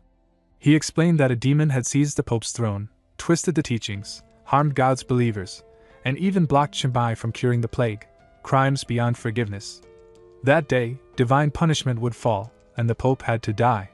The Pope's body exploded, and the people cheered, declaring the demon slain. Soren, humbled, confessed that blinded by the demon, he had committed the grave crime of obstructing Chinbai and accepted any punishment, which Chinbai acknowledged with respect, noting that God did not punish humans and that his purpose was only to end the plague. Soren then pledged to bring all the sick to him immediately. With the demon gone, the Holy Church rapidly declined while the plague cult rose, and Chenbai's movements across Europe went unhindered as cities stricken with disease welcomed him as the plague god. Pillars of plague soon appeared throughout every town and village, but the work of condensing the plague seeds was far from complete. Traveling across Africa, Asia, and Oceania, he encountered diverse races, religions, and dynasties, and after 1 year, 5 months, and 12 days, he finally completed the collection. The next step was to recover the plague within the plague pillar, a task deceptively simple but lethally difficult, and he regretted the time lost to this side quest, realizing that 1.5 years was an invaluable stretch in the pre-apocalyptic era. The system asked if he wanted to collect all the plague seeds in the pillars, and he confirmed. In the courtyard of Florence, Alina wished the great plague god a smooth journey and hoped he could finish his plans quickly, but she froze at the sight of the plague pillar. A knight asked what had happened, and she explained that their god had completed his journey and was returning to the kingdom of gods, urging them to recite his teachings and show that they had memorized them. The knight agreed, and she clarified that the plague cult did not worship catastrophe, death, or corruption, but sought peace and health for humanity. In the streets of medieval Florence, people witnessed the dark pillar surge skyward and joined in reciting, declaring that understanding and controlling the plague would prevent it from harming them, allow them to destroy sin and evil, and unite them rather than divide them. They recognized the plague as a tool, not a curse, and vowed to fight side by side, eventually turning it into their weapon. Across other continents, people also came to worship the plague pillar, pledging to protect lives and fight for the well-being of all. Even the demons that had tormented the earth trembled at the plague pillar, and uncivilized desert tribes came to worship it, believing it would drive away bloodthirsty, cruel demons and destroy the enemies of life. All things in the world would eventually decay, yet billions of lives would strive to endure and achieve immortality. Chenbai sensed their voices and realized they prayed that their Lord's light would shine forever, and he asked if those were their genuine wishes. The system confirmed that the mission was complete, and he left the dungeon to return to the Magic City Plague Factory. As rewards generated, he obtained the Life and Death Job Change Scroll, requiring the virus Monarch talent. He noted it didn't feel like a conventional ability and felt eager to change jobs. But Leto's mission demanded 2 scrolls rather than 2 SSS-level professions. Since he already had an SSS-level job transfer scroll, he still needed a second, knowing Abyss possessed one. Suddenly, the system warned that the Plague Factory mission had failed. He questioned why, wondering if he had missed the source, but realized that when he encountered Puka, the system hadn't flagged the mission as complete. It became clear that the source the mission sought had been altered by his presence, and after his self-sacrifice, it had lost its power and perished. His mission had failed, and he suspected the mushrooms were to blame. Moments later, he realized he didn't know what was happening in White Emperor City, so he messaged Song Ziqiong to ask about the current situation and everyone's strength. She explained that reconstruction had officially begun. She had selected a location for the supercomputing core and production line, and after his guidance a few days ago, everyone now had a clear direction. However, only 4.5 days had passed, and with everyone helping to rebuild the city, their strength remained unchanged. He was surprised by the short time, considering he had spent 1.5 years in the dungeon, and realized it must be due to the hourglass of time, which had bonded with him and made years pass like days, appearing and disappearing with his consciousness and even manifesting in the dungeon on its own. Suddenly, Han Xiao messaged the group chat, reporting that the Plague Chemical Factory mission he and Chenbai had undertaken had failed. Leaf asked about Chenbai's condition, while Shui Chuan tagged him to check if the quest for the SSS-level scroll had succeeded. Overlord suggested forgetting about the job transfer scroll, as Chenbai's status was uncertain, but Lu Huai reassured them that a mission failure was not serious. Chenbai added that Han Xiao had received a mission as well, but it was clearly different from Chenbai's since he carried the Plague Seal and would reveal what he had experienced in the coming days. He confirmed in the group chat that the Plague Chemical Factory mission had failed. Leaf asked if he felt sad and offered a warm hug, while Lu Huai joked she could provide many warm places, not just one hug. Leaf suggested a duel, and Crow pointed out that even Chenbai had failed. Shui Chuan reassured everyone, saying failure was normal since he was already the strongest they had seen. Overlord added that a real man never fears failure, though it was unfortunate about the SSS-level profession scroll, while Han Zio explained that bosses over level 70 often sacrifice themselves to create dungeons, making failure understandable.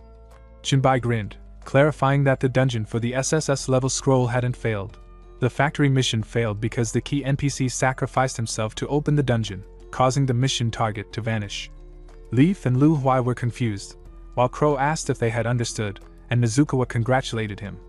Overlord exclaimed at the SSS level profession, and Han Shao wondered if they should upgrade their chat group to a league.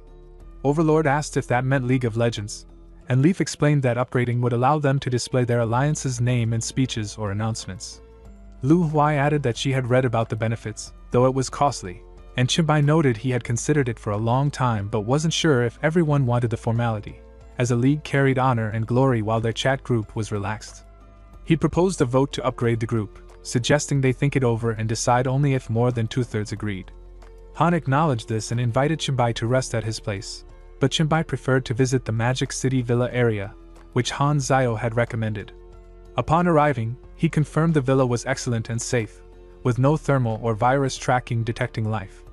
Meanwhile, in the basement of the villa area, Jiyun called Yanqi, scared because someone had entered. Yanqi reassured her she shouldn't be afraid and that she could handle it, though Jiyun insisted she shouldn't kill anyone and should just drive the intruder away. Chenbai marveled at how comfortable the modern world was, looking forward to rest after releasing some virus, but decided to use the medicinal pillow he had brought from the dungeon, made with traditional Chinese medicine. As he took it out, he realized it helped him sleep better, but he was stunned to see a status panel had appeared, transforming it into a D-class ancient dragon Chinese medicine pillow. He wondered how a simple dungeon pillow had become an item and began checking his other belongings.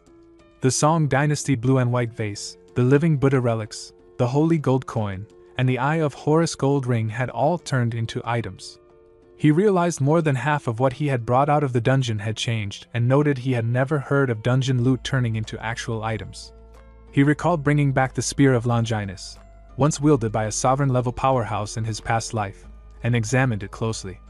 Before leaving the Vatican, Soren, the leader of the Knights Templar, had gifted it to him. The spear, too, had become an item, though it was an unawakened F-Class one.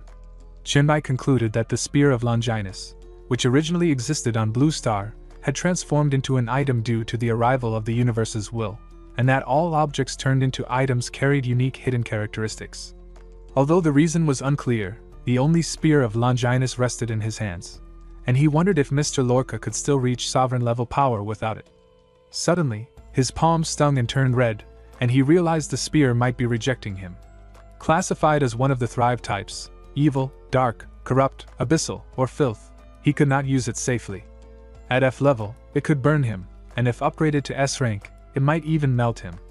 Deciding it was safer to let it gather dust in his inventory, he removed the threat from his world. At that moment, the door to his room swung open despite being locked, and a knife suddenly flew toward him. He caught it with his fingers, but neither virus detection nor thermal vision revealed its source, suggesting a low-level spiritual being controlling it.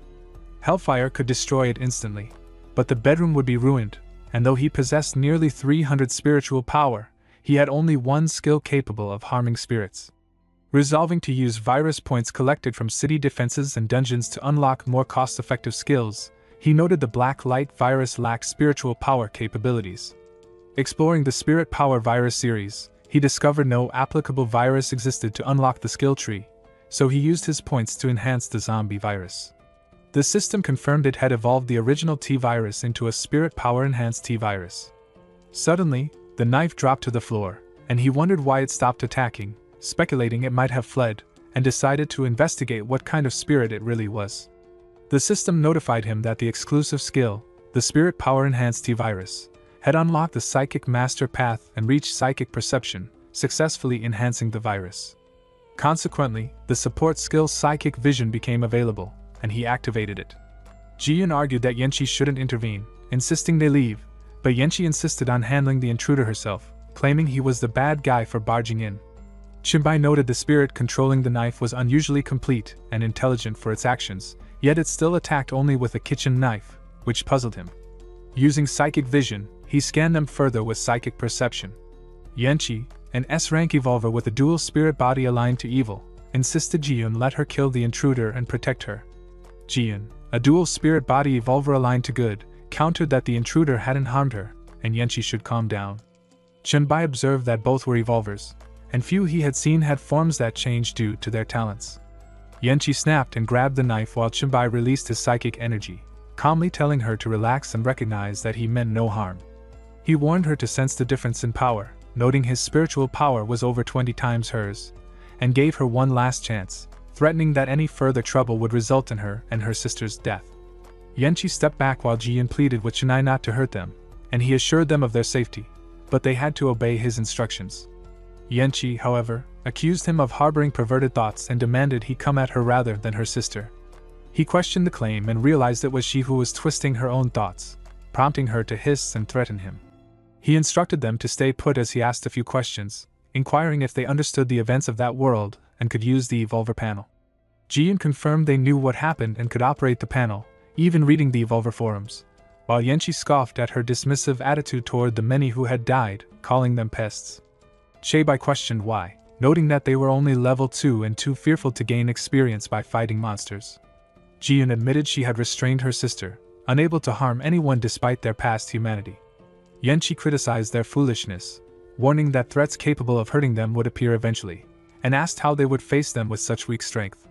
He cautioned that their talent was dangerous, tied to emotions, and they must not be controlled by feelings to avoid becoming foolish saints or reckless idiots. They needed to close their eyes, sense their power carefully, control it, and think strategically. Jian resolved to help others and be virtuous, while Yanqi insisted on killing anyone in that cruel world who bullied her sister. Yanqi noted their rationality had eroded, and if left unchecked, they risked becoming low-level spirits acting purely on instinct, turning into monsters. Chunbai decided that to train spirits tainted by emotional energy, he first needed to lessen the energy's influence on them. He planned to use telekinesis to guide them while refining his own control, starting with full suppression. Jiyun expressed pain as Yanqi asked what he was doing, and he explained they should resist with all their strength until exhausted, while he practiced shaping and controlling telekinetic movements, an area he had never specialized in during his past life. The sisters struggled, and though he could manage their overall positioning, finer details were off because of their resistance. After a few moments, they stopped struggling, and Chunbai noted they still had some energy left, likely because they trusted he wouldn't harm them. He observed they hadn't yet grasped the gravity of the situation, warning that without learning to control their emotional energy, they could become mindless, vengeful spirits, and at that point, killing them might be necessary. Gradually, the sisters grew tired and rested under the sheets, and Chunbai questioned how they would respond if a zombie attacked a human. Jian said she would save the human and kill the zombie, while Yanqi added she would do her best and, if possible, eliminate the threat first. Chunbai approved, noting that both seemed to have regained their rationality. Although one sister embodied good and the other evil, either had been driven to extremes by the energy. Jiyun expressed gratitude, while Yanqi scoffed, warning that she would one day make him face the consequences of his harsh training. Chunbai explained that they had previously struggled to control the energy, but their talents, absorbing yin and gathering yang, allowed them to naturally absorb it. He decided to start them from scratch, teaching a simple technique to release the accumulating energy, which manifested as clothing. The sisters, initially flustered, managed to manifest the clothing as instructed, and Chunbai noted that the remaining energy could later be refined according to their own ability. He planned to use the coming days of rest to help them slightly improve their levels. Soon after, they arrived at the Magic City Red Star Mental Hospital dungeon, where Jian applied her good spirit skill to pacify benevolently, and Yanqi used her evil spirit skill to twist malicious thoughts. Yanqi absorbed yin and extracted evil thoughts, while Jian gathered yang and collected positive thoughts. The system notified that the small boss head nurse had been killed.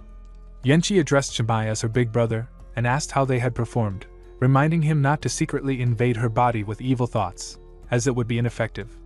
She remarked that evil thoughts had no effect because he was inherently bad. Suddenly, Chunbai noticed a message from Meng, revealing that the Sword Immortal wanted to assist with a secret nightmare-level dungeon. He acknowledged that he should help if time allowed, and Chunbai suggested sending the dungeon details privately. As the Sword Immortal agreed and promised to send them immediately, Yeezy asked if there was an extra team slot that could go to her little sister. The dungeon was at Shashan Mountain Path, requiring a team led only by someone who was not the Sword Immortal, with a maximum of 4 members and a level cap of 10. Chunbai realized the urgency was due to this restriction and reflected that in his past life he might have failed this dungeon due to unreliable teammates. He noted the timing was perfect since he hadn't switched classes yet, leaving his level locked at 10, and agreed they should form a team. Overlord insisted that the final team slot be decided fairly by rolling dice, while Lu Huai volunteered, but Zhang Gu pointed out that the Sword Immortal had already coordinated with the channel to accompany them, apologizing to the others. Han questioned the backdoor arrangement, suggesting the old talus had compromised his dignity, while Overlord offered double payment but emphasized dignity couldn't be bought. Yezi complained about the unfairness, but the Sword Immortal calmed everyone, explaining the dungeon tied to their Dragon Nation's traditional cultivation and that Jinshu's inclusion was necessary this time, with promises to prioritize others for future dungeons. Chibai chuckled and announced that they should end for the day and return home. Yenchi questioned why they were stopping, insisting she was still capable of fighting, but he explained that the upcoming monsters were far too strong, especially with the boss skilled in mental attacks, and rushing in now would be pointless. Yenchi scoffed while Jiyun agreed to follow his lead. Soon after, Chibai arrived at the base of a hill in the Shoshin range, where a thatched hut marked the dungeon entrance. Meng greeted him and introduced Jinshu Buxu, who asked to be called simply Jinshu. Suddenly, Chu Zixuan appeared from behind, excited to finally meet Shinbai, revealing he was from the group. I really am not a sword immortal, and that his real name was Chu Zixuan. Shinbai expressed that it was nice to meet him and asked if he had a weapon-based talent, given the numerous swords he carried. Chu Zixuan confirmed he did, possessing an S-level sword immortal talent that allowed him to trigger sword energy through sword-type equipment, with strength linked to his mental focus. Shinbai complimented the talent, but Chu Zixuan modestly denied it, calling it average. With everyone present, Shinbai suggested they enter the dungeon, and Chu Zixuan agreed to move forward. At the starting point of the Shushan mountain path, Chu Zixuan asked if everyone had received the task prompt, and Shinbai confirmed that it simply required them to climb from there to the summit to complete the path. Meng noted the briefness of the instructions, implying the climb would not be easy, yet he was eager to see what surprises awaited, urging them to proceed. Moments later, Shinbai grew puzzled as Zixuan pointed out a thickening fog. Shinbai warned everyone to stay alert to their surroundings and watch their footing, suspecting this was the first challenge. Suddenly, a woodcutter appeared, repeatedly warning that the Shushin path was treacherous.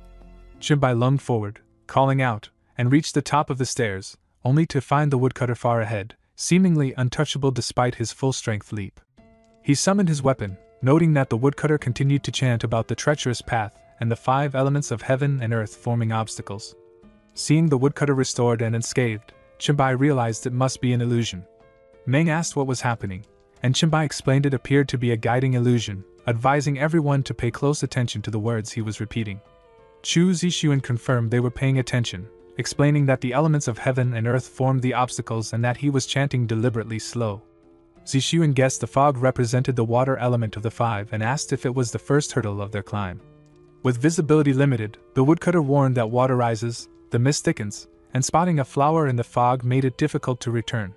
Shinbai immediately sensed danger and equipped the biohazard disaster gauntlets, unaware a sword was coming from the side.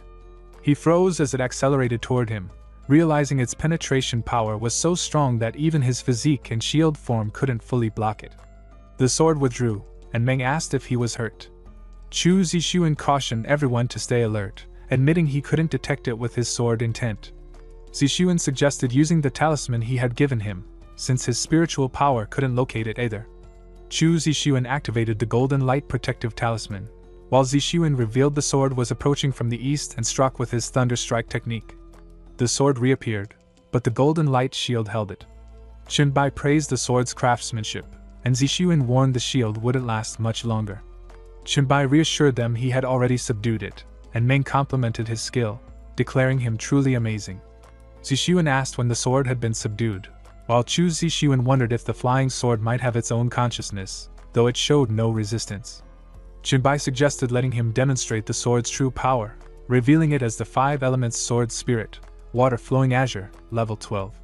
Zixuan explained that the denser the water vapor, the stronger the sword's power, which explained why the golden light shield had only lasted a fraction of a second in the mist, where its strength was likely tripled or quintupled. Chu Zixuan praised it as a remarkable sword spirit. Shinbai noted it would be even more effective in Chu Zixuan's hands, but he was currently controlling it through special means. Chu Zixuan declined, insisting he wanted to cultivate the sword spirit himself to form a closer bond.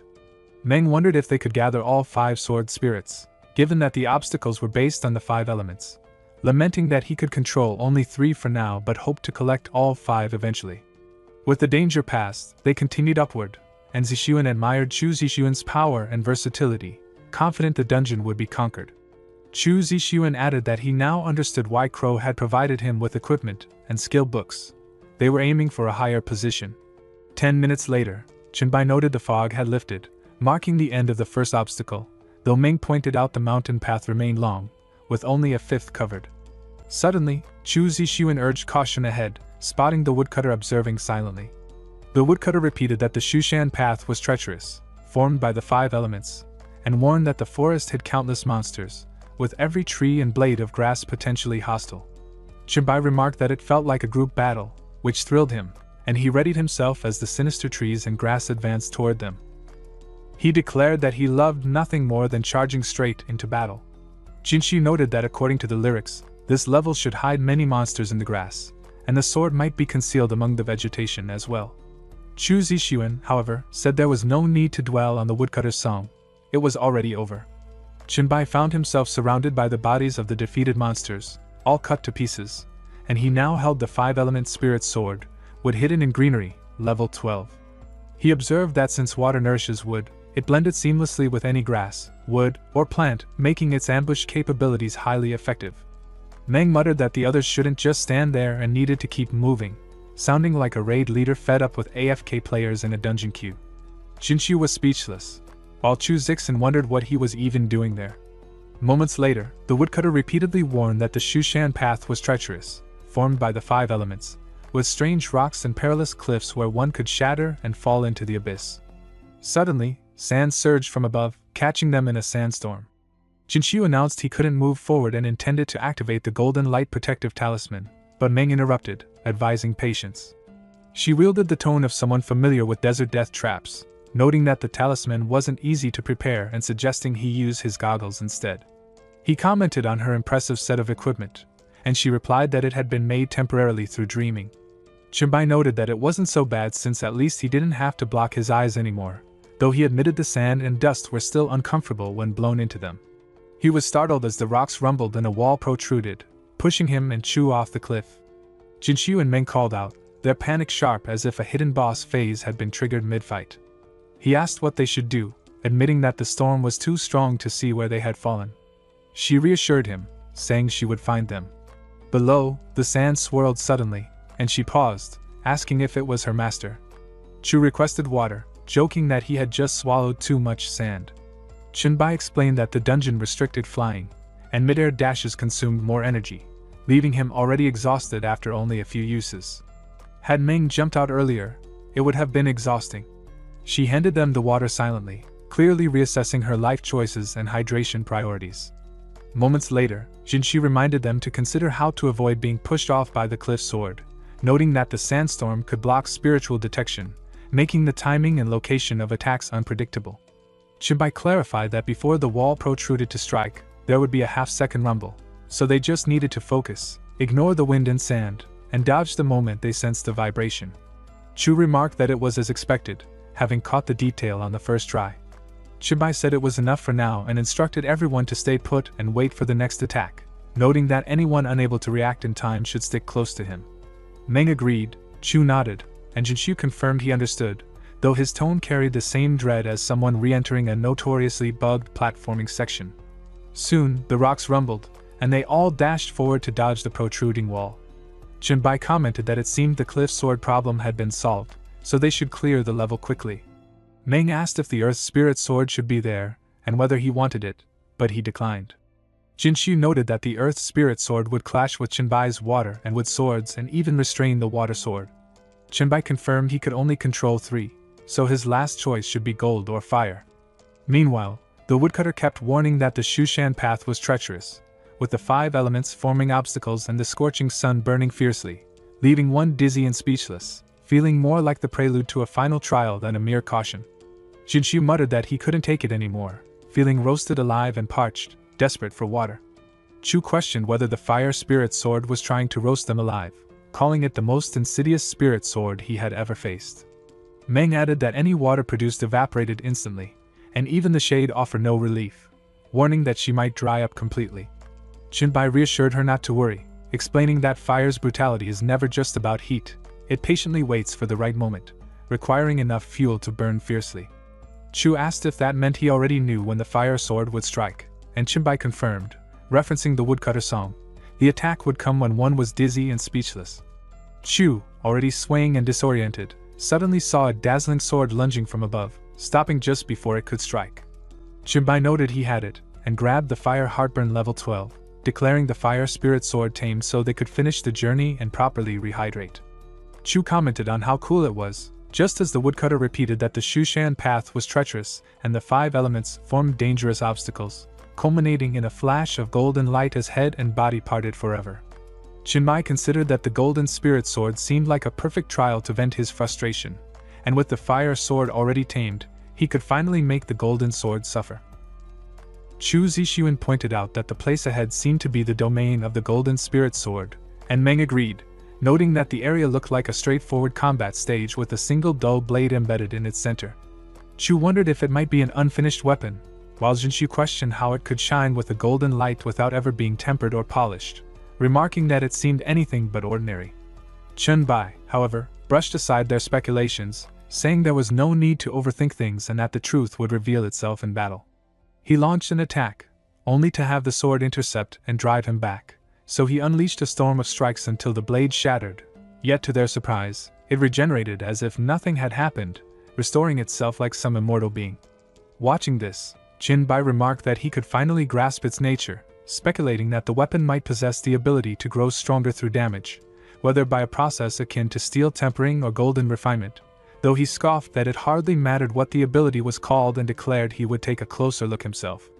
Activating his heavy hammer skill, he charged forward, eyes lit with excitement, and brought his fist crashing down upon the blade, the booming impact echoing through the entire arena. On the sidelines, Jinshu asked if the others had caught Chenbai's words, and Chu confirmed he had, admitting that he too was wondering whether the sword could keep increasing without limit. Jinshu confessed the same thought, and before long, the once dull blade was already shining brilliantly, radiating a glow that seemed to reach a supernal level of brilliance. Chenbai observed the blade's sudden golden flash, noting that though it appeared as thin as paper, the power it contained was immense. He estimated its strength to be nearly 200 and realized that as its stamina decreased, both its power and speed had increased, suggesting that most of its attributes had been shifted into those 2 areas rather than constitution, which made him wonder what its actual physique stat was. Breaking the sword in half, he received a system notification declaring that the Golden Spirit Sword of 100 refinement had been slain, awarding him 25,000 experience points based on combat contribution. Yet he remarked that it felt no more than 10, and he was glad he had not chosen the Golden Spirit Sword himself, since he disliked leaving victory to chance, dismissing the opponent as embarrassingly easy to kill.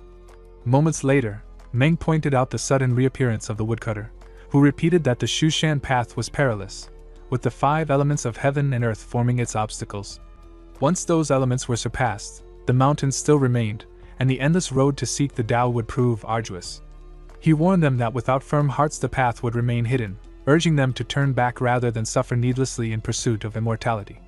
His words carried the cryptic weight of an enigmatic guide. Meng glanced at Chenbai, asking how the woodcutter's descent should be interpreted, but he only replied that it was not favorable. He then summoned Chu, instructing him to take the lead since much distance still lay ahead. Jinshu reflected aloud that he now understood the meaning of the endless road, admitting that without firmness of heart, the path to the Tao would never appear, concluding that as it was his instant's dungeon, only he could truly hold the heart to seek it. Chenbai acknowledged this, calling him a fellow Taoist whose comprehension was deep, then pressed further, asking him to explain the true meaning behind the woodcutter's sudden appearance. Jinshu admitted with some hesitation that he was not entirely certain of the woodcutter's meaning. Chenbai then shared his own view, saying it felt like a trap meant to mislead opportunists, those who, after enduring a long and exhausting journey, might be tricked into believing the true path lay in descent. He added that when the old woodcutter passed by, he had felt a chill down his spine, and he suspected the figure would kill anyone who attempted to descend the mountain. Chu muttered anxiously that he must be doomed, since he had noticed nothing at all, questioning whether he was truly unworthy of clearing the path. Chenbai reassured him, telling him that simply having the heart to seek the Tao was enough, urging him to stay resolute, since none of them wished to remain walking the endless road for too long. Chu declared firmly that his heart to seek the Tao was indeed unwavering. 4 hours later, the system announced that the Shushan Mountain Path Instance Dungeon had been cleared, and golden light poured down from the sky like a shimmering rain, dazzling like the finale of some grand victory. The system declared that all players who had passed would receive a special reward, the Shushan token, which both Jinxiu and Chu obtained. Another notification followed, stating that the rewards had been distributed and they could now leave the instance at any time, as it would convert into a one-time normal dungeon accessible to all evolvers. The Shushan token, however, was unique. It allowed access to the special Shushan map covering levels 10 through 89 and was account-bound, meaning it could not be transferred, gifted, or lent to others. Chunbai regarded it as an extraordinary item and acknowledged that Shushan truly lived up to its reputation, but his focus remained fixed on claiming the second SSS level scroll and completing quest, for without it he would be stuck at level 10. He resolved to return to Shushan only after securing his advancement. At that moment, Chu Zixuan called out, asking him to select his reward first, and Chunbai thanked him in response. Chu Zixuan remarked that Chunbai would be the first to choose his reward, with Meng Meng to follow. Jinxiu reassured the others not to worry about saving anything for him, since receiving the token alone was already more than enough, and he felt deeply grateful. Meanwhile, Chunbai's real body, which had been asleep back at the villa, finally stirred awake. Jinyu immediately pointed out that he had regained consciousness, while Yanqi scoffed, mocking that he must be absurdly weak if he could sleep through the middle of the day. He retorted calmly that even if she exerted all her strength and transformed into a state incapable of interacting with matter, she still would not be able to bring him down. She snapped back that he was just boasting, and with a spark of challenge declared that she could topple him within 3 seconds, radiating full One Punch Woman energy. In response, he revealed that during the secret realm he had acquired a skill book perfectly suited for the two of them, and if she truly managed to knock him down, then the book would be hers. Yanqi admitted that she could not continue, her form already on the verge of dispersing, while Jinyu muttered the same about herself. Chunbai asked Yanqi if she now understood the gap between them, pointing out that he had not even resisted. She then questioned if he had someone he cared for, suggesting that he always acted with caution when dealing with others. He explained that it was simply because his physique was powerful, though he could still control his strength. Since they had both tried so earnestly, he decided it was only fair to reward them. Yet when Yanqi reached for the skill book, it slipped right through her hands and landed on the ground with all the elegance of a glitch loot drop in a game, leaving him momentarily speechless. She told him they should wait until they had fully recovered to learn it anyway, since the book was not going anywhere. He agreed, saying she could pick it up whenever she wished, as he had his own matters to attend to. Jinyu then asked if he was already planning to leave, reminding him that he had promised to take them to River City. He replied that his current task was more pressing, but assured them he would bring them along once he returned. Jinchi accepted this, saying they would wait for him. Holding the Demon Hunter promotion task scroll in his hand, Jinbai reflected that he had already reached his current limits, so it was time to pursue the SSS level promotion scroll within the abyss. Without completing Lito's task, he would remain forever stuck at level 10, nothing more than a side character in a world ruled by towering power ceilings. As he unfurled the scroll, he remembered how, when he first obtained it, he had not intended to chase this promotion since it was said to be a trial that not even gods could overcome.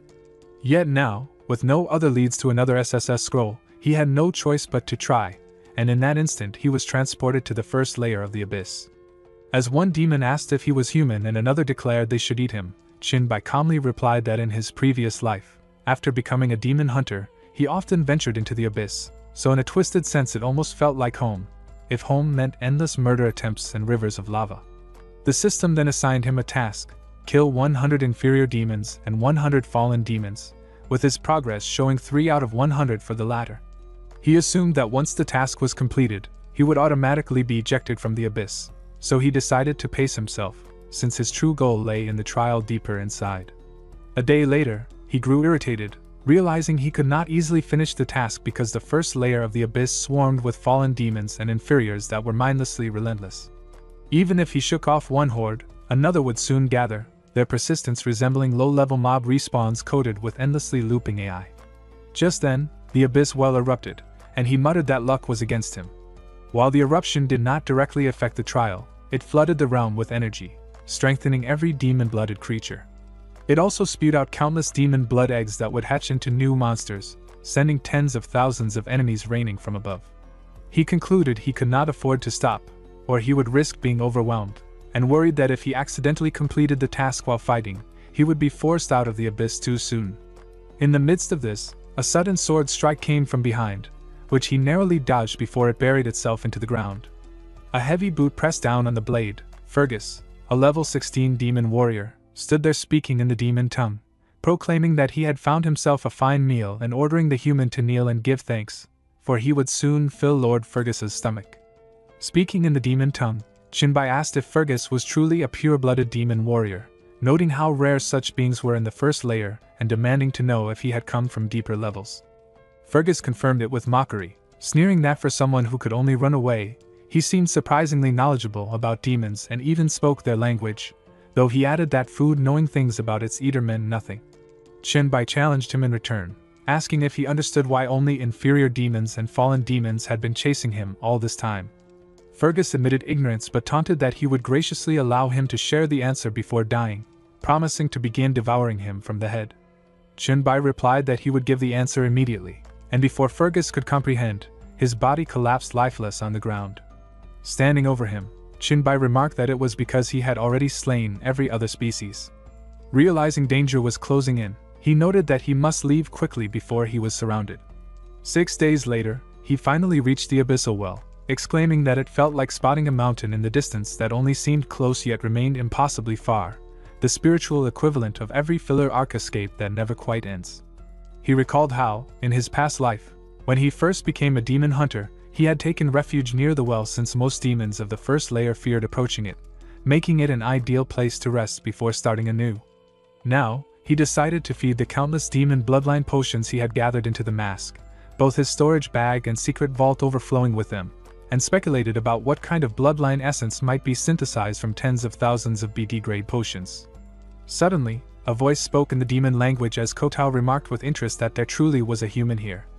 Chinbai immediately snapped alert, while Kotao explained that his servant had reported a human moving toward the abyssal well. Kotao revealed himself as a fish demon submariner of level 17 to 18, confirming that he too had heard rumors of a human who had wiped out every kind of demon except for the inferior and fallen, and judging by the sight before him, it had to be Chinbai. Recognizing Kotao, Chinbai instantly calculated that such a being should not even exist within the first layer, and in the demon tongue he retorted, asking what difference it made and whether they all enjoyed coming up to wander whenever the abyssal well erupted. At that, Kotao declared his true identity as a demon prince, announcing that he had come specifically to kill him and demanding how a mere human dared to run rampant in the abyss. Kotao swung his trident and unleashed his skill, Water Blade Slash, sending a sharp torrent of pressurized water surging toward Chinbai. In response, he activated his Hellfire armor, demanding to know if Kotao was truly a demon prince and which layer's lord had sired him. Kotao proudly confirmed that his royal father ruled the 17th layer, flaunting his bloodline as if name-dropping in the middle of a tournament arc, before sneering that Chinbai was pathetic for wielding such inferior hellfire and mocking whether terror had already consumed him. Chinbai answered by triggering muscle reinforcement, and in a flash, Kotao flinched as his head was slammed brutally into the ground. Standing over him, Chinbai remarked that he had been preparing to feed the mask something worthwhile, but Kotao's untimely appearance had interrupted, turning the encounter into the equivalent of a boss fight cutscene, so as compensation, the demon prince's bloodline would serve as a suitable appetizer. The mask's mouth opened wide, and countless demon bloodline potions spilled out like a flood as they poured in, numbering easily in the tens of thousands within his storage.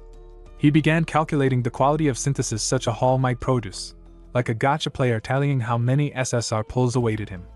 Among the spoils, he obtained the Blackwater Trident, a C-class polearm that granted underwater breathing and dark vision when equipped. Though not immediately essential, Chinbai admitted that such an ability could prove useful in the future. With those matters settled, he turned to the abyssal well, stepping to its edge and muttering that once he stared into the abyss, the prompt would inevitably arrive.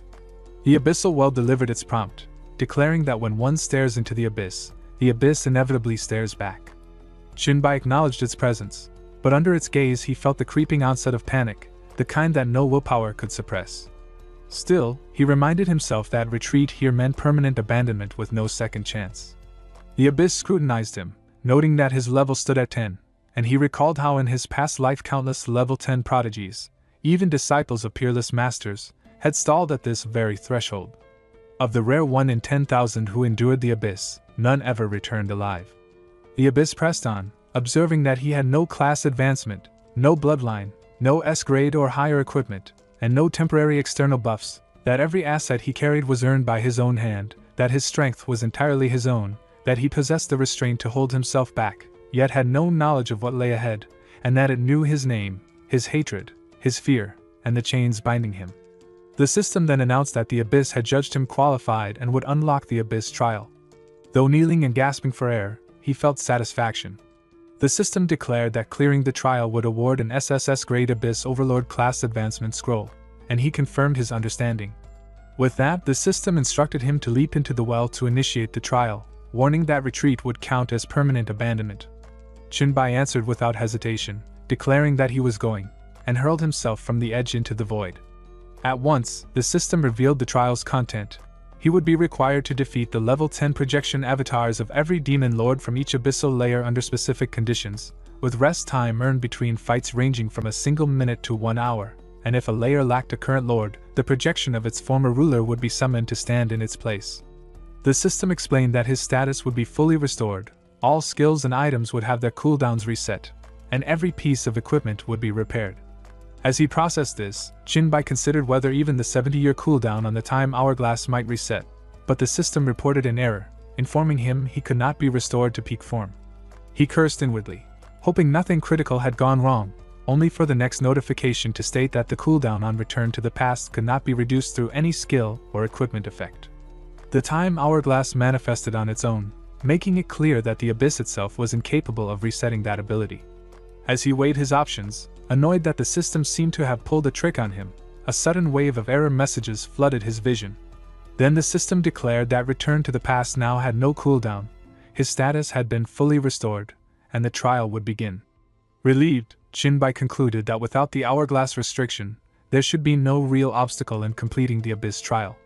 At that moment, the inferior demon Lord Balhak, a level 10 warrior, emerged, and the system notified him that this layer carried no special conditions. Assessing Balhak as little more than a filler mob rather than a true raid boss, Chinbai moved swiftly, and almost instantly the system confirmed Layer 1 cleared, prompting him to select rest time. Progressing rapidly, he cleared Layer 2, then Layer 5, followed by Layer 17, 26, and 34, until he finally arrived at Layer 66.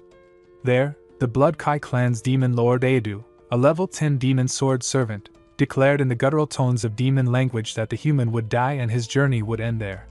At the same time, the system issued its notification.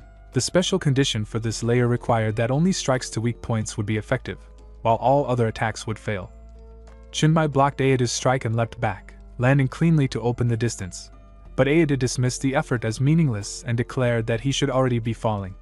Tension surged through him before the thrown blade pierced his abdomen faster than he could react. Aedu admitted the human's strength and endurance, only to sneer that it was nothing but blind stubbornness, claiming that the Abyss's rules left no room for his defeat. Then the system triggered, announcing a read from the saved status, and Chinbai realized his opponent had grown overconfident. Aedu flinched in pain as his side was crushed under the counterattack, demanding an explanation, only for the system to mark floor 66 cleared and prompt for recovery timing. To Chinbai, the true fool was the one who flaunted superiority without minding weak points, leaving the battle wide open and the level easy to finish. Soon after, he stepped onto the Abyss's 100th floor, where Gilbert, the level 10 fallen sword master, stood without any special conditions. He wondered how such a weak fallen demon could claim a floor without restrictions and questioned the absence, suspecting the enemy was hiding. The thought led him to reflect on the Abyss's tangled politics, where races, temperaments, and power shifted unpredictably and even frail demons sometimes ended up in charge. This floor seemed to demand a game of hide-and-seek with its lord, yet before he could act, Gilbert had already struck.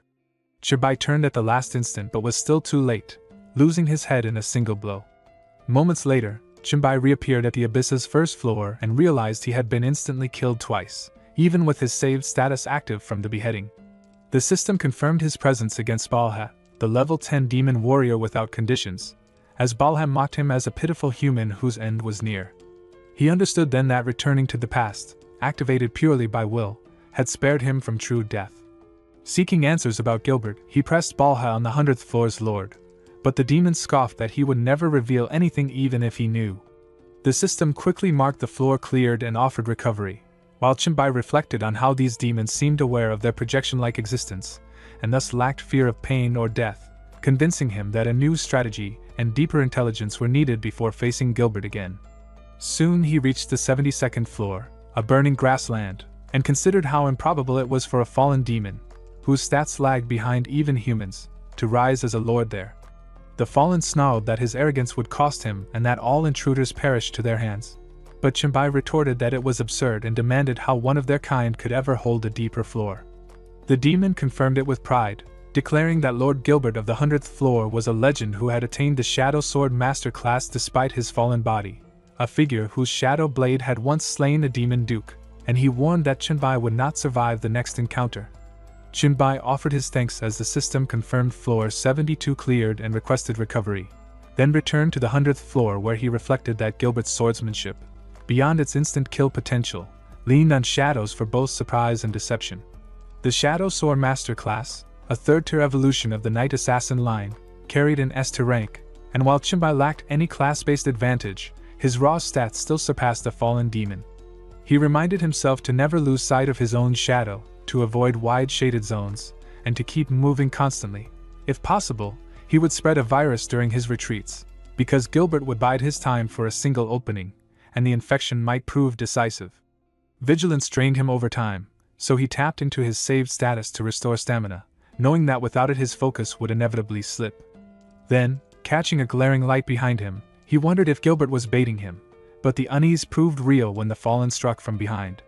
This time, however, his shield absorbed the blow, and Chenbai stepped back to disengage. Gilbert spoke with cold composure, saying there was no need to continue. His strength was limited by the trial, and with the virus already embedded, that last strike had exhausted everything. Chenbai asked if he truly meant it, and Gilbert admitted his caution was impressive, then welcomed him to return once he cleared the Abyss trial properly, though with his current strength that day was far away. Even so, he would wait eagerly for the rematch. The system marked the 100th floor cleared and requested recovery time, and Chenbai vowed that next time he would face Gilbert's blade head-on. Chenbai ascended to the 200th floor of the Abyss, where a grand palace awaited, and greeted its master, the fallen angel Elmira. He wondered aloud if she had summoned him to begin the trial, but the six-winged, level 10 fallen angel explained that she had no such intent, admitting that cleaning the palace afterward was a chore, so she had planned to let him pass directly. Still, curiosity tugged at her, so she invited him to sit as a table formed between them. Chenbai asked what piqued her interest, and she replied that she simply wanted to know how someone of his strength had climbed this far, pointing out that even if he had managed to bypass Gilbert, who did nothing but train and ambush, the layers beyond only grew worse, stacked like an endless gauntlet of power scaling. Chenbai told her that his method of victory was his trump card and not something he could reveal, but she assured him she was not prying into secrets, merely passing the time, and suggested he drink and casually recount some of his battles. In return, she would let him through, leaving the decision to him. He asked which floor she was curious about, and after a thoughtful pause, she chose the one on the 105th level, the revolting sludge monster. That was Cerubi's, the level 10 aberrant demon lord of the swamp, a grotesque mass of fleshy mud that spread across the ground, devouring any who touched it. Chenbai remembered how its consuming speed vastly surpassed his own, and the first time he made contact, his body had been eaten away, the sensation disturbingly like embracing Majin Buu mid-digestion. Elmira leaned in with curiosity, asking how he had managed to defeat Cerubi's. Chenbai explained that since it only wanted to eat, he simply fed it, and because he was not exactly easy to digest, he ended up tearing off and feeding it over 100 of his own arms until the creature suffered what was essentially food poisoning, collapsing into a useless puddle of sludge. She laughed at the absurdity, remarking that she hadn't expected Lord Cerubi's to fall so easily, but he corrected her, reminding that ripping off his own arms was far from painless. She shifted the topic to the rancid old creature Chigu, recalling that it usually lingered in the sea. That was the level 10 Hotao fish demon lord on the 136th floor, and Chenbai admitted he had been grateful to the old man's grandson for handing over some decent equipment, even if Chigu himself smelled like a sewer had lost a drinking contest. Elmira chuckled, teasing that he must have taken advantage of the situation back then, but cautioned that no such shortcuts existed with the girl on the 153rd floor. That was Hartley, the level 10 aberrant flame spirit who ruled the lava pool on the mountain slope, and Chenbai agreed, confessing that she was terrifyingly strong.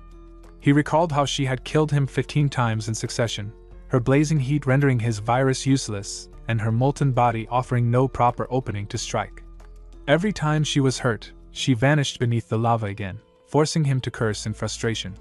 It took him 5 days of struggle before he finally managed to seal the pool and drain her heat, and even then, she remained the toughest opponent he had encountered across 200 floors. Elmira mused that if toughness was the standard, then the foe on the 186th floor was equally dreadful, a final boss. Chenbai groaned, insisting that bringing that monster up hardly suited such a casual conversation. The 186th floor, known as the Rotting Pit, belonged to the level 10 aberrant Lord Omandi, the Filth Queen. Chenbai described her as the most revolting entity in the entire abyss, forever sprawled within a pit overflowing with corpses and refuse. He muttered that he had once purged the memory of her stench from his mind, yet Elmira's reminder dragged it back up, souring the taste of his drink. She admitted that Omandi was never particularly powerful, but no other demon dared to claim her territory, which said plenty about her presence. She added with distaste that she hadn't taken another sip of wine either since he brought that memory back. Chenbai smirked, claiming he would never risk drinking wine born from a fallen angel's mental energy, since it could very well kill him. Still, he brushed the thought aside, remarking that he had already died once from drinking, and he had no intention of repeating that mistake, even if the bottle promised 100-proof divine punishment. Elmira sighed, warning that once he drank it, she could shatter him with a single thought. She called it unfortunate, guessing she could not finish him while lying flat. He countered, offering to fight if she truly wanted to rise. She waved him off, lazily declaring she had no intention of moving. He remarked that her sloth was truly unmatched, but she dismissed him, saying he should leave, since she planned to sleep. Projections drained her strength, and there were still countless floors ahead, with many more powerful foes waiting above, including 6 beings who carried divine titles. To her, they were no different from elite raid bosses already loaded with cheat codes, so she saw no reason to waste her effort. At that moment, the system voice announced that floor 200 had been cleared and prompted Chenbai to select his recovery time. He considered the warning about the 6 true gods who bore divine titles, realizing that while the hourglass backtracking could let him fight the demon lords repeatedly, it would not apply against those 6. A moment later, the system confirmed entry into the recovery space and began its countdown. As he thought on the divine title holders, he understood that each of them commanded an authority tied to a fundamental rule, and he could only pray it wasn't the kind of power capable of erasing him completely. Still, he steeled himself, certain that as long as he could lean on the hourglass backtracking, even a god would eventually fall to him. Chenbai advanced to the 235th floor, the wilderness, and found himself drifting in a daze as an illusion coiled around his senses. The floor belonged to the level 10 aberrant lord of the Abyss Demon clan, Salisbury, who imposed hidden special conditions and sneered that the human would slumber forever within the dream. Chenbai answered with a dark, mocking laugh. Salisbury leaned closer in amusement, wondering aloud what kind of sweet dream could possibly captivate him so completely. Within the fabricated vision, Heloise appeared, addressing him as Divine Lord Chenbai and pledging her allegiance. The dreamscape bent around him, filled with the presence of his women, while she knelt in reverence and declared her willingness to offer everything in service to him, whether as servant, slave, tool, or even toy, and insisted that such devotion would be her greatest honor. Chenbai's eyes narrowed as he asked what she would do if commanded to surrender her strength and die. Her body trembled, tears welling as she confessed that despite her oath of loyalty, he still doubted her sincerity. He told her to stop the act, recognizing her words as nothing more than survival instincts dressed up as devotion. To him, her ambition had always eclipsed loyalty, and such a word had no meaning in her world. Yet, he added, he could still spare her, and she quickly bowed again, expressing gratitude while reaffirming her readiness to do anything he demanded. With cold indifference, he ordered her to wear the collar, bind herself to the gate, and take her place as a watchdog. She bit her lip hard to bury her contempt when the leash dropped at her feet, and her silence drew his sharp reminder, asking if she had lost the will to obey. At last, she lowered her head and said she would be his dog, insisting again that it was her highest honor.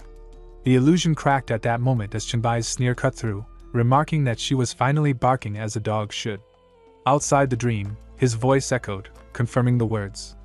Salisbury clicked his tongue at the display, mocking that Chenbai certainly knew how to indulge himself, but promised there was nothing to fear since once he absorbed the human soul, they would be trapped together in eternal sweet dreams.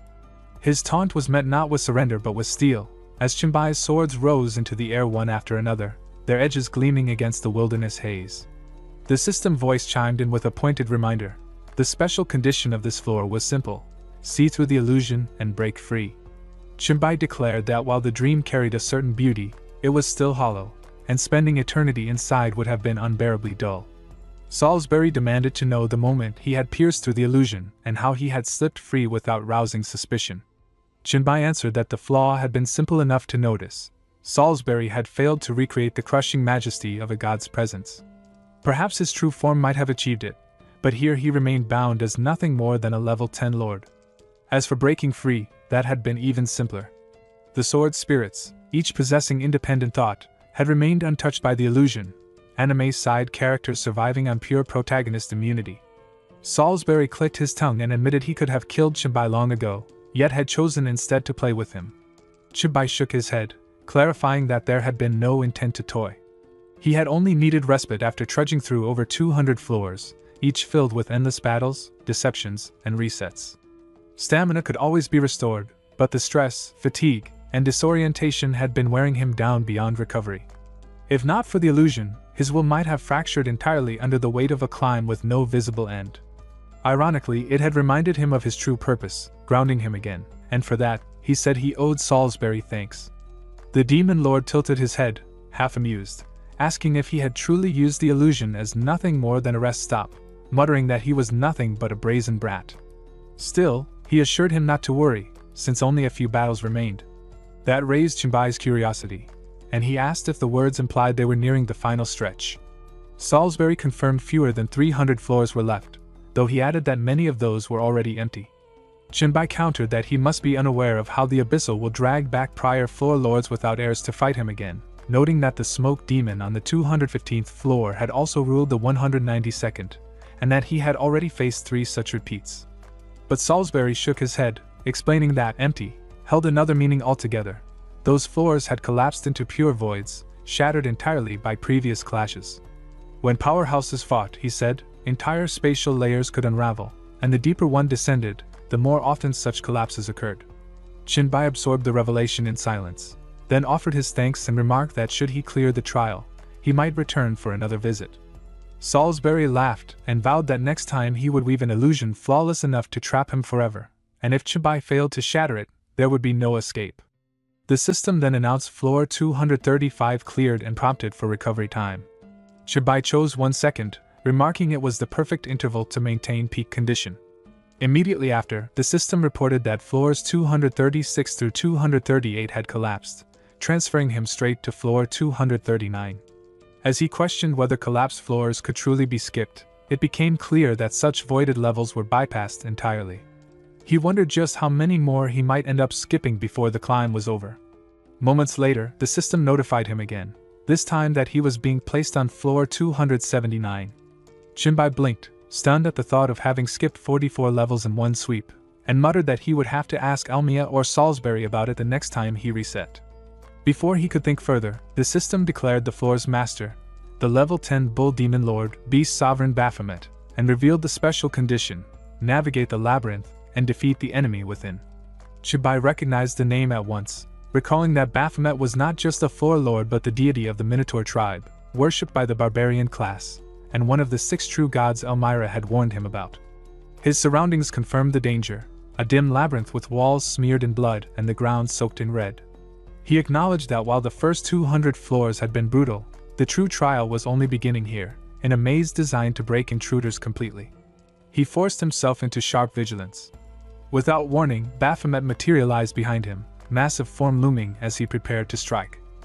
Chenbai reacted instantly to the heavy thud of hooves. Alarm surged through him as he spun and barely caught the incoming fist. His shield swung wide, forcing the massive figure backward, while his right arm shifted into a weapon that slashed across Baphomet's body. The beast collapsed, but he let his skills fade only after checking its state. Then he saw the body sinking, and when he lunged to finish it, his strike met nothing but stone. The figure had dissolved into blood and vanished. He muttered that it might have been a clone meant to stall intruders, and since his knowledge of the beast's sovereign came only from rumors, he would have to piece its nature together step by step. 10 minutes passed before hooves echoed again. This time, when Baphomet appeared, Chenbai clashed head-on and seized its horns. Activating spiritual perception, He noted its strength had surged far past the earlier version. The system revealed new stats and skills just as the beast rammed him hard enough to throw him back. He swore under his breath. If this was only level 2, then its innate trait was nothing short of broken, the kind of design that made a novice feel crushed by a pay-to-win boss. He retaliated with ground thorns and soon realized that the first Baphomet he had faced was merely level 1. From there, the nightmare escalated. He struck down a level 3, then a level 4, only to eventually confront a level 5 that already matched his own numbers. He speculated there might be 10 in total, each iteration stronger, and shuddered at the thought of facing a level 10. But hesitation was pointless, so he pressed on. 30 minutes later, facing a level 7, he cursed aloud. The stat growth per level was far beyond what he had predicted. His spiritual perception was now useless for exact readings. But during the clash he gauged the beast to be about 1.5 times his strength, nearing double, enough to make even an S-class protagonist sweat bullets. Its horns drove him into a wall, reminding him that not only did it overwhelm his stats, but his virus would take far too long to weaken such a foe. Realizing brute force wasn't enough, he decided exploration was the only way forward. When the maze spat him back to the entrance, he reset the challenge, this time determined to experiment. He wondered what would happen if he avoided killing the weaker versions. Skipping past the level 1 Baphomet, he reached the spot where level 2 should have emerged, only to find it absent. Moments later, Chimbai realized he had already crossed into the zone where the level 7 had spawned, an area he had never reached before. The thought struck him, by sparing the first one, he might be able to bypass every encounter. Yet the idea unsettled him. His instincts screamed just as Baphomet lunged from behind. He spun, but too late, blood sprayed across the stone. In the split second before collapse, he triggered backtracking, shaken by how close he had come to failure. Its speed now exceeded his reflexes, which meant he had just faced level 8 or higher. But confusion gnawed at him. Why had such a high-level version appeared when the mid-level ones never showed? Then the truth clicked. There wasn't a series of Baphomets. There was only one. He had been marked from the start. Kill it early, and it simply reappeared deeper, stronger. Leave it alive, and it would stalk him through the maze. When he first entered, it had been weak, its level low, its stats manageable enough to shove aside. But each step into the labyrinth let it climb higher, its numbers spiking like a boss scaling out of control. Soon, it would catch him no matter how fast he reset. He opened the system menu, desperate for options, and checked his remaining virus points. To his relief, a new option surfaced, Mental Worm. The skill could convert his own spiritual energy into a parasite that infected the enemy's spirit, destabilizing it while dragging up negative emotions strong enough to trigger instability or outright self-destruction. He blinked at the description, realizing this was the first time such a branch had appeared, and only after he had unlocked telekinesis. That twist gave him an edge. If he could trigger mental collapse, he could suppress Baphomet's berserker surges, strip away its stat buffs, and finally force the beast to fall. Chibai seizes the Baphomet by its horn and drags it through the maze as if hauling a sack of grain, the beast thrashing helplessly but far too weak at level 1 to resist. Its horns may look menacing, yet in his grasp it's no more than a powerless goat, its bulk meaning nothing. He mocks it like a child in need of guidance, pulling it along until they reach the maze's center, where he swiftly ends its life. The corpse collapses, but the battle is not finished. In moments the creature respawns, larger and louder at level 2, its abilities tripled, pride swelling as it charges. Yet its strength is meaningless. He dodges without effort. Then the unexpected strikes. Its chest heaves, coughing fit sees it, and panic flickers across its eyes. Each breath grows labored, every movement slower, its stats falling as a lung disease eats away at it. To worsen matters, the parasite gnawing at its mind drives it into despair, leaving it broken both in body and spirit. Hacking and cursing, it kneels before him, pitiful and weakened. Watching calmly, Chimbai realizes leveling does not cleanse sickness or madness. It only pushes past limits, and when the foundation is already fractured, growth hastens collapse. Seizing the chance, he hurls the beast skyward, knowing that leveling in midair cripples its defense. Again and again, he repeats the cycle, forcing it higher through the ranks until it reaches level 9. At last the clash shifts. The monster brandishes a massive poleaxe, blocking his sword strike with a crash that shakes the arena. For the first time, Chimbai steps back, surprised. Chimbai finds himself clashing with a beast that only moments ago was barely holding together, yet now matches his strikes with ferocity.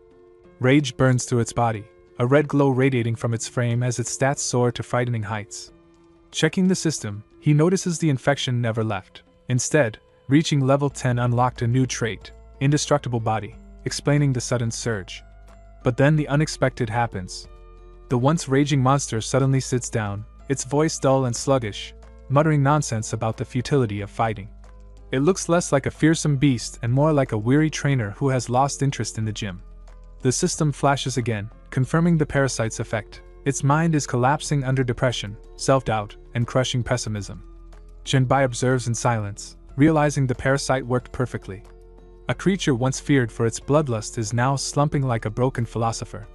Lying back with a heavy sigh, it rambles about destroying 44 levels of the abyss out of blind obsession, admitting it thought it was impressive but now sees only stupidity in its past. Listening to this washed-up villain's regrets, Jinbai almost laughs. He plays along, suggesting they simply skip the fight and let him through, and to his surprise, the Baphomet agrees, claiming battle has lost all meaning and even life itself feels like wasted breath. That's when the truth dawns. This pitiful wreck was the very monster that ravaged those 44 levels, now crying over its choices. The conversation drags on until the beast reveals something crucial. Within this maze it can revive endlessly at full strength. Normally that would be terrifying, yet in its current state, it sounds more like a curse. Jinbai stays composed, reminding it that the same rule applies to him, but the creature insists true victory is only when one concedes willingly. Then, almost pitifully, it asks if Jinbai thinks it has lost its mind. The answer is plain. What once stood as a brutal powerhouse has fallen into a melodramatic wreck in record time. Jinbai reflects on the absurdity, both amused and calculating. Jinbai realizes how close he came to death. If the beast's mind had cleared, it would have become unstoppable and he'd already be gone.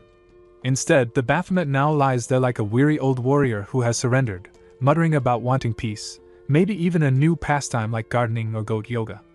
A system prompt confirms it. Level 279 is cleared. Choosing his recovery time, Jinbai drifts back to the rest space where his body sinks into the bed though his mind remains sharp, replaying the fight. The final stats of that horned monstrosity must have been near 3,000 in every attribute, while his own barely broke 500. Without the mental worm tipping the balance, he would have been nothing but fertilizer in the maze. That skill saved him, plain and simple. Now, with the first so-called god defeated, his thoughts move to what comes next. If a broken-down goat was just the start, then what horrors are waiting ahead? The system answers with a new warning, AMB 350. This stage isn't just another floor but a colossal column rising like the spine of the world, fragments of land floating around it like shattered puzzle pieces. In the distance sits the Eye of the Abyss, gazing like a cosmic sentinel.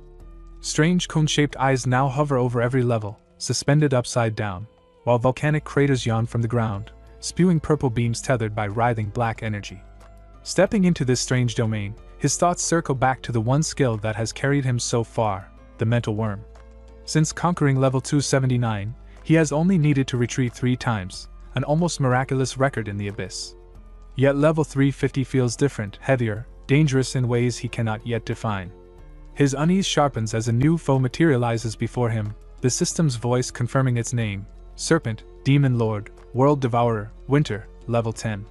The colossal serpent reveals its rule: to endure the trial of 9 heads, with failure meaning instant death. Before he can even steady his breath, the monster rises, its coiled body exuding raw menace as 9 massive heads sway above like a twisted crown. One head slithers closer, smugly declaring it will be the first to end him, treating the fight like some game. This is no ordinary foe. It is the second god, the World Devourer, a creature born of eternal hunger. Jinbai quickly grasps the reality. He knows nothing of this beast, no strategies, no tricks. Survival seems nearly impossible.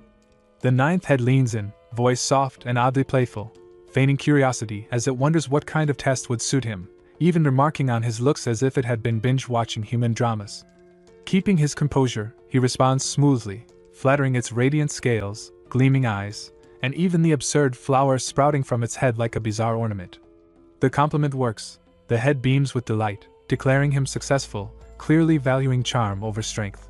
Bowing politely, he addresses it as a refined lady, which only makes it giggle more, as if this were some light-hearted romance instead of a deadly trial. The 9th head then stirs the 8th awake. Still drowsy, it asks a childishly simple math question, which he answers without effort, earning another pass. It reminds him of the so-called angel on level 200. All appearance, no danger. Then the seventh head speaks, its tone mellow, like a flower child preaching peace, saying it despises fighting and would prefer a gentler test. Before it can finish, the fifth and sixth heads interrupt, both impatient. The fifth claims dominion over water, while the sixth insists on fire, bickering like quarrelsome siblings. Instead of a trial, they demand his judgment, each wanting him to declare the other foolish, water calling flames reckless, fire scorning water as weak. Their childish feud shifts the pressure onto him, forcing him to choose sides. He instantly recognizes the trap, side with one, and risk being burned or drowned. Two notifications appear before Chenbai, each one a noose around his neck. The first demands that he take water side and force fire to admit defeat. The second demands the opposite, that he back fire and make water submit. Either choice leads to disaster. Whichever he supports, the other will condemn him. It is a rigged puzzle with no winning answer. He freezes, mind racing as the weight of the trap settles in. If he chooses, he dies. If he refuses, he dies. This isn't a trial, it's a cruel game meant to corner him. The waterhead grows impatient, sneering at his silence, and mocking him for failing to grasp something so simple as water dousing flames. Fire interrupts, scoffing at the notion, bragging about its superiority, and questioning if he's blind not to see it. Their endless squabble rings like bickering children, and in that noise Chenbai finds clarity. There's only one way out, remove one side completely. Without delay, he draws his blade and strikes, aiming to cut through the problem itself. Yet his blows slice only air, failing to land. Both heads recoil in shock, unable to process why a human would suddenly turn his weapon on them. Their egos had left them blind. Water stutters in disbelief, while fire demands to know what madness drives him. Around them, the other heads observe the chaos with twisted amusement. The third, always sharp-tongued, spits out an insult, calling the pair fools without a shred of sympathy. The fourth chuckles darkly, remarking that it's no surprise Chenbai would want to be rid of such idiots. After all, they had given him a trial built to be unwinnable, and for a moment the waterhead falls silent, as if realizing it had walked into his hands without knowing. Then, with reluctant clarity, it admits the truth: the trial is a trap with no solution. Fire agrees smugly, proud of the cruel design that forces failure no matter how he answers. Chenbai can't help but laugh, seeing how these so-called gods had trapped themselves in their own nonsense. To cover the awkwardness, Fire suddenly declares the trial complete, while Water quickly follows, saying all he needs to do now is name which element is stronger. Their childishness leaves him shaking his head. These were meant to be terrifying beings, yet they act like spoiled siblings bickering over pride. Smirking, he asks if they care so much about strength, why have they never fought each other directly? Water tries to sound solemn, saying they are one entity and such a battle would be suicide. Fire agrees but adds that if it weren't for this, it would have burned Water into nothing long ago. Water snaps back that fire would have been drained instead, and once again the squabble spirals into empty insults. Chenbai cuts in calmly, pointing out that since they are only projections here, there's no better chance to settle their fight. They should battle one another instead of dragging him into their mess. Water considers it and accepts, calling it the perfect chance to humble Fire. Fire sneers back, promising to prove superiority once and for all. Before they can start, the first head intervenes, ordering them to save it for later, and like chastised children, they sulkily agree, calling it their elder brother. With the chaos quieted, the fourth head steps forward at last. Speaking with a touch of mystery, it says its trial is simple.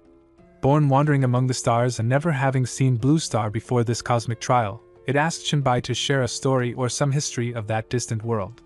Head 7, not wanting to stay quiet, chimes in with its own trial, asking if Blue Star has beautiful scenery or food worth tasting. Head 2, more thoughtful, wonders if humans have philosophers or great thinkers, saying that sharing their ideas would be enough. To Chenbai, these trials feel like a joke. One wants a history lesson, another craves stories of food, and the last seeks philosophy. Instead of terrifying deities, they sound like curious tourists on a field trip. But Head 3 quickly grows impatient. Scoffing at the others, it demands to go first. Without warning, its jaws stretch wide and a dark void begins to form, pulling the air itself into its depths. Chenbai braces as the head bellows at him, calling him a brat and declaring that he's about to face its first original skill, the devouring bomb, born after reaching level 10. The attack rushes toward him, leaving no room to dodge. He instantly realizes the danger. Creating a skill at that level is proof of godhood. He summons layer after layer of protection, wrapping himself in mental energy, and analyzes the technique. The projectile is slow, its range limited, but the suction is overwhelming. He pushes back with telekinesis, pouring all his focus into resisting, yet the pull only grows stronger. Compared to this, his black light virus seems like nothing. It consumes only flesh, while this devours everything. The black hole swells larger, its pressure mounting. Chenbai turns his hand into a shield, ready to take the blast head-on. Head 2 observes calmly, noting how he matches the attack's pace, stepping back in sync while feeding the void with his regenerative power.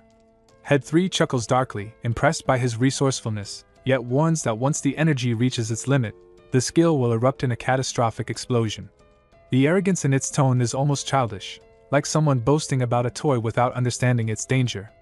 Chenbai stays steady, his shield pressed hard against the crushing force, until a sharp crack splits the surface, the first sign that it may not hold much longer. A violent explosion rips through the air, shaking the ground as Chenbai's shield shatters to dust. Head 3 cackles proudly, bragging that the blast carries triple the energy it absorbed, boasting like it just invented fireworks. Head 9, wide-eyed, wonders aloud if the human has truly been reduced to ashes, while the pacifist Head 7 hides its eyes and laments that such bloodshed offends its gentle soul. From the haze, the sound of coughing breaks the silence, and Head 9 cheers in relief as Chenbai emerges, body already regenerating. Smirking, he admits the attack was powerful but far from lethal, then casually asks Head 3 if that counts as passing the trial. Annoyed, the third head begins charging another black hole, promising an upgraded version of its skill, only to be interrupted by Head 2, who reminds it the trial is over. Head 3 grumbles in frustration, muttering that it should have used the stronger move from the start, but it's too late. Now, the focus shifts again. Head 2 demands he explain human philosophy, Head 4 insists on hearing human history, and Head 7 eagerly asks about Blue Star's food and scenery. Their demands sound less like trials and more like a messy quiz show. Amused, Chenbai simply winks and begins weaving a story that somehow manages to satisfy all three. After some time, Head 2 remarks that Chenbai's take on human philosophy is intriguing and declares he has passed, with Head 4 questioning if his words even count as history but still giving approval, while Head 7 nods eagerly and adds its own pass. The whole scene feels more like a half-hearted performance than a serious trial, each head tossing out casual acceptance. Turning to the first head, Chenbai asks about the final test.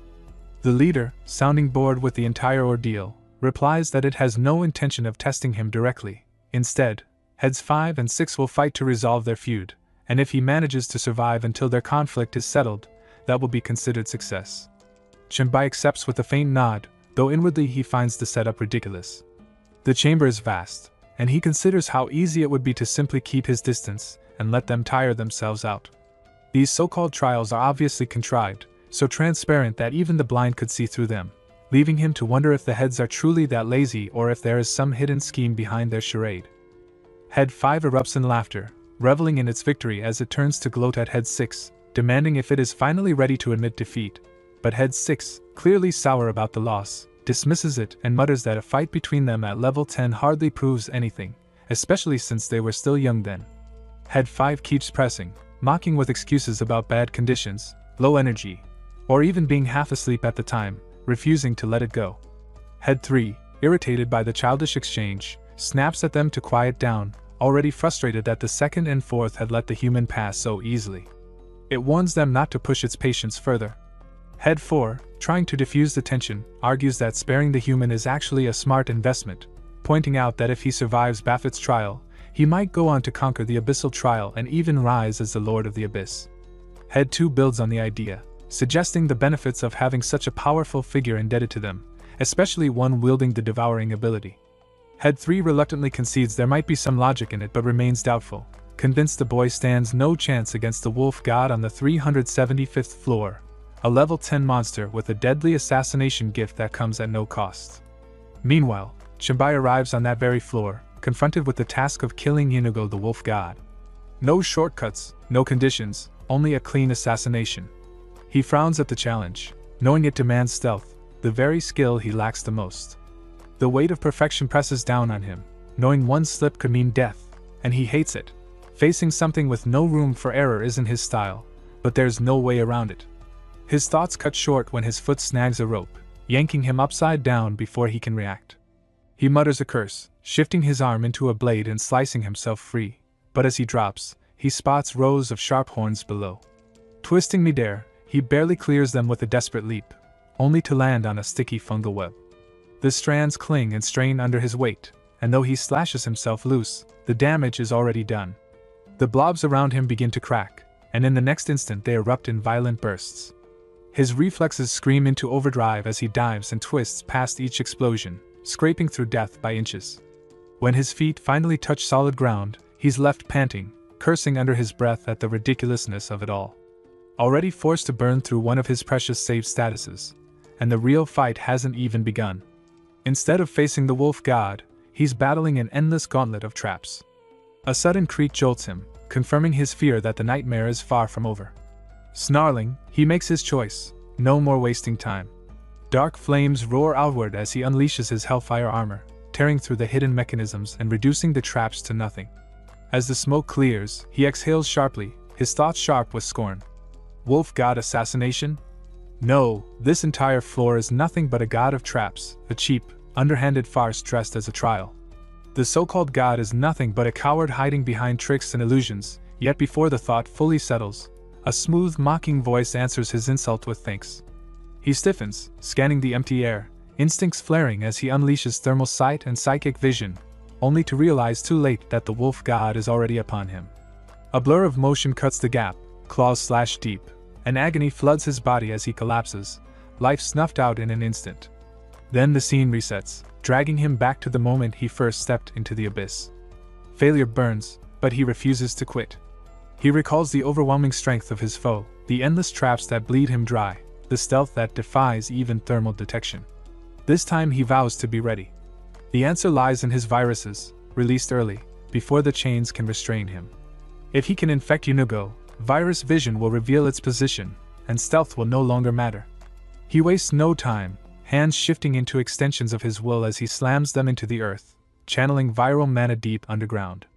The energy spreads like wildfire, detonating hidden snares, collapsing pits, and uprooting concealed devices. Spikes of mana rip upward, setting off a chain reaction that fills the air with chaos. To his shock, the ground seethes with traps of every kind, beast snares, quicksand pits, flying leaf grass, explosive thorn trees, nearly 100 unique death machines crammed into a stretch of mere dozens of meters, each designed to end him in a different way. The overwhelming complexity of the traps makes it obvious this floor was never designed to be fair. It exists only to bleed him dry, piling one obstacle after another until he breaks. Yet the moment he dares to think he's gained ground, the air shifts, danger prickling at his back. The wolf god's voice slides in, mocking as it admits the poison is bearable, but the forest of traps was bothersome. Before he can spin or counter, claws rip across his chest, sending him tumbling into darkness. Death claims him again, and time resets, leaving him shaken. The truth settles in. Yunugo had never been deceived, never outmaneuvered. It had been there since the start, silently observing every step, every move, letting him dance in circles. The thought chills him. He pushes his vision to its limit, tracking the faint glow of thermal energy, as the wolf god prowls closer with calculated precision. The earlier traps are worthless now. He realizes with a bitter clarity this isn't a fight of strength or endurance, it's a clash of wits, and his opponent has already proven itself the superior hunter. Tricks won't work, stalling won't help, and hesitation is death. The only question left is how to shift the game itself before he's swallowed whole.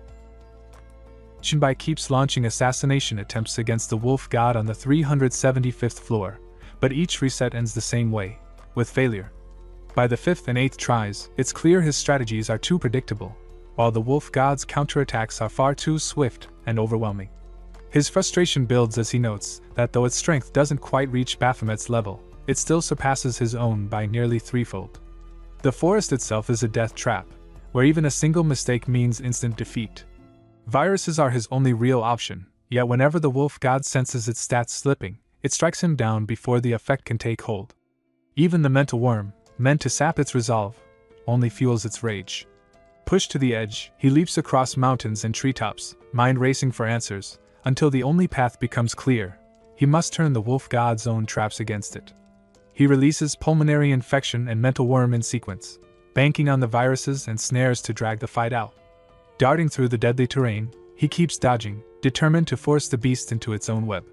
His gamble works for a moment. The wolf god is briefly stalled, unable to land a direct strike, giving him a small but crucial victory.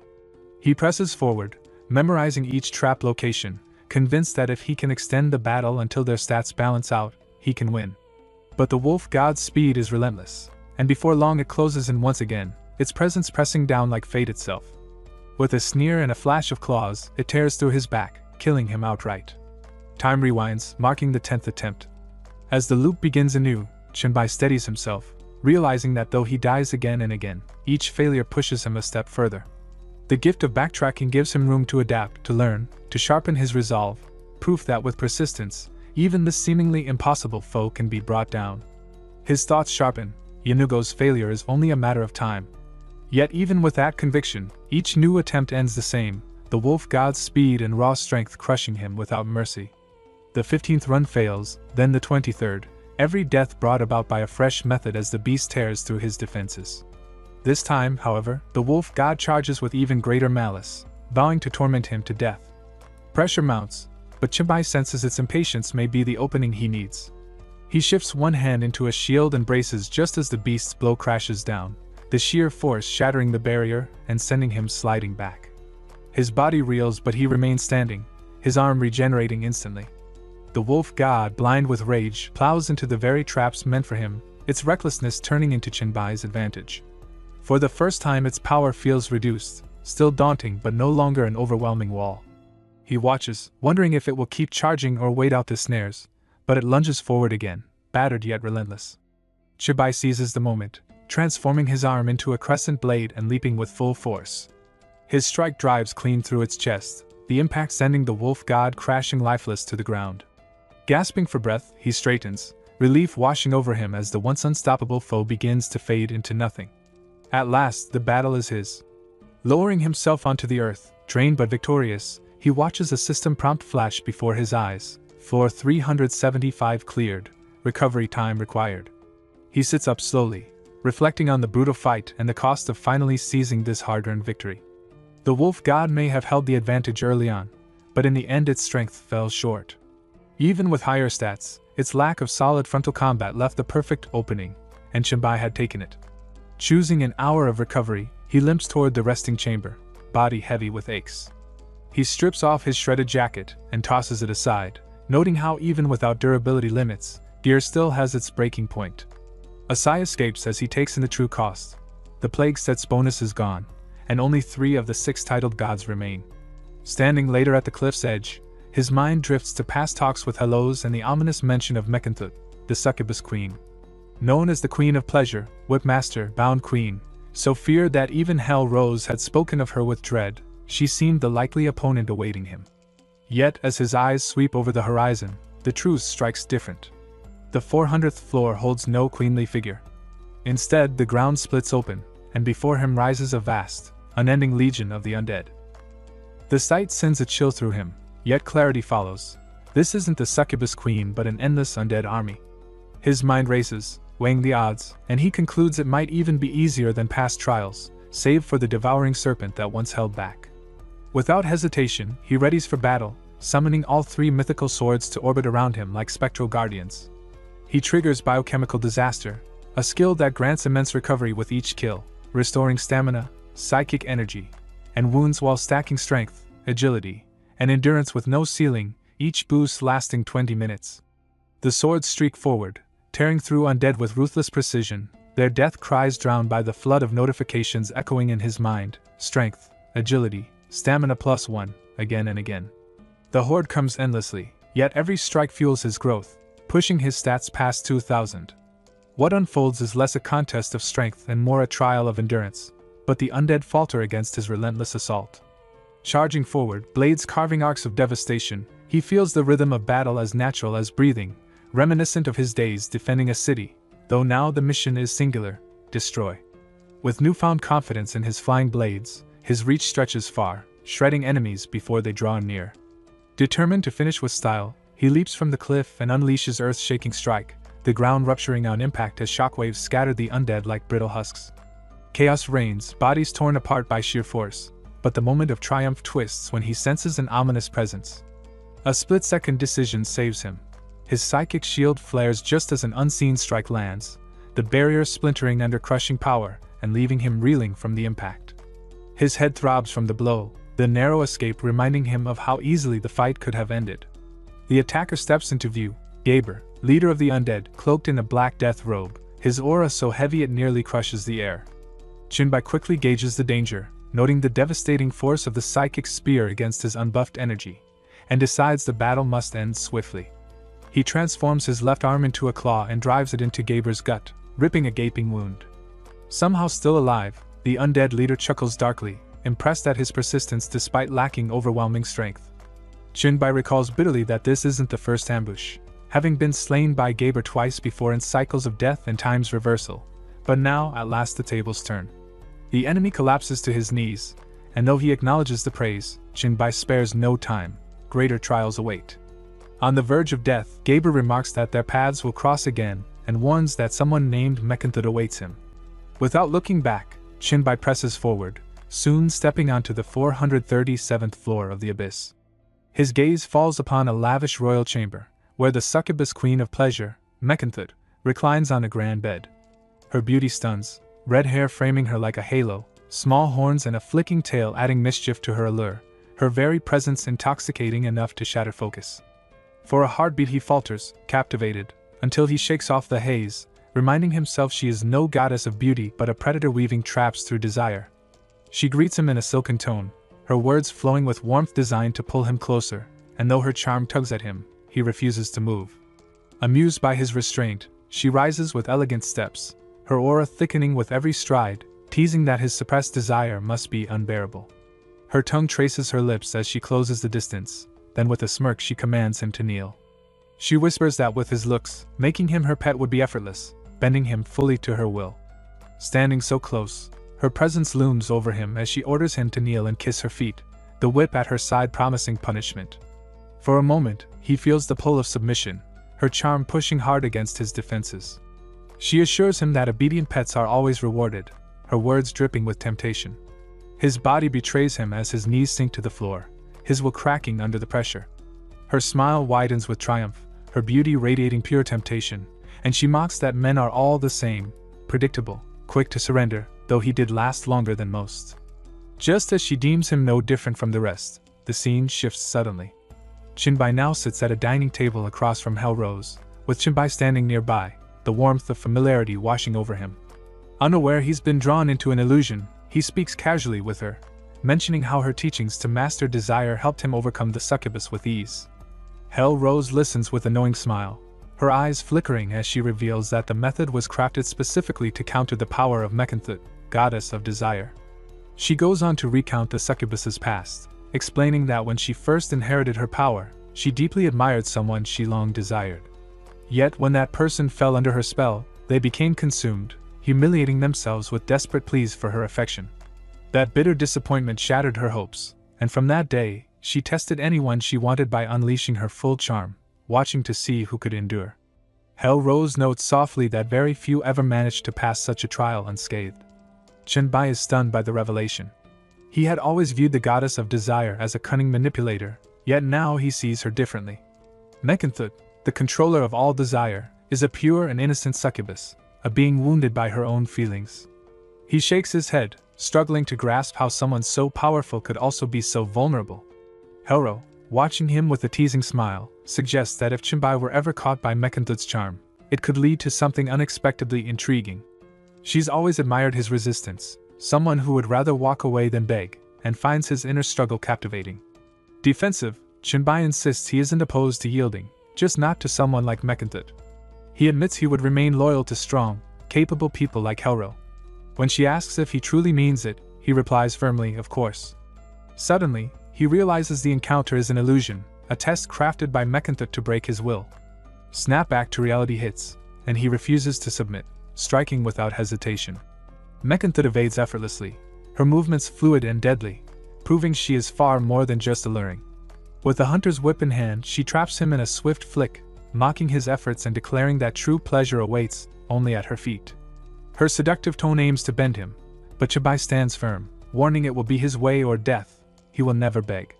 Unfazed, Mechantut smirks, promising to see how long he can resist before yielding to her will. Slowly, she approaches, movements deliberate and teasing, then settles into a provocative pose, lamenting her loneliness and suggesting it would be nice to have a willing companion to play with. Chenbai struggles as the whip tightens around his chest, the pain sharp and invasive, crawling under his skin in a maddening itch that seems designed to torment both body and mind. Across from him, Mechantut acts smug, theatrically licking the whip as if performing in some twisted drama, fully convinced that her divine authority makes this instrument irresistible, capable of controlling anyone who feels deeply. Yet Chenbai remains calm, mocking her theatrics and refusing to break under pressure, already judging her opening move as laughably weak. Mechantut steps closer, sultry and provocative, claiming he remains too charming despite the pain, then suddenly grabs his chin and kisses him, a bold and unsettling move that throws his mind into a dreamlike void.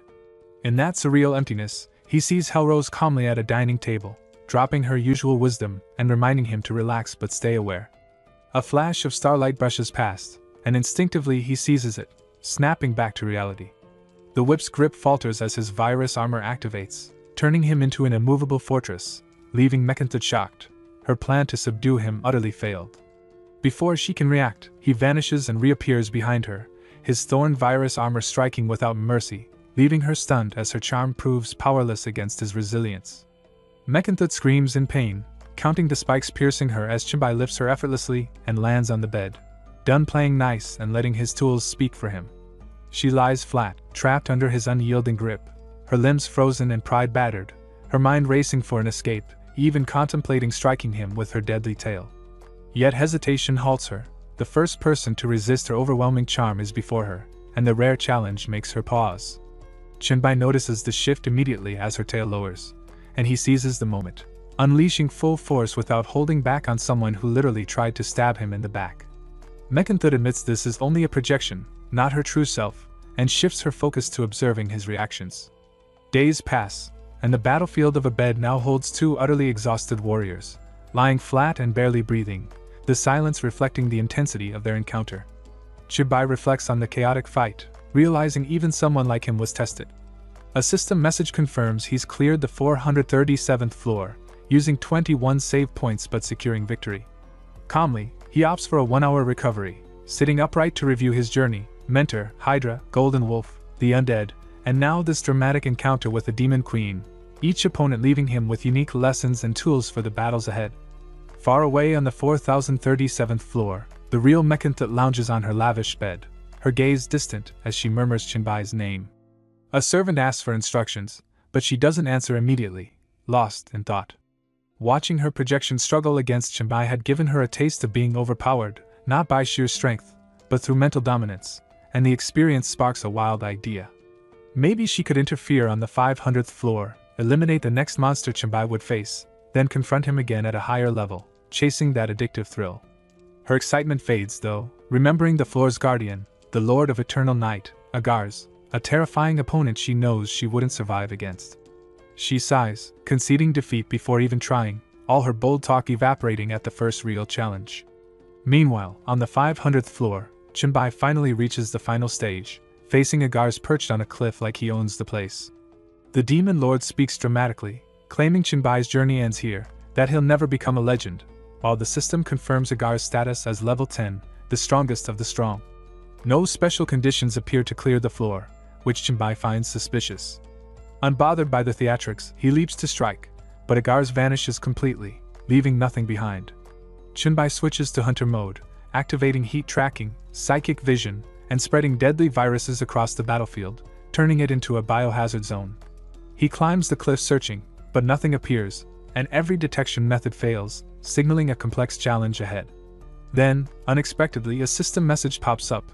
He has cleared the 500th floor without a fight, unscathed, with recovery time ready. Chenbai stands confused, sensing that this sudden, effortless clearance is unusual, possibly a trap, and definitely something more than the viral cloud he had deployed earlier. Agar sits on a cliff behind Chenbai, observing him with detached curiosity and muttering that he's an interesting human. Then, like some emo ghost king, he begins to fade, leaving a cryptic remark about looking forward to meeting again before disappearing entirely. Chenbai turns, trying to make sense of it. Why let him pass and drop such a mysterious message? Frustrated, he curses Agar, thinking these riddle-loving weirdos always act like the universe revolves around their half-baked philosophies, and anyone speaking in riddles instead of plain words deserves a cliff, preferably their own. Not wasting time, Chenbai chooses the shortest recovery option, expecting an instant reset, only for the system to clarify the minimum is 1 minute. He taps yes without hesitation and braces for what comes next, instantly teleported to the 51st floor, or what remains of it. Collapsed space stretches before him, the system noting the entire floor has broken down, and without pause, moves him forward. He floats through the abyss again, darkness surrounding him, and his thoughts grow heavy. Floors are skipping like missing chapters, and he wonders how many have been erased while he has already defeated 6 god-level bosses, the pattern becoming too familiar to ignore. Chenbai hopes there aren't many floors left, but reality ignores his wishes as the system skips 99 levels without warning or explanation, landing him abruptly on the ground of Abby's level 600. The system immediately updates him. No current lord rules this floor, and it's about to summon the phantom of the former demon lord. Chenbai's eyes narrow, knowing trouble is coming, and the system presents a new threat from history. Abby's level 600, demon clan, incarnation of evil, level 10, boss of Satan. He freezes, struggling to accept it. Satan, the traitor who turned against the abyss and created hell, has returned as a phantom. A thick red mist twists into a human-like form, the air grows heavy, and a voice echoes with feigned surprise, claiming Satan never expected his mind to wake again here. The phantom claps, theatrically amused, assuming Chenbai is the challenger, and even tries to act friendly, asking who he is. Chenbai sighs internally, thinking the real devil isn't horns and fire, but someone who can't stop talking mid-fight. Without responding, he hides one hand behind his back, releasing deadly viruses, while Satan continues monologuing, claiming his real body no longer exists, expressing a strange fondness for peace, and suggesting a casual chat like old friends over tea. Chenbai ignores him, and sensing no conversation will happen, Satan abruptly charges with a punch, but Chenbai is ready, activating his Hellfire shield just in time to block the explosive force, leaving Satan momentarily surprised. Chenbai notices a flicker of impressed surprise on Satan's face as he realizes Chenbai is wielding Hell's own flames against its original master, bold enough to make even the overdramatic villain react. Satan, theatrically indignant, reminds Chenbai he rules Hell and questions whose power he thinks he's borrowing. With a snap of his fingers, the Hellfire coils around Chenbai like a venomous snake, trapping him completely. The very power he used for defense becomes his prison. Frustration spikes as Chenbai realizes he can either drop the Hellfire armor and dodge, leaving himself exposed, or keep it and remain locked down, cornered with no easy path to victory. Satan watches smugly, theatrically pitying Chenbai for coming so far just to die, then offers cooperation, which Chenbai immediately doubts. Sensing hesitation, Satan pretends civility and snaps his fingers again, releasing him. Face to face, Chenbai demands clarity on this so-called cooperation. Satan, now sounding like a slick salesman, explains that his real body is gone, leaving only this phantom created by the Abyss trial, a perfect chance for a comeback. Chenbai, cautious, sees the phantom as harmless, but Satan claims the Abyss builds projections from leftover life force, and if someone carries that out, even he could return fully. Chenbai asks the inevitable question about the cost, and Satan feigns generosity, insisting there's none, just carry his soul fragment out and gain a slice of his ancient hell legacy as a bonus, a desperate offer from a demon eager for escape. Chenbai's brief satisfaction fades as he realizes he's using Hell's own flames against their master, a bold and reckless move that even earns a flicker of admiration. But Satan, the theatrically dramatic villain, twists it into a grand betrayal. When Satan presents a ring to hold his life imprint, Chenbai examines it, discovering it's the legendary Solomon's Ring, a top-tier SS-level treasure that boosts every stat, reduces skill cooldowns, unlocks the Hell King form, and can even open the gate of Hell for limitless power. Chenbai curses internally, knowing trusting a villain is like trusting a cat not to knock things over. Testing the ring, nothing happens. Satan excuses that it isn't fully his yet. Unconvinced, Chenbai attacks, but Satan snaps his fingers again, trapping him in Hellfire and reminding him the god of Hell always controls the game. Exhausted, Chenbai asks what happens if he refuses, and Satan says killing him is pointless, preferring to stall until a smarter challenger appears. Tired of the stalemate, Chenbai reluctantly agrees, recognizing that cooperation, however uneasy, is the lesser evil in this twisted game. Chenbai drifts in the endless void, suspended between disbelief and anticipation. A soft glow appears, forming a message in midair. He has cleared the 600th floor, completing all trials of the Abyssal Lords, and the Abyss trial is over. His feet finally touch solid ground, and he steps forward, eyes fixed on the stone pillar before him. Hovering above it is the glowing image of the scroll of etherealization, the goal he has chased through blood, sweat, and countless battles. Excitement and disbelief freeze him, memories of every brutal level flashing through his mind. As he approaches, dark mana from all directions begins spiraling toward the scroll, which slowly solidifies, taking shape as if the abyss itself is forming it. Chenbai pauses, using the quiet moment to rest, his mind replaying every trial and the small comforts, like the unchanged time backtracking, that prove the world remains intact. His fingers tighten around the ring Satan gave him, thumb brushing the surface. The moment to act has come. Blood-red smoke erupts from the ring, twisting the air, and the shape of Satan solidifies from shadow to full presence, the ground trembling beneath him. Without hesitation, Satan points toward the partially formed scroll, pride in his voice as he explains that this is no mere reward. It holds the authority of the abyss, granting the power to transfer classes and become a sovereign of this dark realm. His gaze locks onto Chenbai, a rare note of respect in his tone, declaring that Chenbai's name will be remembered across endless worlds, for even gods fear to attempt the trial he has just completed. Chenbai listens intently, but unease gnaws at him. He recalls their battle and knows he never truly defeated Satan. Every move had played into the devil's plan. Satan shakes his head, reminding him that simply overcoming Mechanthot already proves his strength, words that linger in Chenbai's mind. As he reflects, a realization strikes. The Lord of the 500th floor, Agars, was never a mere enemy. He was one of Satan's minions, part of the elite group called the 70, holding the second position among them. This truth settles Chenbai's doubts about the Abyss's 600th floor. He brings up their deal, thinking their cooperation should end, but Satan raises a hand, insisting there is one final step. Chenbai has not fully received the ring or unlocked the inheritance waiting in hell. Hesitant, Chenbai asks if the power will truly be his, and Satan nods with a confident, almost principled tone, but then a sinister grin spreads across his face. His eyes gleam with malice as he reveals the truth. Chenbai will gain the power only to serve as a vessel, allowing Satan to seize control of his body and rise to the highest realm. Panic floods Chenbai's mind as he realizes he has been tricked. Everything was a trap. A crushing force presses on him, his chest tightens, and possession begins. Dark energy wraps around him like chains of pure evil, the air thick and suffocating. Satan's voice echoes with madness and triumph, declaring his return as Abyss Sovereign and vowing to conquer all worlds once more. Chenbai feels the invasion inside him, his eyes slowly turning blood red as he fights to cling to his soul, but each moment slips further from his grasp, leaving him exposed and vulnerable. Panic surges through Chenbai as he realizes his defenses are gone, leaving only one option.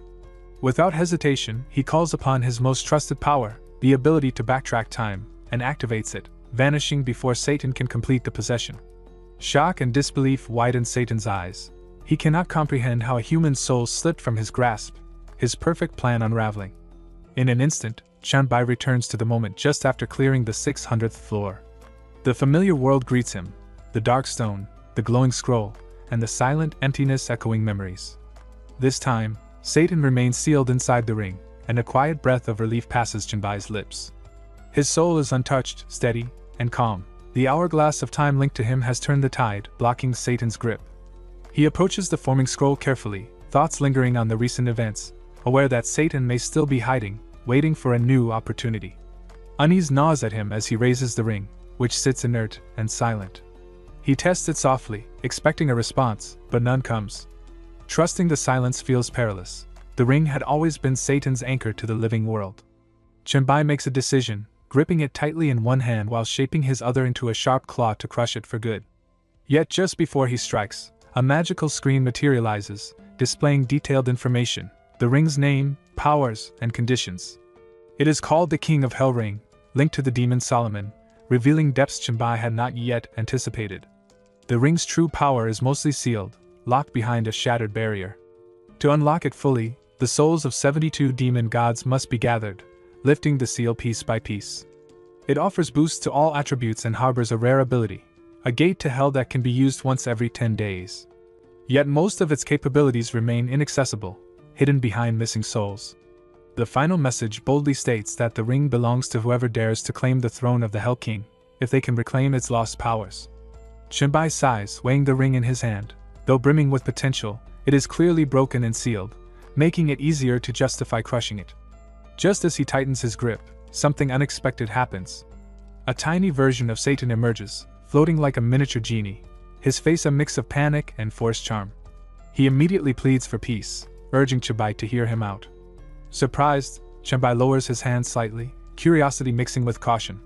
Hovering above the ring, the miniature demon bows deeply, speaking in flattery.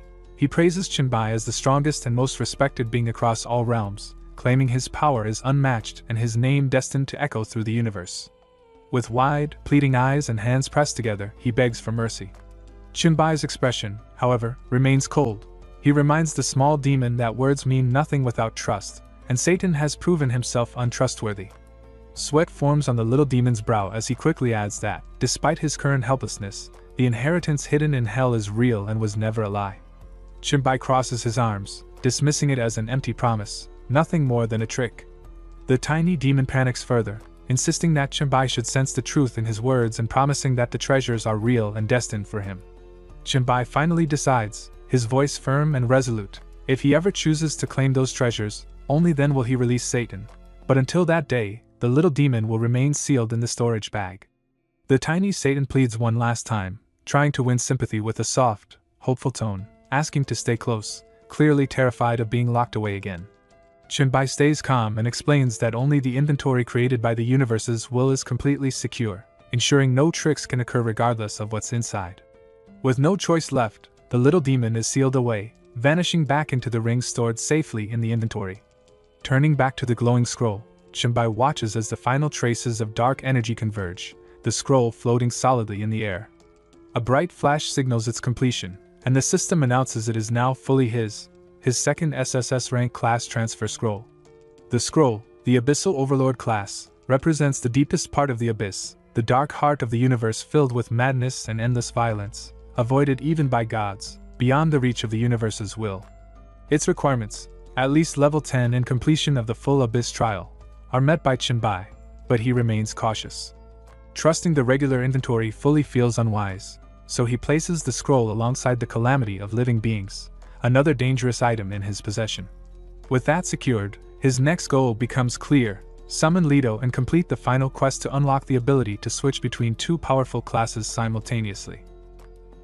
Chenbai stands once again in the first layer of the abyss, surrounded by empty, dry, lifeless land, dust drifting over cracked ground beneath a gray sky. He takes a deep breath and pulls out the special coin given by Leto, the god of trade, holding the power to summon him directly. Calmly lifting it, he decides the abyss still holds value and calls Leto here in the middle of the desolation. Tossing the coin to the ground, a golden light bursts forth, forming a brilliant portal, and from it steps Leto, tall and proud, radiating the authority of the trade god. His brightness clashes with the abyss's gloom, and he immediately shows his disdain, his voice rising in annoyance. "The abyss is far worse than hell," he says, "with demons too wild and foolish to understand business, honor deals, or value negotiation." Chenbai watches silently, noting just how much Leto dislikes the realm, and Leto confirms without hesitation that only demons would find any enjoyment here, the air heavy and the place devoid of logic or order. Turning to Chenbai, he cuts straight to the point, reminding him the coin was meant for the investment task and if used otherwise, like calling for help, Chenbai must be ready to pay a new price.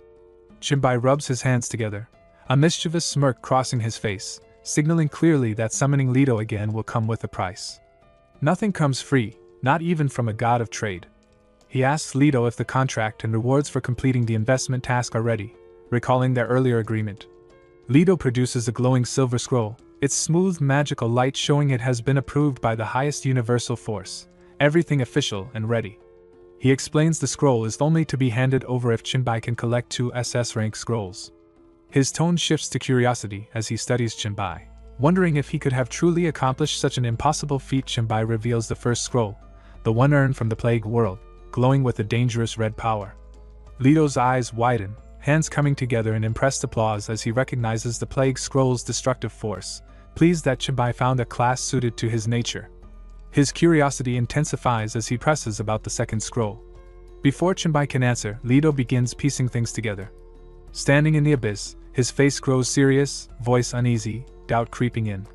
He surveys the desolate layer and starts realizing what Chenbai might have achieved. If the second scroll came from here, it must be the one even Satan failed to claim.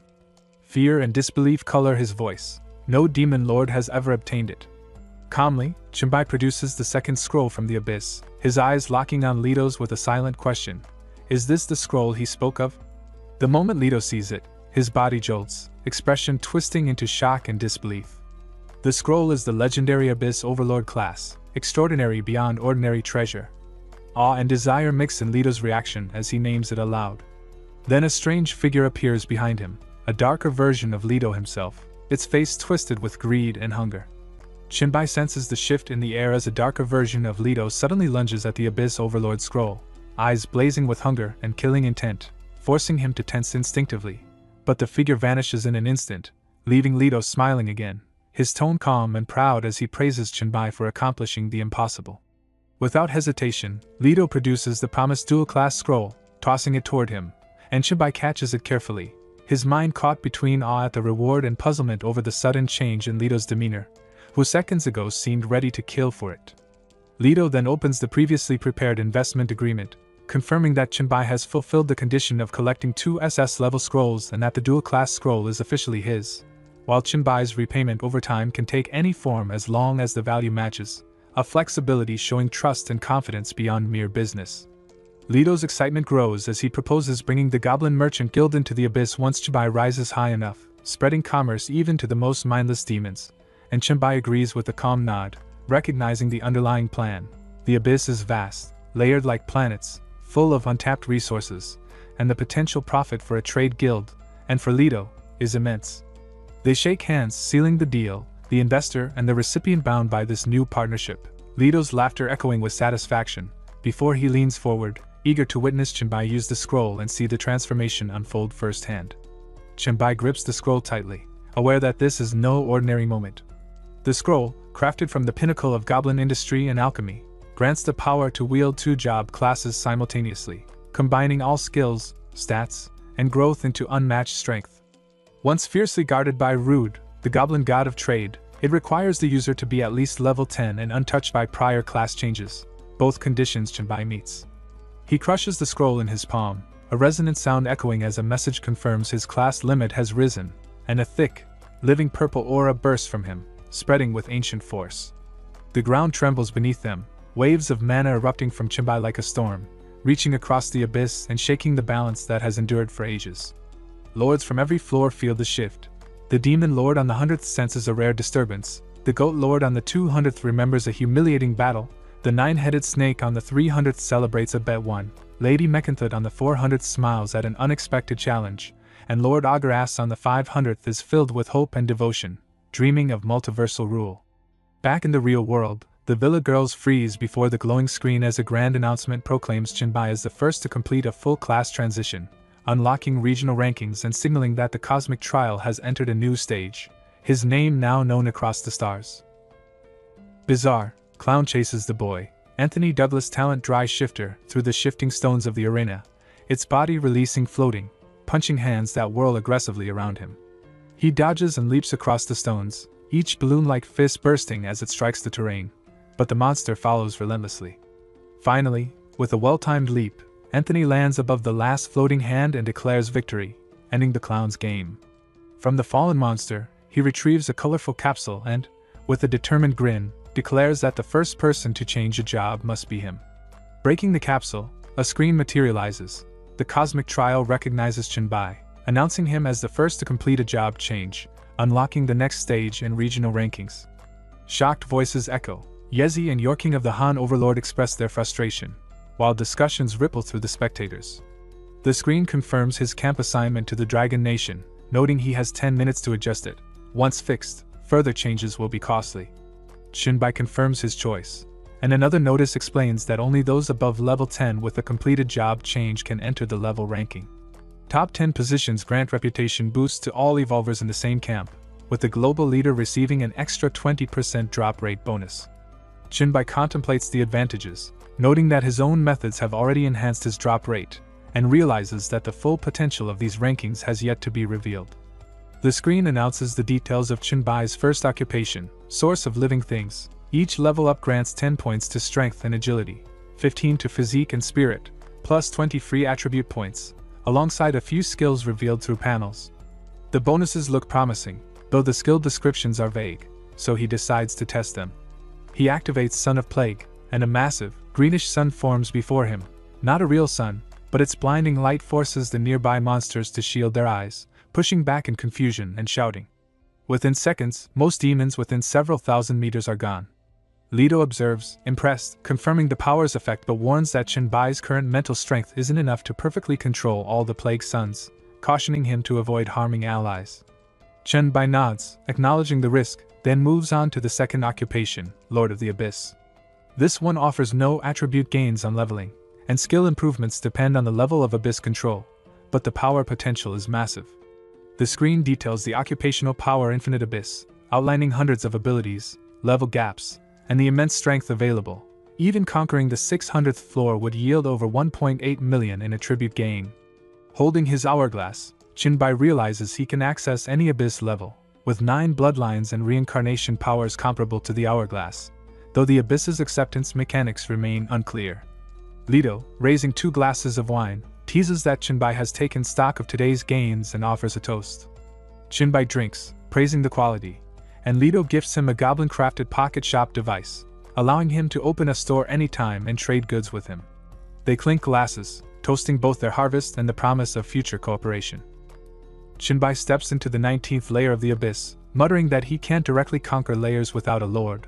Layers 1 through 9 have already been secured, granting him 45 attribute points. He attempts layer 19, only to see the screen declare failure and instruct him to conquer layer 18 first. Undeterred, he turns to abyssal assimilation, producing the last item in his backpack, the zombie mask, clearing space for the absorbed demon bloodline potion. He channels the purple abyssal energy around the mask, noting the screen's comment that using abyssal power to modify is somewhat wasteful. A thought strikes him, and he pulls out his Great F spear, recalling how it resisted and burned him under previous attempts. He envelopes it in purple energy again, marveling as the overwhelming abyss power from the abyssal well surpasses its resistance, remodeling it completely. Confident, Chenbai sets his sights on the 500th layer, arriving to find Agar's bowing deeply, proclaiming his honor to witness Chenbai's revival. Suspecting Agar's assumes he is Satan, Chenbai commands him to pledge loyalty, receiving a burning purple soul flame in return. Holding it, he recognizes a significant upgrade, worthy of a second in command. Seeking further power, Chenbai requests a boost for his weakened body. Agar's offers the essence of the Great Hell Demon Lord SS bloodline, a potion still potent even if not triple S rank.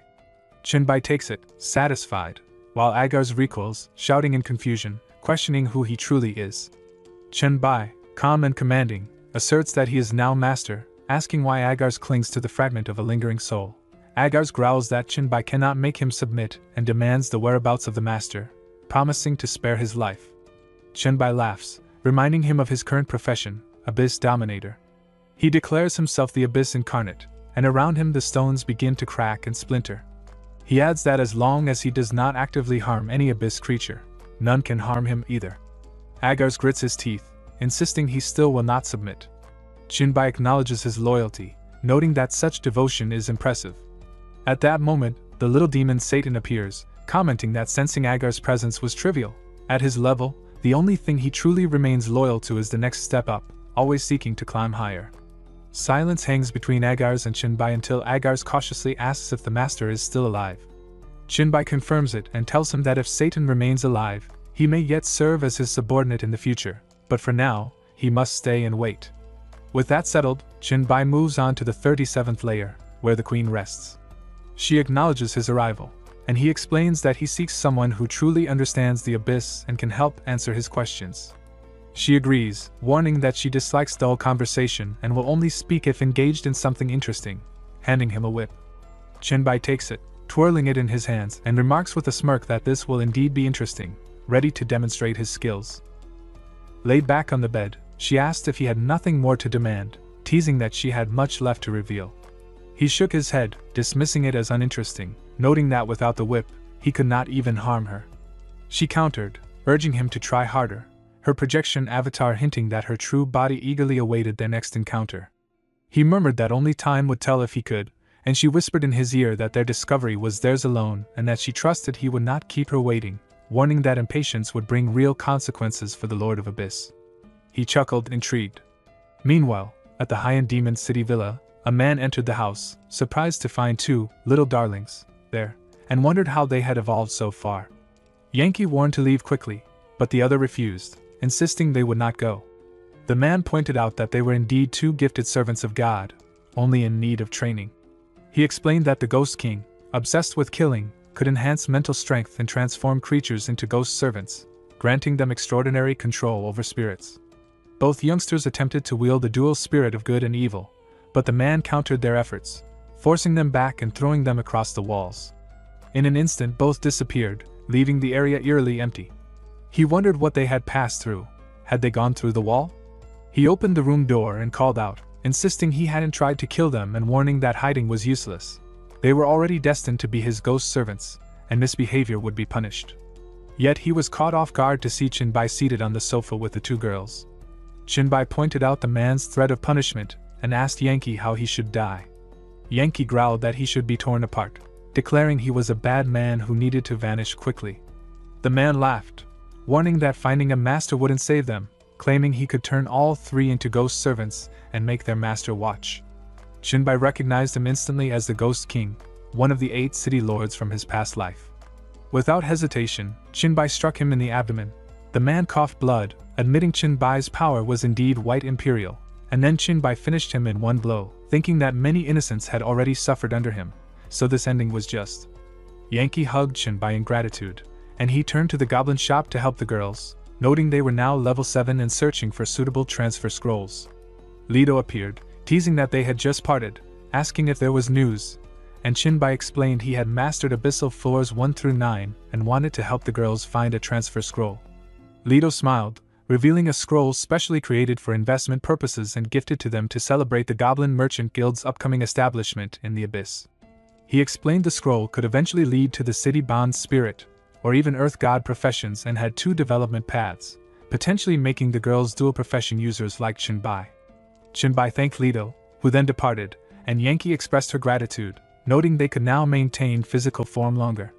Chinbai reassured them that shared feelings were optional and wouldn't be forced, but the two immediately began bickering, yapping and fighting with each other as usual, leaving him amused and exasperated. The standby sipped his tea, remarking that Chinbai's skill was impressive, and Yankee responded that she was glad he liked it. She asked if he had disagreed with what had happened earlier because of her, and he explained that while he hadn't forced anything, that wasn't the real point. He clarified that those with him must either truly love him or be completely loyal, and he disliked anyone trying to repay him with their body or personal deals. Yankee apologized, and he admitted he was curious about the logic behind repaying favors in such a way, noting that it was an idea only someone like her, an incarnation of Wilk, would have. She argued that striving for something better for oneself wasn't evil and could be a good deed if it didn't harm others, which he found interesting, suggesting she go practice with Yankee as it would help her. Later, messages flew among Krang, Crow, Overload, Mizukawa, and Han discussing Chinbai and the job change scrolls. Reading them, Chinbai recalled the Red Star Mental Hospital and how Jai Pai could be summoned there, and that one of the 72 demon gods could also upgrade the Saturn ring, asking Han why not attempt it. Han prepared to enter, noting the dungeon entrance was visible and popular, and Chinbai reminded him to stay attentive to the task and report any changes. Behind them, a puppet doll clung to Han, startling him until Ding Ding appeared, explaining she needed to act quickly to protect her paper man and teasing Han for being soft. Chinbai declared they were all ready, and a bald man named Along approached, telling the trio to stay back. Ding Ding explained that Along had cleared 2 normal dungeons and 1 hell dungeon in Motive, and that only a few people could challenge the Red Star Mental Hospital. Along, calling himself Brother Long, invited them to join his team, noting that vacancies had opened as some members had urgent matters to attend. Chinbai shook his head, saying a small group was enough, thinking the man seemed harmless yet exuded an unsettling confidence. Along, however, insisted that it wouldn't work, noting that the bosses in the 001 chat group were all level 4. Was something bothering him at level 3? Han interjected, asking if Along even knew how to speak to people. Another man stepped forward, telling Along that this wasn't the same person from the flying knife clearance video in the 001 chat group. Along paused, recalling the moment, and admitted he wasn't great at conversation, cautioning them not to forget it. Han nodded, agreeing that he wasn't a bad person, and suggested they proceed to clear the dungeon, while allowing Brother Long to act as he wished. Along confirmed the others were inside, and Long recognized them as well, announcing that anyone following him in the future would make a name for themselves. The team heard him, and all the other members openly praised and admired Brother Long for his reputation and skill. Inside the dungeon, zombies swarmed around them, and Chinbai admitted he lacked experience against such creatures, leaving the fight to Han and Ding Ding, who nodded in agreement. Raising his hand, he activated the ring on his finger, summoning Yankee, who grinned, eager for bloodshed, and immediately unleashed attacks. Chinbai noticed her new flames, feeling the breath of hellfire and realizing it had been stored in the ring after leaving the abyss. He adjusted the ring's shielding, questioning if she had been taught these skills. A voice replied, praising her talent and pure evil instincts, explaining some techniques had been imparted secretly due to her rarity. Chinbai planned to remove the ring's shield at the right moment. Sensing more than just Han's hell blood, Satan confirmed the area held Jisect energy, which Chinbai acknowledged as the reason for their mission. Yankee announced all external monsters were dead, and Chinbai instructed her to leave 10 alive for later, while Ding Ding confirmed. Han asked about Yankee, and Chinbai explained she was a special form evolver. They moved deeper as Ding Ding controlled the monster with her puppet. Han acknowledged their progress, and Chinbai reminded them that even summoning a 16th of the 72 demon gods of the Jisect posed no threat since the dungeon capped at level 12. Ding Ding blinked at his words about demon-held difficulty, and Han teased her, but the group pressed forward, Yankee shouting for the next kill, ready to continue their ruthless sweep through the dungeon. They entered the secret room, its walls covered in crosses, and Ding Ding asked if this was where the Jisect would be summoned. Chinbai admitted he could only handle them one by one, lacking a full grasp of spiritual creation, while Han guessed it was his overwhelming mental power making control difficult. Chinbai nodded, then levitated the circular object inscribed with spells. Suddenly, blood seeped from the crosses, dripping eerily across the room, and a notification appeared marking the dungeon as nightmare level, triggered by the hidden conditions of the Red Star Mental Hospital, with difficulty immediately spiking to hell level. The air cracked, splitting open as a monstrous hand emerged, tearing a hole through which a creature stepped out, its presence suffocating. It bellowed in disappointment at the inferior lives, sacrificed for its duke, demanding a worthy tribute or threatening death. Han trembled under the sheer power, and the monster's gaze fell on him, noting he carried some of its blood. Han's panic surged as he asked about his sister, but the creature snarled, mocking the idea that blood granted immunity. Before Han could react further, Chinbai stepped forward, voice sharp, calling the creature out and demanding it answer his friend's question, cutting through the tension with authority. The monster sneered at Chinbai, calling him an arrogant and ignorant human, vowing to make him regret it before death. Chinbai responded in the demon language, speculating that the monster's intelligence, or lack thereof, might stem from a genetic mutation, while from his ring, Satan emerged, warning him of the fool he faced. The monster, sensing the ring's presence, froze in shock, realizing it was no ordinary trinket. Chinbai leapt, delivering a powerful kick that sent the monster sprawling, yet it coughed blood and struggled to rise, prompting everyone to gasp at the battle's opening move. Kneeling, the monster pleaded, invoking the Jai faction in desperation. Chinbai reassured it that fear alone need not bind it, and commanded the monster to act, to kill him, and claim the ring. Trembling, the creature obeyed, channeling purple energy, while Chinbai raised a finger, emitting a green hue that synchronized with the monster's aura. Clapping his hands, Chinbai forced the monster's body to fully revolve with the abyssal energy, the creature panicking at the virus coursing through its defenses and begging for mercy. Smirking, Chinbai told Satan that fear had kept it from fighting at full strength, then transformed his arm into a massive claw, asserting that even its soul could be used if it failed to resist. The monster submitted, releasing a fragment of its soul in purple flames, which Chinbai absorbed into his ring, triggering notifications, 5,000 virus points and 2,000 exclusive evolution points for the Black Light virus, alongside continual upgrades. The monster, now fully obedient, confirmed that Chinbai's sister had been relocated in hell under the name Rika, given resources and freedom, and promised to relay her whereabouts if discovered, cementing Chinbai's dominance and the ring's growing power. Chinbai glanced at the monster and remarked on its apparent kindness. The creature admitted freely, saying it treated every bride in hell well, earning the title Duke of Love. Satan interjected, correcting him that his true name was Self-Love Cedar. Chinbai offered to let the monster speak freely, and from the ring, Satan appeared to facilitate communication. The monster lit up at the interaction, but when Satan asked about the current state of hell, it hesitated, sadness flickering across its features. Finally, it revealed that Lord Beelzebub now ruled hell, claiming Chinbai's former place and inheritance, erasing all traces of his influence, and leaving newly born devils unaware of his name. Satan's teeth clenched at the news, fury coursing through him as he muttered Beelzebub's audacity. Satan asked sharply if hell had truly forgotten him. Jia knelt, explaining that through Beelzebub's preaching, the current hell hailed him as the greatest emperor, the sole leader able to guide hell to prosperity. Only the 72 demon gods who originally followed Chinbai remembered him, but they stayed silent in temporary submission. Satan's anger flared, and Chinbai demanded information on hell's lords. Jia reported that besides Beelzebub, fallen angel Lucifer, and the elites Visago and Paimon were imprisoned for opposing him. Chinbai nodded and dismissed Jia, ordering immediate updates on any developments. A screen popped up showing 0 experience points gained, which Chinbai shrugged off, noting his earlier class range bonus had already shot him to level 12. Turning to Han, he asked about his quest. Han proudly reported completion with AG rating, declaring that the universe itself recognized Imperial Chinbai. He clung to Chinbai's leg, claiming the next quest to find his sister would be effortless.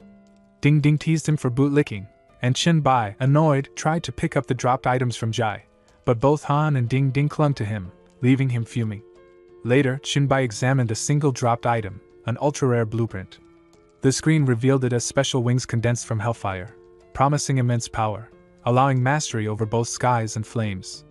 He smiled, recalling that the last time he visited, a similarly precious blueprint had dropped, confirming the place was truly a land of fortune. Once outside the dungeon, Chinbai asked if there was a place with a high concentration of zombies and monsters to train Yankee. From behind, Long spoke up, naming Lu Jiakao, a city teeming with monsters that had appeared after the apocalypse. Chinbai thanked him, and with that, he, Ding Ding, and Han surged forward, moving like streaks of fire.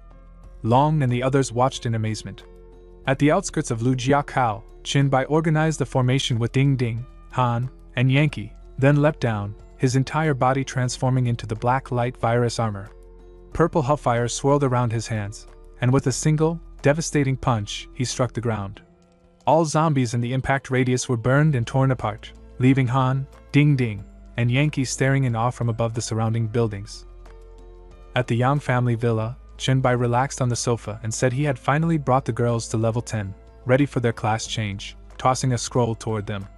Instantly, the area became hazy and slightly invisible as the class change power enveloped them. The girls spun in the air, circling 360 degrees as Satan appeared, praising Chinbai's judgment for selecting the Earthborn Spirit class, perfectly suited to them and enhanced by his use of Slainish Hellfire. Chinbai waved off the flattery, remarking he only wanted to keep Beelzebub in check for now.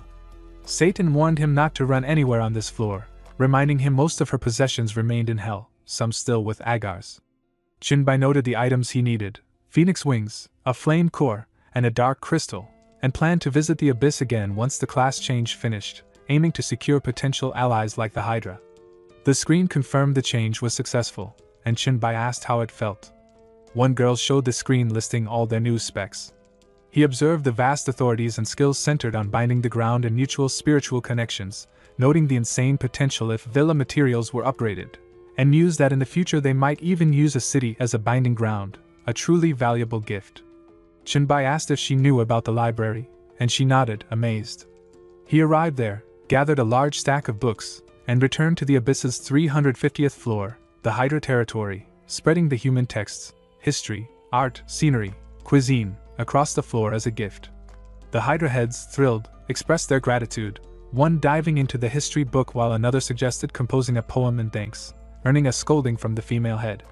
Chinbai observed their playful back and forth, then received the Eyes of Esoterica skill scroll, a powerful astral detection tool capable of analyzing targets and learning their secret abilities.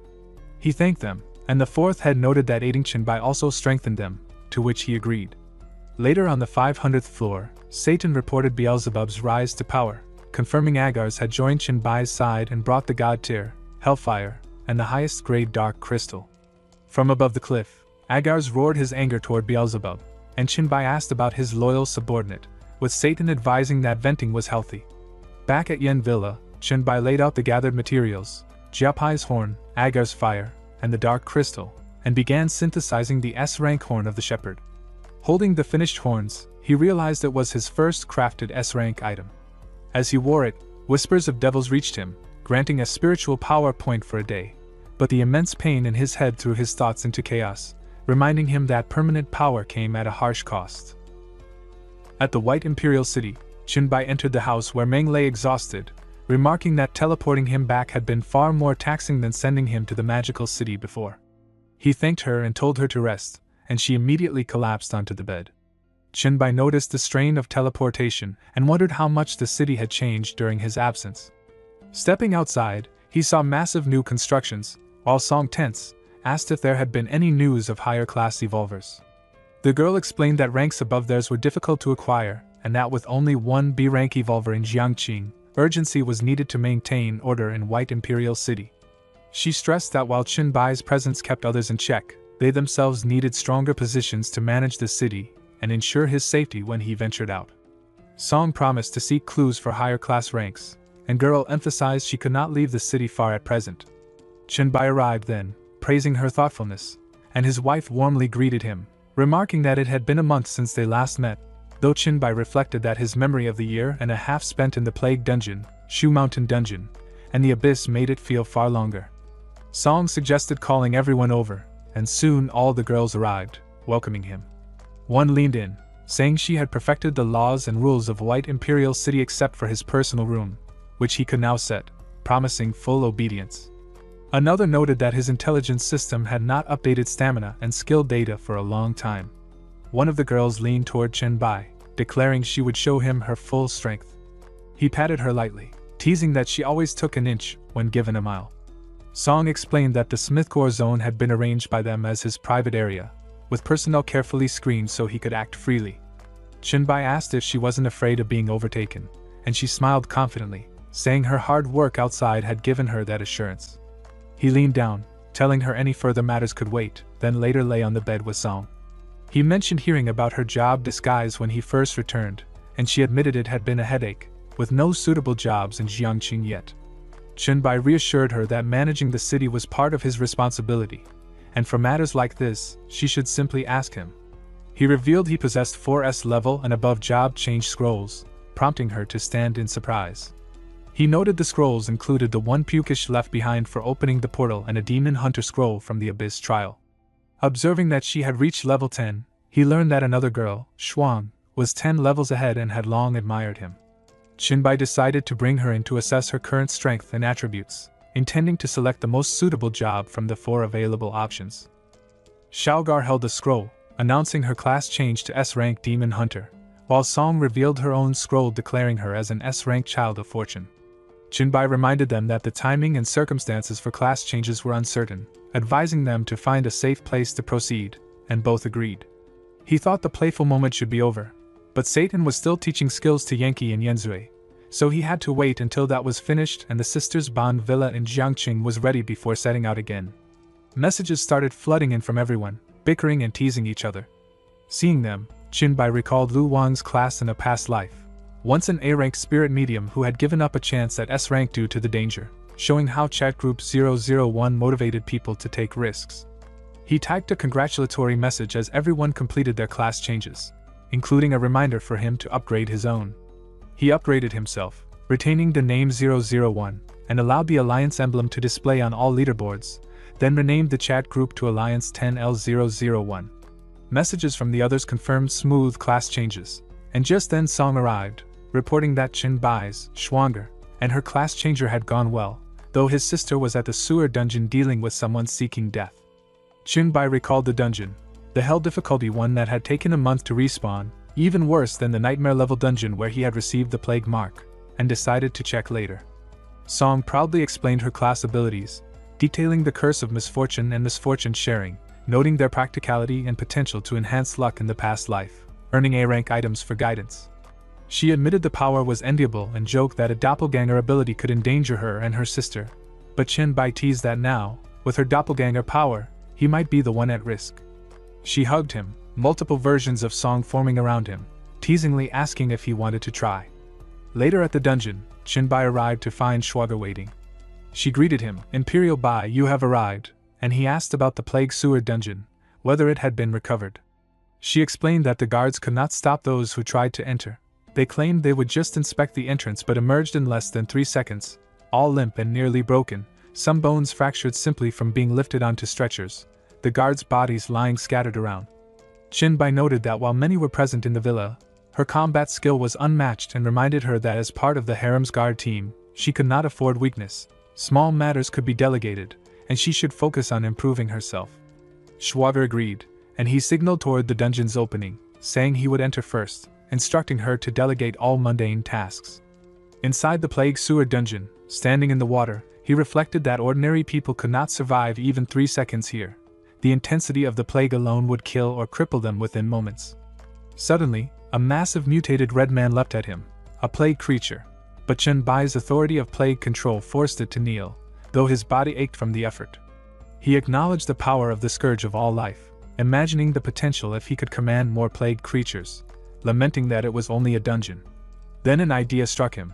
If the abyss had no plague floor under his control, he could simply remodel one himself. As the Lord of the Abyss, he had already envisioned it.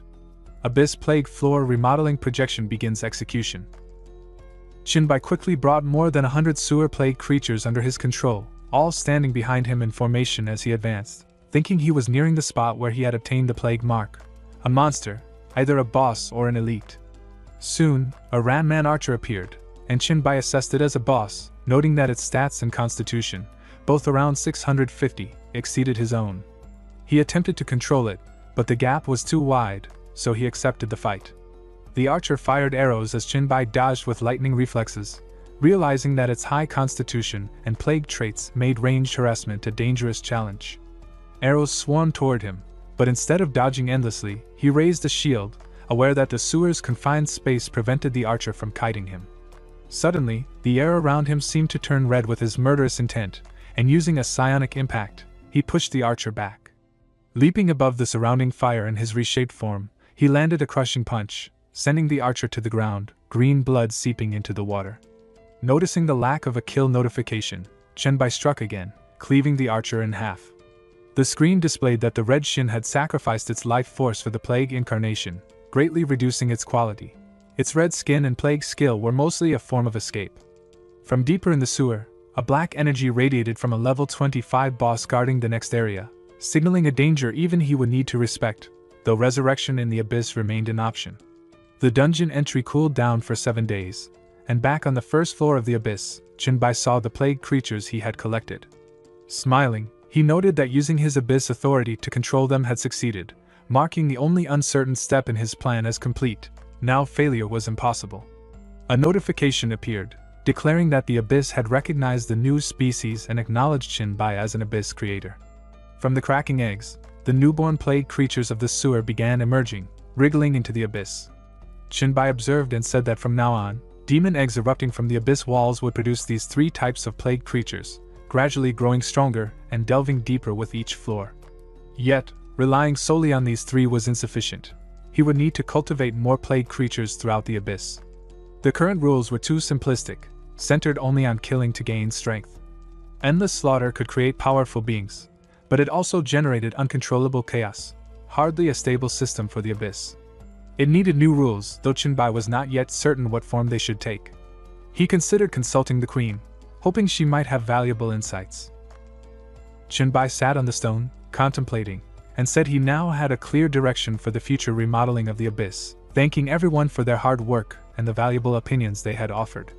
The snake acknowledged that under his plan, the abyss would become even stronger, while the snake demon lord and snake queen praised the cultural and structural ideas, with the queen particularly interested in building cities and a goblin chamber of commerce to provide stable roles for her subjects. Gabor expressed his willingness to wait until Chinbai had the strength to remodel fully, and Chinbai reassured them that, as Lord of the Abyss, he would advance it even further, thanking them all for their guidance. The queen reminded him not to let temptation distract him from proper preparation next time, and he promised that once he had complete control, he would act decisively. Once they departed, Chinbai twisted his ring and addressed Satan, acknowledging his loyalty and promising that after retaking Hell and returning it to the Abyss, Satan would regain the throne of the Lord of Hell and forge his divinity. Satan pledged his utmost support, while Chinbai focused on the immediate goal of strengthening himself further, leveling up, acquiring equipment, and securing bloodlines. A thought struck him, reminding him of the mask capable of fusing bloodlines. Though currently limited to 2 SS ranks, he planned to ascend to the 10th floor, gather more bloodlines, and attempt to fuse an SSS rank. After 7 days, Chinbai emerged from the sewer dungeon to find 2 girls waiting. When he asked why they were there, one explained that rumors had spread over the past week claiming he had been trapped and even perished in the dungeon after his level stagnated for 2 days.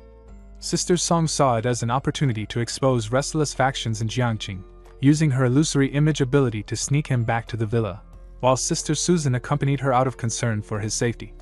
Chinbai reflected that his rapid level growth had come from farming bloodline potions, which took over 10 hours to feed the mask, and that he had also tested new skills with the sisters on the 1st floor of the Abyss. He asked if the rumors had produced results, and they explained that a group leader had attempted to challenge Song's authority, but was swiftly dealt with by Sister Schwanger. Chinbai praised them, saying placing Song in charge of White Imperial Castle was one of his best decisions and commended their capability, prompting kisses on his cheek in gratitude. He then inquired about an empty plot in the core area for a villa, and Song had already reserved a large space for keep building expansion. At the villa area, Chinbai introduced 2 special evolvers, earthbound spirits, Yanqi and Yanziu, to Song, explaining that if they matured, they could serve as guardian spirits and land gods of the Imperial City, bolstering White Imperial Castle's strength. The girls introduced themselves, revealing that before the apocalypse, one's soul had split into good and evil halves, giving them twin-like appearances, with one embodying evil thoughts and the other good. Chinbai reassured Song that the evil half had learned to control herself, with only a slightly nasty personality, prompting Song to laugh at the comparison. Chinbai then introduced Song as his trusted partner to manage White Imperial City, instructing the twins to obey her in his absence, and both agreed. Song added that Meng had been sleeping for the past few days, likely due to matters with the 001 chat group and her own class, and Chinbai acknowledged this with understanding. Chinbai knocked on Meng's door, and she hurriedly got up, running toward it but stumbling on the way. He opened the door, asking what happened, and she explained that her legs felt wobbly from lying down too long, but quickly added some good news. She had obtained an exclusive class scroll in a dream that leveled up as she killed monsters, and after a few days of effort, it had reached a rank. Chinbai warned her not to push herself too hard and to move around occasionally, reminding her that more hustle doesn't always mean faster progress, and she nodded in understanding. She then asked if he had checked the group chat, showing him the token for the Flying Sword D dungeon. Chinbai recognized it as the reward from Sword Immortal's exclusive quest dungeon and listened as she explained that after Sword Immortal acquired a class in Shu Mountain, the Path dungeon became open to others, with each participant granted 1 entry via token. Curious, Chinbai checked the chat and saw a lively discussion with plans to meet in an hour. He realized he had accumulated plenty of virus points and exclusive blacklight virus poison, deciding to use the time to select and upgrade skills for later testing in the dungeon. Soon, everyone gathered on the special map of Shu Mountain, levels ranging from 10 to 89, and introductions began. A man greeted the group, and Chinbai recognized him immediately as Lu Wang, a friend from a past life, agreeing to call him Lu. Other members introduced themselves, Xiu Chuan, Overlord, and then a man arrived, addressing Chinbai as Big Brother. Chinbai immediately recognized him as the Thunder Saint from his past life, a successor of 5 consecutive lightning whips, marveling at the hidden talents within his chat group, full of hidden dragons and crouching tigers. The newcomer expressed excitement at finally meeting his benefactor. Chinbai marveled, recognizing the man as the famed Thunder Saint from his past life, the furious warrior before whom all evil once fled, and wondered how he had come to be like this. The man enthusiastically wrapped an arm around Chinbai's leg, and Chinbai laughed, telling him not to be so overzealous since they were already familiar with each other. Ding Ding explained that before the call to transaction, Lido had given him the Thunderwalker class change scroll in Chinbai's name, saving him from the deadly investment quiz. The man pledged that he would obey any order without hesitation in the future, and Chinbai smiled, reminding him that they were all in the same alliance and should support each other. Once introductions concluded, Chinbai suggested they head straight to the Demon Locking Tower, and the man agreed, noting that their time in Shu Mountain was limited. Upon entering, the screen revealed countless boss-level monsters sealed within the tower, each guarding its own territory, and warned that higher floors could only be accessed after defeating all bosses on the current floor. Standing inside the tower, Jinbai confirmed that the interior was far larger than it appeared outside. Suddenly, a massive frog-like creature appeared, putting everyone on high alert. One member immediately wrapped a snake around the frog, another launched a conductor lightning strike toward it, while a third used the wind calming technique to manipulate the water around the creature. Coordinating their attacks, everyone leapt at the frog, determined to finish it decisively. One of them tossed out a flurry of tokens, summoning God's speed talismans, and another shouted in amazement as their movement speed increased by 40%, letting them all leap toward the massive frog. Ding Ding activated puppetry skill, 5 ghosts dismembered, and the puppets surged forward, wrapping the frog's legs in ropes and immobilizing it. One of the team praised the precise control as another ended the frog's immediate threat with a spear strike, yet the frog retaliated, lashing its enormous tongue toward them. They dodged nimbly, landing on the ground and exchanging words of encouragement before charging together to deliver the final, decisive attack. As the team fought through various monsters, each picked up loot and cheered at their gains. One laughed, boasting they had cleared the group in under 10 minutes, and that mere, little totes, were no match for them. A girl claimed a water scroll skill book she wanted, while everyone else grabbed what they needed. Someone asked if anyone had seen Jinbai, and another replied that he had decided to explore deeper into the cave, heading toward the mountainous area across the river. They crossed to the other side, where Jinbai was seated in front of the demon suppression tower in the level 1 mountain area, surrounded by countless beasts, a tiger, a snake, and a massive bull. From above the cliff, one man shouted in alarm, noticing the 3 creatures, exclaiming that Jinbai was under siege and asking if all monsters in the tower had their own territories, questioning if these 3 belonged to the same family. Another man holding a Yun-Yen sign identified them as level 17, 18, and 19 bosses, and immediately leaped down to help. Jinbai smirked, noting it was nearly over, and raised a finger glowing with green light, unleashing a plague sun that shot toward the monsters, making them roar in pain as the green energy struck them. All the captured beasts were tossed into a bag, and one of the men gawked, asking if Jinbai was merely playing with them. Jinbai explained he had just finished testing a new skill when they arrived. The woman remarked he seemed fine, only that the Lightning 5 whip successor had been overly impatient, while another admitted she had suspected Jinbai had deliberately brought the 3 monsters together but hadn't dared believe it. A screen appeared before him, noting that during dysentery after infection, victims experience abnormal pain and reduced mobility, eventually leading to diarrhea, which Jinbai noted would make the plague sun even deadlier as a permanent debuff. He decided to clean up before continuing, and his hands transformed into monstrous claws. He tested his upgraded ground spike skill, watching as spikes erupted from the earth, piercing the monsters, and realized he could still control them after deployment, even devouring creatures directly through the strike.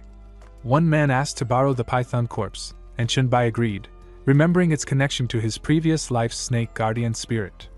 The man's body then morphed into a snake-like form, ready for action. The boy had fully transformed into a snake, even his tongue resembling the serpentine form, and Jinbai thought how perfect it was to further enhance this immortal strength. Ding Ding commented it was the northeastern snake immortal, one of the guardian gods worshipped in northeast China. After absorbing the snake's energy, the boy landed, apologizing for his aunt's poor appetite and gesturing to Jinbai, who extended his hand and used his Devour special species skill to gain 350 exclusive black light virus points, consuming the entire snake and expanding his own bloodline. From it, he obtained a test tube containing the snake's bloodline. Another boy announced a loot, 3 demon beast inner pills, 2 contribution tokens, a skill book, and 2 pieces of equipment, among other items. Jinbai decided to leave the contribution tokens and inner pills, letting the group divide the remaining items, but one man objected, saying that since Jinbai had hunted the 3 bosses alone, it would be unfair to take the loot without bidding. Another agreed, insisting even within the group, no one should take advantage, and he would oppose it if someone tried. Jinbai suggested they discuss rewards later, focusing first on maximizing gains in the demon locking tower, proposing that the others lure more monsters while he handled the kills, which everyone agreed to. As they waited, Jinbai consumed 1 elixir to boost all his attributes by 10, then immediately ate the remaining 2, feeling the surge in power. Suddenly, a man ran toward him, chased by a massive eagle-shaped monster. Jinbai drew his blade and slashed the beast in one swift strike, and the man thanked him, admitting he had been no help, to which Chinbai replied that simply bringing it here was already a great contribution. After that, the team kept luring wave after wave of monsters, and Chinbai defeated them relentlessly. 2 hours later, he returned to Ming's bedroom. She asked how the harvest had gone, and he replied that it was excellent. He had reached level 18, and if time weren't limited, no one would want to leave. He added that since she had consumed 2 demon beasts in the course, he brought 8 special ones for her, each boosting all attributes by 2, 10 being the upper limit. She thanked him but clarified that she only had 2, the rest coming from others, as they could not get tokens without him. She also mentioned that the boss dropped a lot this time and that everyone planned an auction in the group, suggesting he check the messages and take pictures of anything he wanted, asking Song or her if he lacked funds. Excited, she remarked that an auction in the group was amazing, but wondered why not create a dream world and hold it there instead of just reading words. He agreed but cautioned her not to overexert herself. She confidently said not to underestimate her. She was a triple S level talent. So he smiled and said he would return to his bedroom and wait for her dream totem. Inside the dream space, Ming explored the halls until she opened one marked VIP auction house, finding the layout decent though not too large. Hearing the echo of bids, 8 million for the 30th time, she casually swept away the lingering zombies with her power, then clapped her hands and ordered it cleaned. With a wave of her Dreamwaver skill, the place transformed into a spotless, elegant venue, seats polished and shining. Chinbai soon appeared on one of the chairs, asking if things were ready, and before long the hall filled with chat group members arriving for the auction. A man came forward to introduce himself, and Chinbai greeted him warmly, noting how different he seemed compared to his online persona. A woman stepped out teasing that he was bold online but shy offline, then introduced herself as Lu Huai, and when Chinbai shook her hand and said he remembered her, she smiled in relief. Another man appeared, calling himself the only trash in the group, earning a light remark from Chinbai that the name left quite the impression. Then Ming struck the hammer and declared the auction open, announcing the first item: 4 Demon Beast Trainer Pills from Shushan's Demon Locking Tower, starting at 4 gold coins with each raise no less than 4. One man offered the minimum, explaining he was job hunting and not strong enough to enter Shushan, while another quickly jumped to 40, apologizing to Brother Crow and asking him to step aside. Crow fumed that he could not even afford 40 coins, but the bids climbed quickly until the lot went to the so-called trash at a high price. The next item, Bull Demon Blood Rage, a C-level skill with powerful effects but harsh drawbacks, opened at 10 coins. The bidding flew, 15, 20, 25, before surging past 100 as rivals pushed each other higher, until again the final bid of 260 from the only trash sealed the deal. Item after item went up, and time after time he purchased them at staggering prices. Concerned, someone warned him not to bid beyond his means, but the boy assured them he would settle everything with Chinbai after waking, even offering to withdraw or resell to group members if they truly wanted something, saying he was helpless in this matter but would make sure no one suffered a loss. Another insisted he needed the tiger tail whip, and the boy promised not to compete, earning gratitude. Watching this, Chinbai grew suspicious, thinking the man had far too many gold coins. Though he himself possessed strategies and loot, he was still far behind. He wondered if the boy's talent was tied to money or if someone powerful backed him, perhaps even a foreign camp or an evil group. Resolving to dig deeper, he said aloud they would talk after the auction, and the boy agreed, adding he also had something to clarify. Ming then struck the hammer again, announcing the next lot, the 5-section Tiger Whip, starting at 20 gold coins.